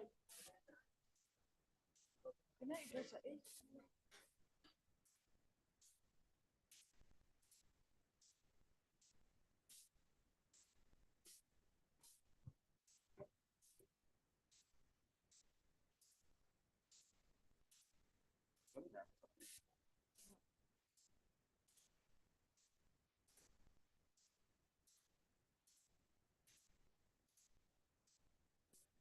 Okay, guys, just you need to shift. I'll be using this. Format. Yeah.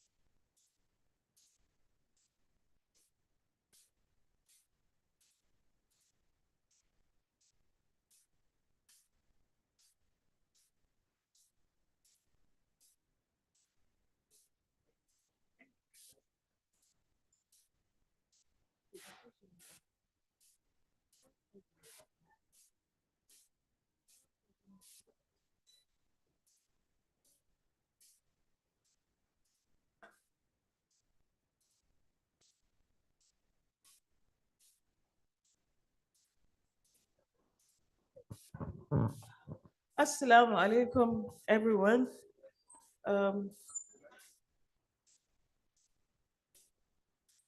Should come forward?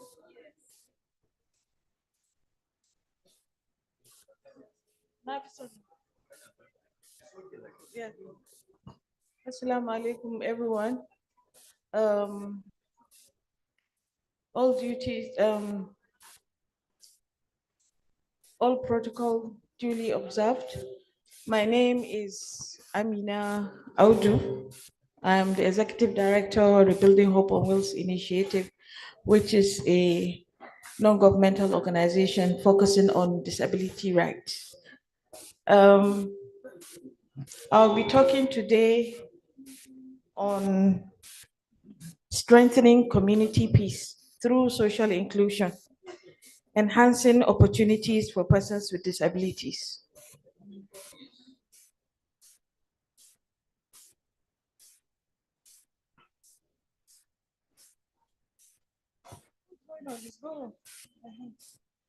Okay, let's look at what community peace is. Community peace is when people live together in safety and respect. Problems are also solved through dialogue and not violence. Everyone feels they belong and are treated fairly. And again, the community is where the peace of the nation starts. So therefore, it's very important that peace building is started from our communities. Next, please. What are these elements of community peace? There is justice, fairness and equal treatment for everyone, including women, including youth and persons with disabilities. Therefore, persons with disabilities also ought to be given the opportunity to look for justice, regardless of whether they are able to seek for a lawyer or not.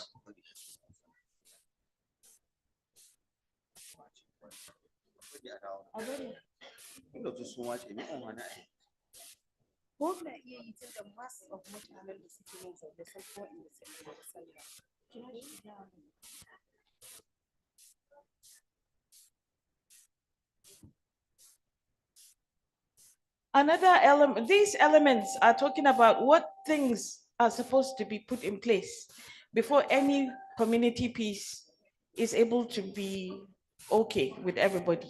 And that is having justice, which means fairness and equal treatment. It also talks about respect, acceptance of the diversity, regardless of where you come from. Are you Yoruba? Are you Hausa? What religion do you follow? Are you a Muslim or a Christian? Gender, are you a man or a woman?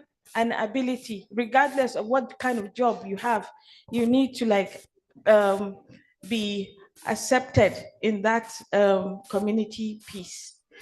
Dialogue, whenever there is going to be a dialogue, there should be an open communication to resolve disputes peacefully, no matter our differences.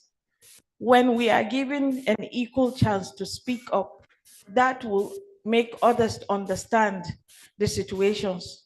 So therefore, it's very important to see that dialogue should be open, and then also having appropriate communication in terms of when you have people who don't speak English, you can translate it in Hausa. And if you have the deaf, for example, in the dialogue, you will now have to find a sign language interpreter like my sister here. So that is very important as well. And also security, freedom from violence, fear, and oppression.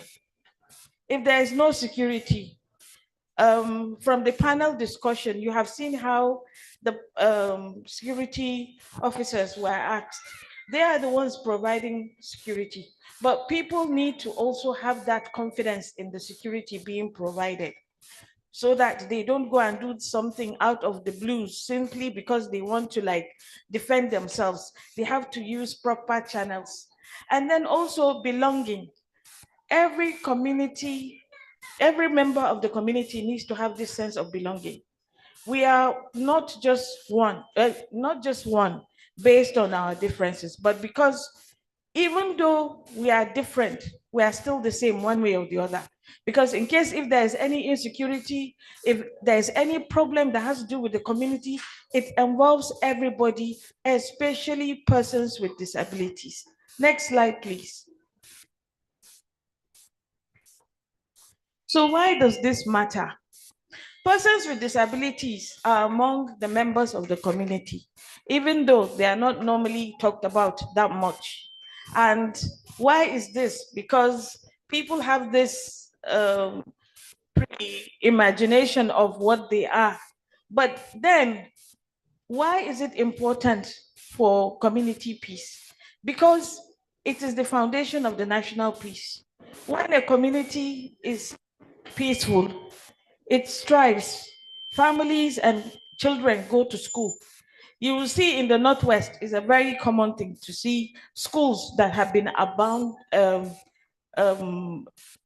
abandoned due to insecurity. Either maybe the bandits have gotten hold of the schools, or even the schools are being used as IDP camps. This is a very common thing. But when there is peace, you find that people are able to prosper. Local businesses grow. People trust local leaders and justice systems. Nobody will feel, oh, they are not involving me because ni baba haushe bani, or I don't think any macheche. This system needs to accommodate everybody, and that is how people from the communities are able to trust the justice systems. And then citizens work together to solve problems, which means if there is any problem in the community, it belongs to all of us. It's not just one-sided, believe me, eventually. Next slide, please.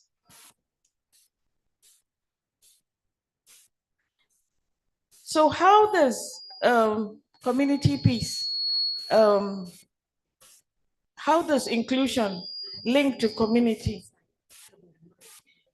Okay. We cannot have community peace. We cannot have community peace if some members of the community are left behind. Persons with disabilities, women, and other marginalized groups must be part of these peace processes because their inclusion promotes fairness and trust, reduces resentments and division, and builds social unity and shared responsibilities. In any peace talks, in any community, you cannot leave out certain people of that community. I know in the African communities, especially in the South, they have outcasts, which people that have been expelled from communities.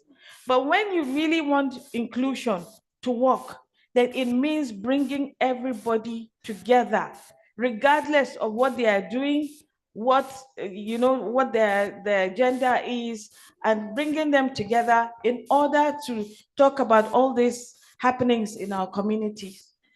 Next, please. The main essence, the key word in ensuring community peace is social inclusion. And social inclusion means making sure that everyone, no matter their ability, gender, age, background, social status, has the same opportunity to take part fully for the community and society. It means no one is left behind. The key idea about social inclusion is it is about belonging, participation, and equal respect. Society removes barriers that stop people from participating, such as discrimination, stigma, or inaccessibility. Social inclusion ensures that everyone can go to school, work, and take part in community life. We have the marginalized groups, as always, women, persons with disabilities, and other groups have a voice in the decisions that affect them. Before, one of the reasons why you find that even in our government system, when you don't have presentation of people, it makes it very difficult to even understand their situation and to come and take decisions on their behalf. But when you have presentations of people around, especially for my own community now, community of persons with disabilities, then there is need to listen to them, involve them, let them participate. And Global Rights truly has done a lot in the project that they have been doing together in Sokoto. And I don't think, me being a disability rights advocate, I have seen a lot of projects where they work with persons with disabilities, but only solely for persons with disabilities. But when it comes to engaging persons with abilities together with the larger society, it makes it a bit difficult for them to understand this is how to go about it. So I think Global Rights is the best so far I've seen in terms of bringing everybody together. And this is very important. Why? Because that is the spirit of social inclusion. Because without social inclusion, then people will be left out. And one of the main things about SDG, they have a slogan called no one should be left behind. And therefore, even persons with disabilities cannot be left behind. Next slide, please. So in community peace, social inclusion means building a society where everybody belongs and contributes to peace building, especially those who are often left out, like persons with disabilities, women, and youth. It ensures peace efforts are fair, participatory, and sustainable because all voices are heard. Take, for example, we have been listening to the problems of women. We have gender-based violence. We have some of them being like ignored or even abused at home. The same thing happens in the community of persons with disabilities. And some of us can also be abused, even some by our families, some ignored by the system.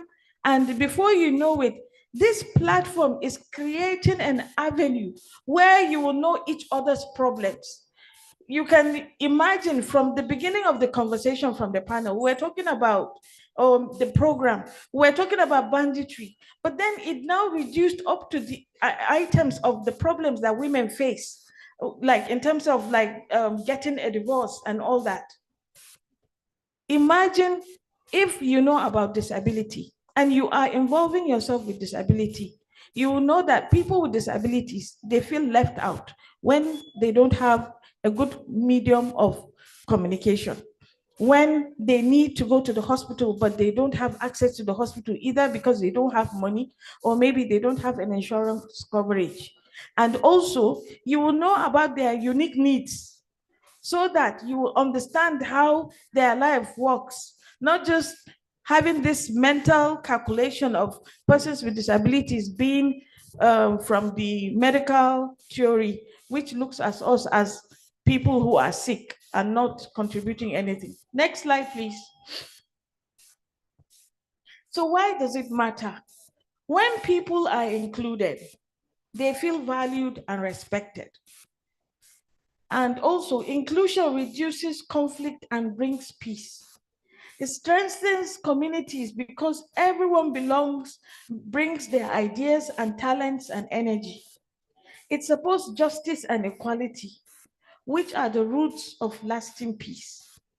When everybody speaks from his own background, we tend to understand each other and nothing more. Because when there isn't that avenue, that is why you have Nguluma going to say, do you see what they did? You don't know. But when you have an open ground, a platform, in a community where everybody knows everybody, you know, it's easier. You know who is sick, who has an ailment, who has a disability, who is pregnant, you know, who needs to go to school, all those kind of things. It makes it easier to gain community peace. Next slide, please. So social inclusion, please note that it's not charity. It is fairness. It means giving everyone a chance to live with dignity, to be heard, and to build peace. when person with disability can attend community meetings, get education, and start a business without barriers, there is social inclusion. It means community realizes their worth and allows them to contribute just like everybody else. Next slide, please. How do we strengthen inclusion?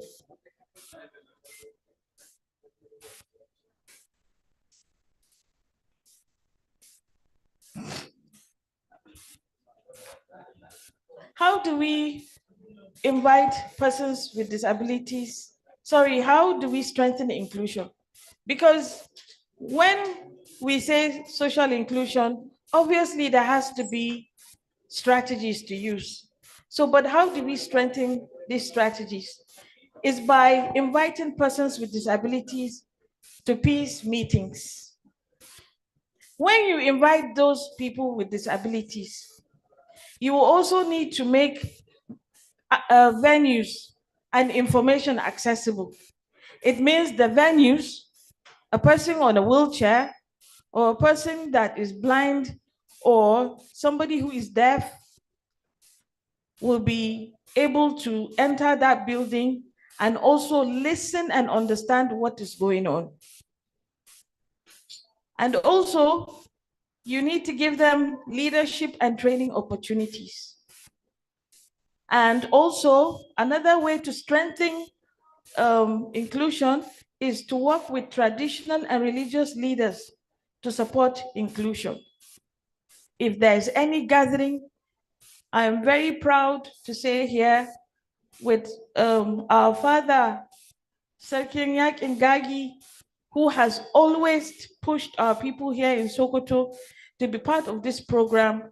Him as a traditional ruler, he has also been a great ally for inclusion because he makes sure that not only women, but also persons with disabilities are given the chance to come for these programs. And then also, if my other sister from the chair from Bar Association, she was talking about what can be done, because normally people are supposed to formulate policies and then get them, enacted. This is why we will have enforced laws that will protect the rights of persons with disabilities, which also Sokoto State has done. Encourage them to speak and share their story or experience. Whenever you invite persons with disabilities in a gathering, give them the chance to speak up. They may have things that they want to say. Like the earlier time, one of my friends here said, Auntie, talk about how interpreters are not given the chance when there is any government gathering. You see that the security officers, particularly the security officers, do not even know the importance of having interpreters in a government gathering. Instead, what comes to their mind is just the security aspect. What if maybe he has a knife or anything like that? But without an interpreter like my sister, in a public gathering, then it is going to be very useless for somebody who is deaf.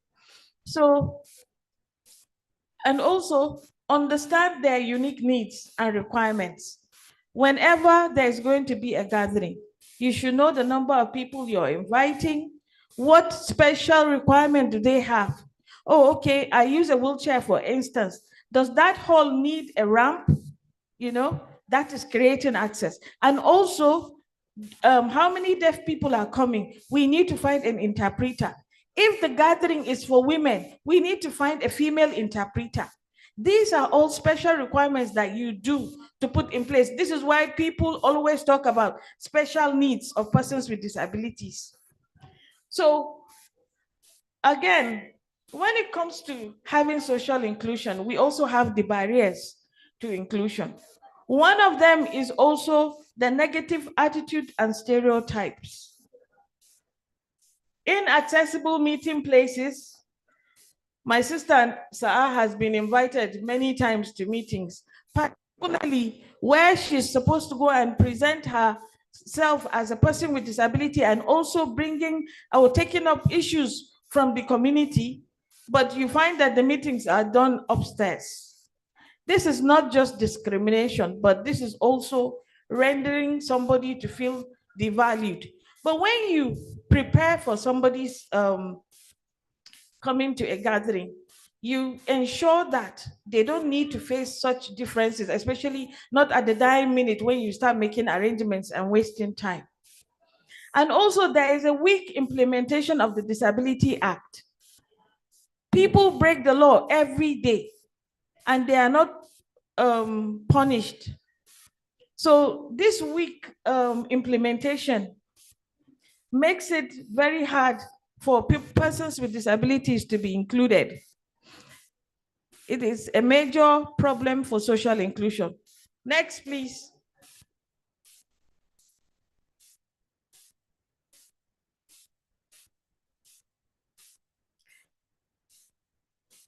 One of our main problems as a barrier to social inclusion is ableism. Ableism means unfair treatment, discrimination, or negative attitudes towards people with disabilities based on the belief that able-bodied are better or even more valuable. In simple words, when people look down, ignore, or exclude persons with disabilities because of their condition. This is very common, and this is why I am trying to spoil this out. Why? Because in inclusion, if a person now, maybe a manager or a director who looks down on people, you know, even in families, even in our communities, the first thing that comes to their mind when they see a person with disability is he's a beggar. They will start searching their pockets. They want to give you money. Meanwhile, they don't know that this person is really like capable and can do really well. So this is our main problem. Even if we have the law, ableism is what really brings backwardness to social inclusion. The attitudinal barriers, you know, the social barriers, and also institutional barriers. I've been wanting to move faster. Next slide, please. Next, please. So how do we enhance the opportunities for persons with disabilities? So by giving them a chance in building and keeping peace in their communities, you can use them as mediators. We all have examples of where we have to keep peace in our smaller community. Talk less about our bigger communities where, in case if there is an insecurity, persons with disabilities are normally left behind. And even if you get somebody who is going to help you, it's either they will have to leave your assistive devices behind. So we feel it the most if there is no peace. And also, we're talking about making sure that persons with disabilities are not only protected by peace, but also creating it. Persons with disabilities often live in communities affected by insecurity, conflict, and discrimination, yet are rarely invited because they are overlooked, you know? So therefore, enhancing their opportunities help to build trust and unity in the community, reduce inequality and resentment, and use their strengths such as patience and empathy and courage to promote understanding. Next, please. Example of these opportunities is participation. I have already mentioned that even as they are being involved in peace talks, but they should also be given leadership roles, you know, making sure that the environment is accessible for them, and also to provide training in peace building, leadership, and advocacy skills. Because many of us, it's not like we can only talk based on our own personal experiences, but there is need for our community to be given that support in building our capacity, which will be seen in the next slide. And also presentation, that is including persons with disabilities and support, offering education, jobs, and resources. Next, please. A call for action. This is for every stakeholder. Create inclusive dialogue platforms for persons with disabilities. and also build their capacity in peace education. Because in whatever you're doing, there is need for training. I heard earlier they were talking about even the judges need training. Imagine if a person coming from a community where frustration and lack and barriers has formed their lives, but when you finally pick them up to say, okay, let me train you, you know, it makes it a lot easier for your job as an inclusion agent, or maybe like to also teach them how to take care of themselves, build their skills and all that.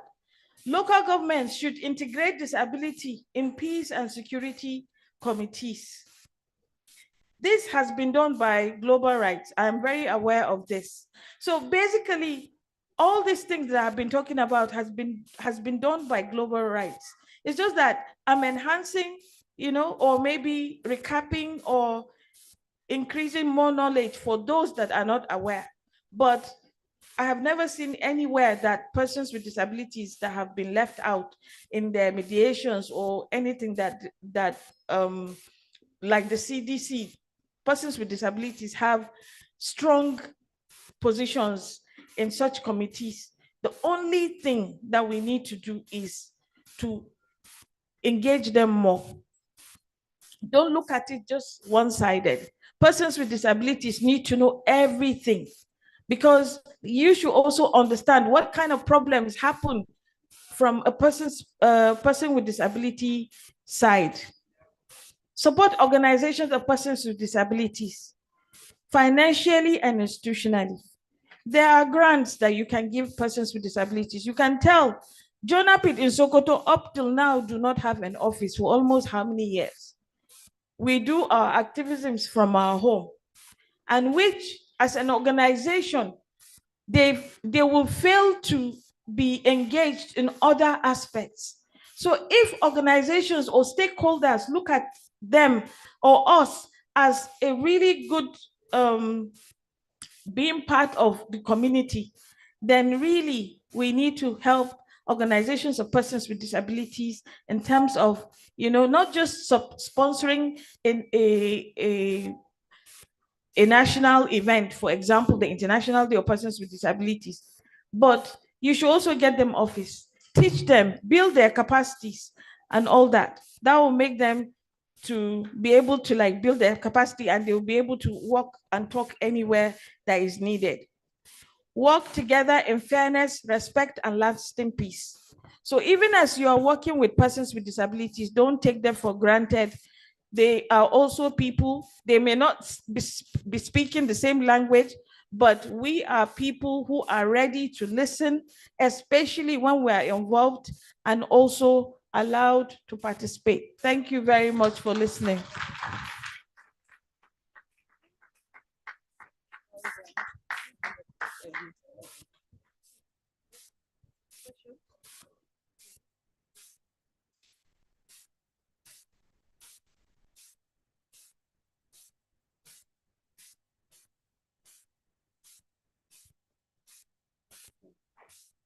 Thank you very much, Hajia Amina, for that inspiring and heartfelt presentation.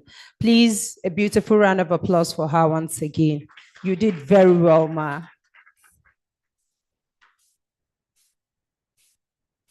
Ɗaya daga cikin wakiliya kenan mai wakiltar mutane masu lalura ta musamman a jihar Sokoto, Hajiya Amina, inda ta gabatar da darussa masu ma'ana, inda take ta kira su ma a cikin mutane masu fama da lalura ta musamman akwai mata, kuma ya kamata a ce an duba su, kuma duk abin da gwamnati ko kuma ƙungiyoyi irin waɗannan za su yi a dinga ba su dama, saboda su ma suna da rawar da za su iya takawa domin ganin cewa an wanzar da lafiya, zaman lafiya da kuma ci gaban al'umma ga baki ɗaya.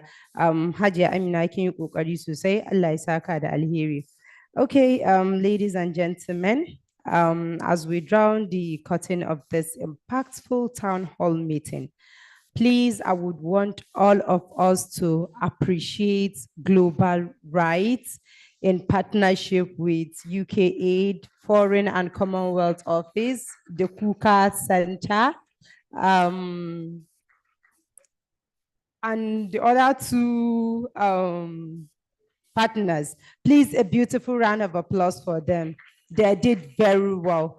If at all platform like this, an opportunity like this, seminars like this, town hall meeting like this will be organized time to time, I am sure that my people will do extraordinary well, especially the women in our communities. Thank you very much, Global Rights, once again. Thank you for bringing such a wonderful opportunity. Please remain seated where you are. Lunch will be shared just like how breakfast is shared. So I will call on my boss to take it up from here, but I will come back to say goodbye. Thank you. Thank you, Naina. Your Excellencies, Royal Fathers, distinguished guests, ladies and gentlemen, as we draw this important town hall meeting to a close today, we are reminded that peace and security are not sustainable when half of the society is excluded from shaping them. The conversation today has underscored the critical role of women, not as passive beneficiaries, but as active architects in building safer, fairer, and more inclusive communities. As have been echoed multiple times during the course of today's conversation, women's inclusion in peace building and justice processes is not a favor. It is a necessity for achieving genuine stability, trust, and development in our nation, particularly across the Northwest, where insecurity continues to test our resilience. Let us live here today with a renewed sense of commitment to transform today's dialogue into tangible action that expand women's access to justice, strengthens institutional accountability, and ensures that every voice counts in shaping the peace we seek.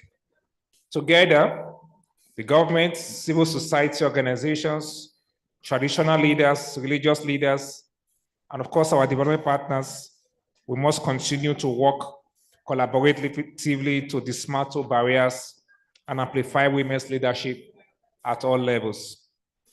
The journey to peace is a shared one, and with our collective resolve, we can build a nation, we can build a Nigeria, and we can build a Sokoto state where justice, inclusion, and security are the common heritage of all. Let me again at this time on behalf of the Executive Director of Global Rights, Mr. Abiodun Bayero, express our profound gratitude to all of you for honoring the invitation to be part of this dialogue today. And we look forward to having another meeting where we can reflect on what have been discussed here today and how far we are going into putting them into action. So ladies and gentlemen, thank you very much for indulging us to stay with us up to this hour. And we at this point want to say this is where we'll call today's town hall meeting to a close. And I will request that we all rise up to take the national anthem as we close the meeting.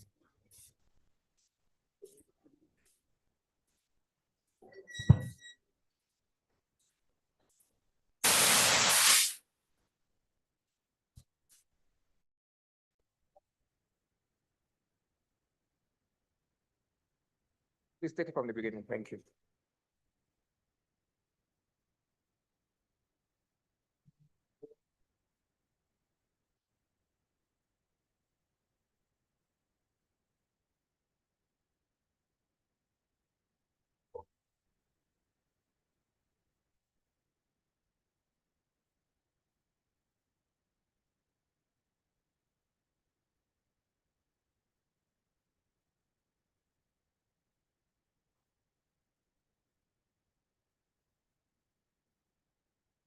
Thank you very much. Thank you so very much. Naina?